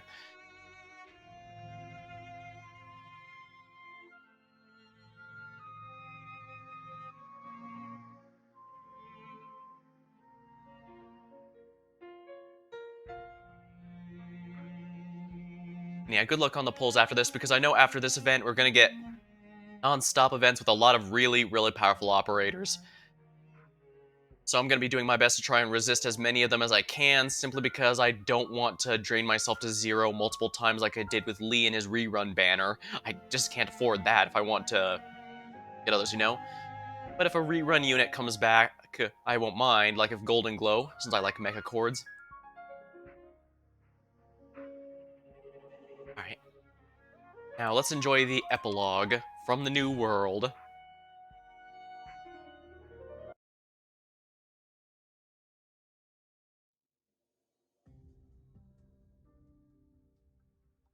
Is this all there is? Not even hiding a shred of truth from the way this is handled is quite the surprise. How should we proceed now? How should we? We don't. This has never had anything to do with you to begin with. All you're doing now is making adjustments to how the territory in question will be handled. How does that have anything to do with you? Well, you're right about that, but with how things turned out, those infected will get to stay on that city plate. It'll be difficult to keep them from gossiping. And who will believe infected? No. What do we do next? Shall we do next? There's no rush. We still have lots to do. If there's a sequel, I certainly wouldn't mind seeing Eben again. Strangely enough, I've pulled a liking towards Eben. Weirdly enough, the Hibiscus has a 50% rate up instead of Gut Clock. Eben Holes is one I kind of wanted from the start, largely because, well, first of all, he has one of the most beautiful E2 artworks in the entire game. That alone probably carried a lot. I did not read up on his story ahead of time, but his kit did look a little janky. It also looked fun. His skill 2 and 3 in particular. So I'm probably going to be playing with those a bit more. If I want to use Eben more, I'll probably be waiting for his next module, because that basically turns him into just a better splash caster, which admittedly is kind of damning with faint praise, given splash casters aren't particularly good. But nonetheless, he is genuinely good at that if you wish to do that. He still has some jank, but unfortunately that's just a part of Mystic casters in general. Ideally, it'd be nice if he could make it so that he only fires once he has his full charges, but it's whatever, I suppose. I've certainly made worse operators work before. I can certainly get him going. And that's all I have to report for this incident. Thank you. We located the piece that this Czerny man wrote during the incident. The Empress's voice is ready to transcribe at any moment and can personally play it for you in a few hours. No need, I can listen to the recording. Not bad, I can even hear him crying from the bottom of his of his heart when he wrote it. He's a talented man. Too bad he's not quite talented enough. What does that mean? So how'd it go? Not bad, it didn't get worse. Adante said the infection deterioration caused by the incident was unusual. Most infections went to a continuous stable, and I'm no exception. Not gonna get worse again like before, right? Adante said they looked at the phenomenon pretty thoroughly. Apparently nearly all the ones that got activated have gone to an extended low activity state. In other words, I'll get to hang around a little while. Oh, thank goodness. Right, does Dante know what Herzog is going to do with the afterglow? Well, this is just what she said she heard, but apparently the Empress's voice requested that he not lay a finger on afterglow. Oh, thank heavens, thank the Majesty's kindness. Keep it down. What should we do from here on out? Oh, shut up, you don't think things gotten out of hand enough as it is? What do from here on out? Live one day at a time, that's what. Hey, sometimes that's all you really need. I want to live one more day, though. Then you should really keep your mouth shut. Hey, if it comes down to it, just live a day at a time, and that's all you need. Hibiscus, I finally get it now. There are some things you're better off not knowing about. Guess I'll apply to be transferred somewhere else as soon as I'm done with the follow-up work here. Maybe I'll go to the land ship. That sounds nice. Ooh, does that mean she'll be summonable soon? That'd be nice. Don't move. Took a lot of effort just to find you. You have anything to say? It was your men who tricked Kate into coming Weisheim, wasn't it? Everything you said was the truth except the bit about payment. You knew he was in a hurry to get money for my treatment, so you lured him into this mess with that. But you two had nothing against each other, so why'd you do it? If I told you, I'd have to kill you. I don't have all that much longer to live with to begin with. Well, seeing as we're old colleagues, will tell you, Strolla was already looking for Kraid, and she was very close to finding him. So what? Kraid was always there by my side, practically meant you had full control of him.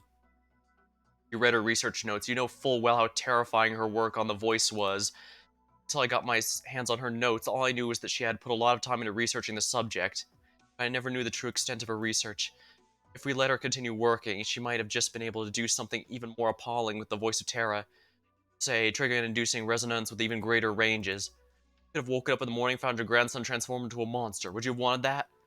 Rather than letting things come to that, it was much better to bring Kaede right to her, put the rush on her, and let her put her plan in motion before she could work out the kinks.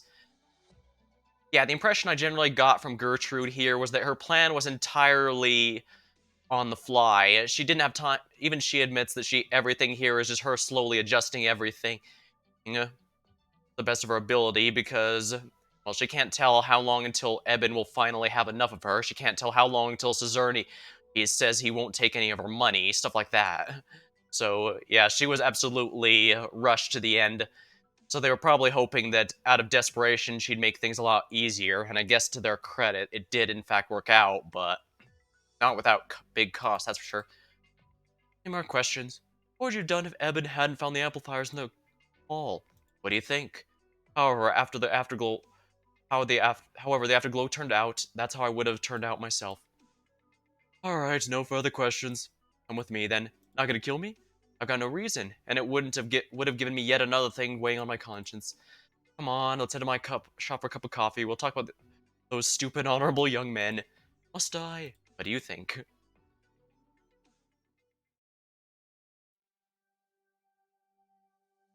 Lava? Why'd you push yourself like that? If anything happened to you, I'd never forgive you. Oh, you're talking about what happened in Weisheim, right? Look, I'm all fine. And who was it that had a standoff with an angry mob who didn't evacuate even knowing she'd be affected by the voice, and who fought those people even though she barely learned any arts? I don't remember telling you any of this. I already talked to Mr. Cezerny. He told me everything.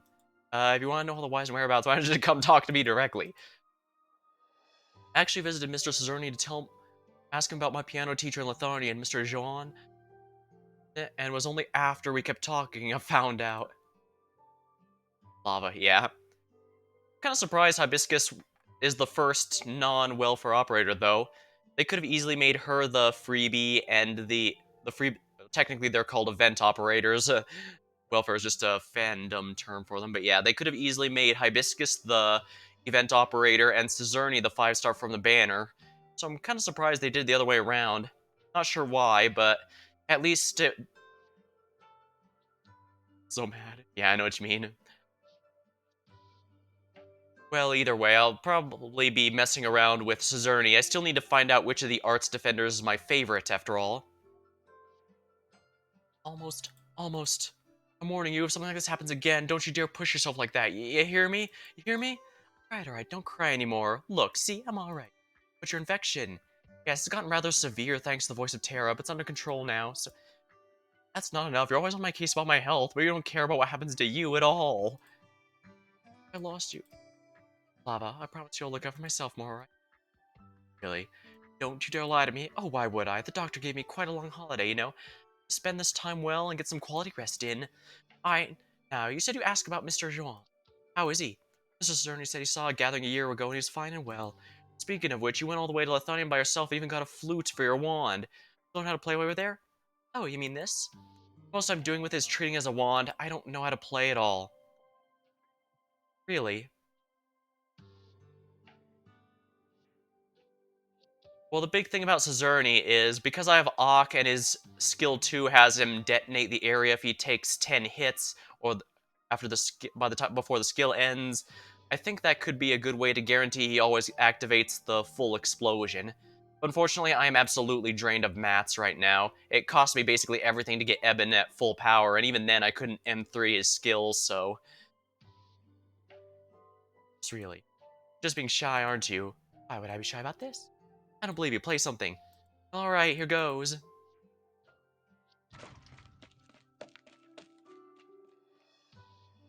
That's the worst sound I've ever heard in my life.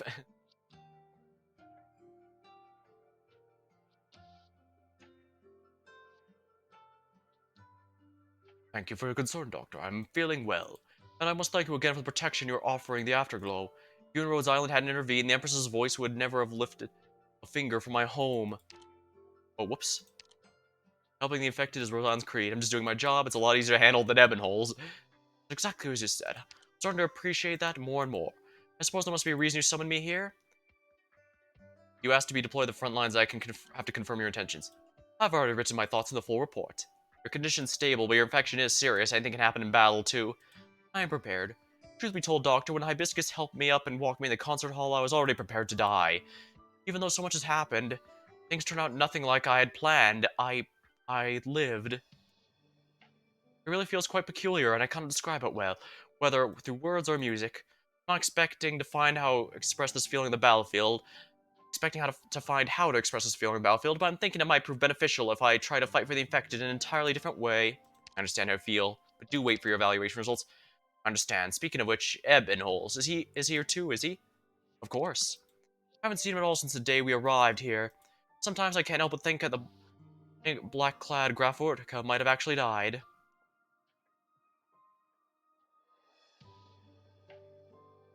According to Lithuanian's official reports, he's indeed gone. You're right. Well then, I'll take my leave now, Doctor. Speaking of Eben, it happens the next thing on my agenda has to do with him. Do you want to see him? Never mind. I don't dare to claim I know how much this incident has affected him. I can only imagine. If there comes a day he's willing to see me or Hibiscus, we will talk then. Goodbye, Doctor. I look forward to the music you'll write off the battlefield. I hope it will listen impressive your fast work. That's pretty wordy. Yeah, I like this event quite a bit. I just waiting for it to wrap up before I give my thoughts, although I'm pretty sure it's over no matter what it's next here. Doctor, I'm surprised you found me here. Nice fresh air winds help. Some nice fresh air with all the wind here. Helps distress. Oh, I don't need de-stressing.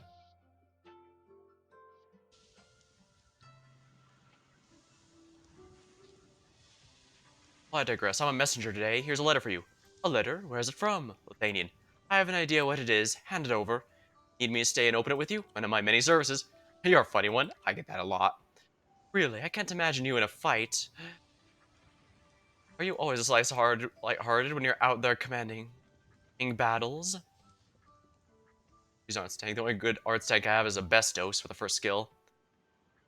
Oh yeah, I have a Bestos, but I never bothered raising her since I haven't really had any need for an arts tank arts defender until very recently.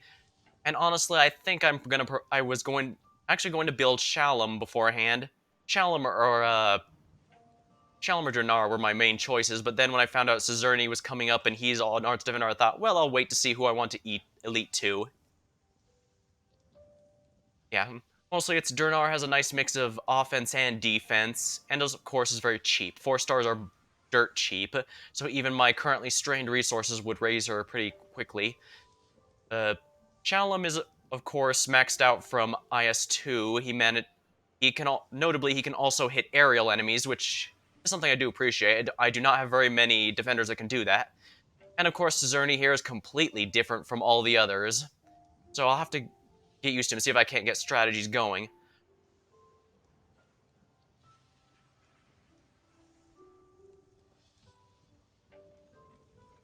Aha. That always react when you're embarrassed. Alright, well, go. Enjoy time alone. Well, that goes without saying. He certainly got a mouth on him just like Mr. Lee did, that's for sure. Oh, this is the passport of an Lethonian citizen, Ebenholz. Hey, it's good Africa's certificates. There's more. A letter? Alright, so yeah, he declared his previous title legally dead so he could just live on as an ordinary citizen now. I imagine that required a lot of paperwork, but... It's not signed. An anonymous letter? Just my impression of her. Rhodes Island operator Ebenholz presses the tip of his wand a letter and sets it ablaze. Not long after, the flames reach the passport. Then Count Desterkovic and Crades. The smell of burning paper spreads across the deck. Picks up the cello next to him. He thinks back how his dear friend played the cello, closes his eyes, and begins to play a simple, lively melody.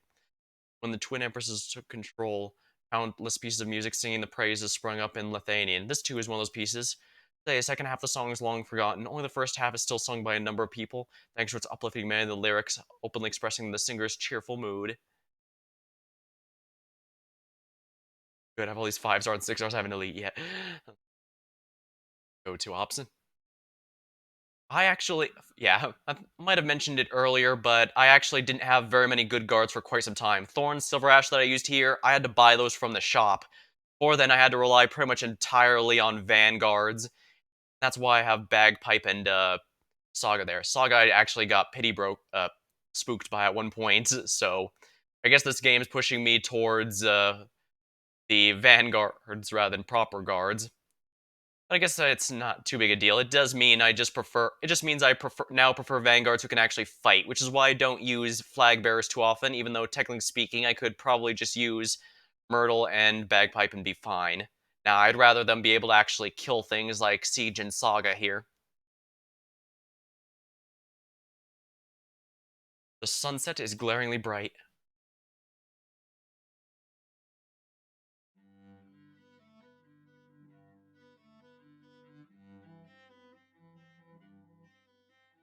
Oh yeah, Eben did say he mastered pretty much all instruments.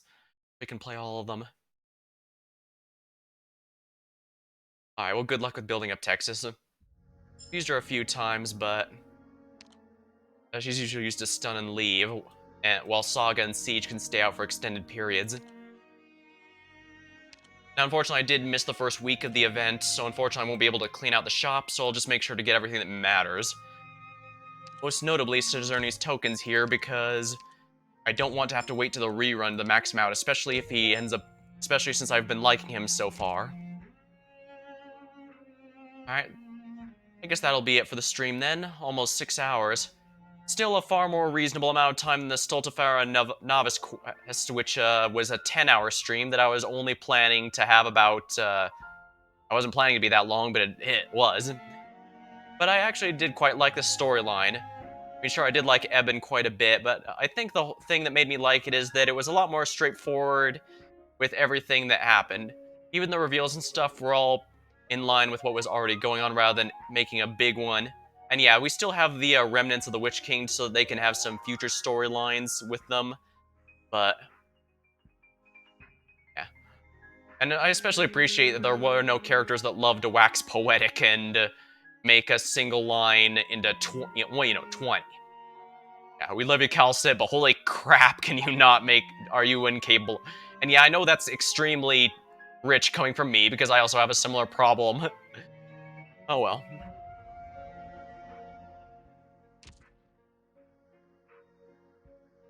Oh right, I need to collect everything from the secret base. Ooh, I should be able to get another potential,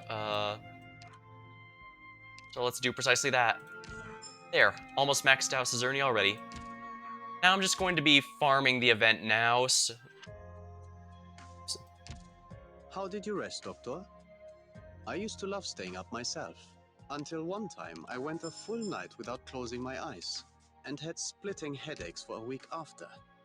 It was a horrifying experience. Yeah, that, like I said, that's the most beautiful E2 artwork I've seen in the game so far, and make no mistake, there's a lot of competition in that aspect. And trying him out, I definitely need to practice with him a bit more to find a good place to use him. To some level, he's always going to be a bit annoying to use because Mystic Casters, in general, are kind of annoying, but he's definitely a fun one, and that's what matters. Might try out skill 2 a bit more as well. I only use it, like, for one map here. But for now, I think I'm going to call it, get some dinner, and then just continue farming. So, till next time, thank you for watching, hope you had a good time, and I'll see you later.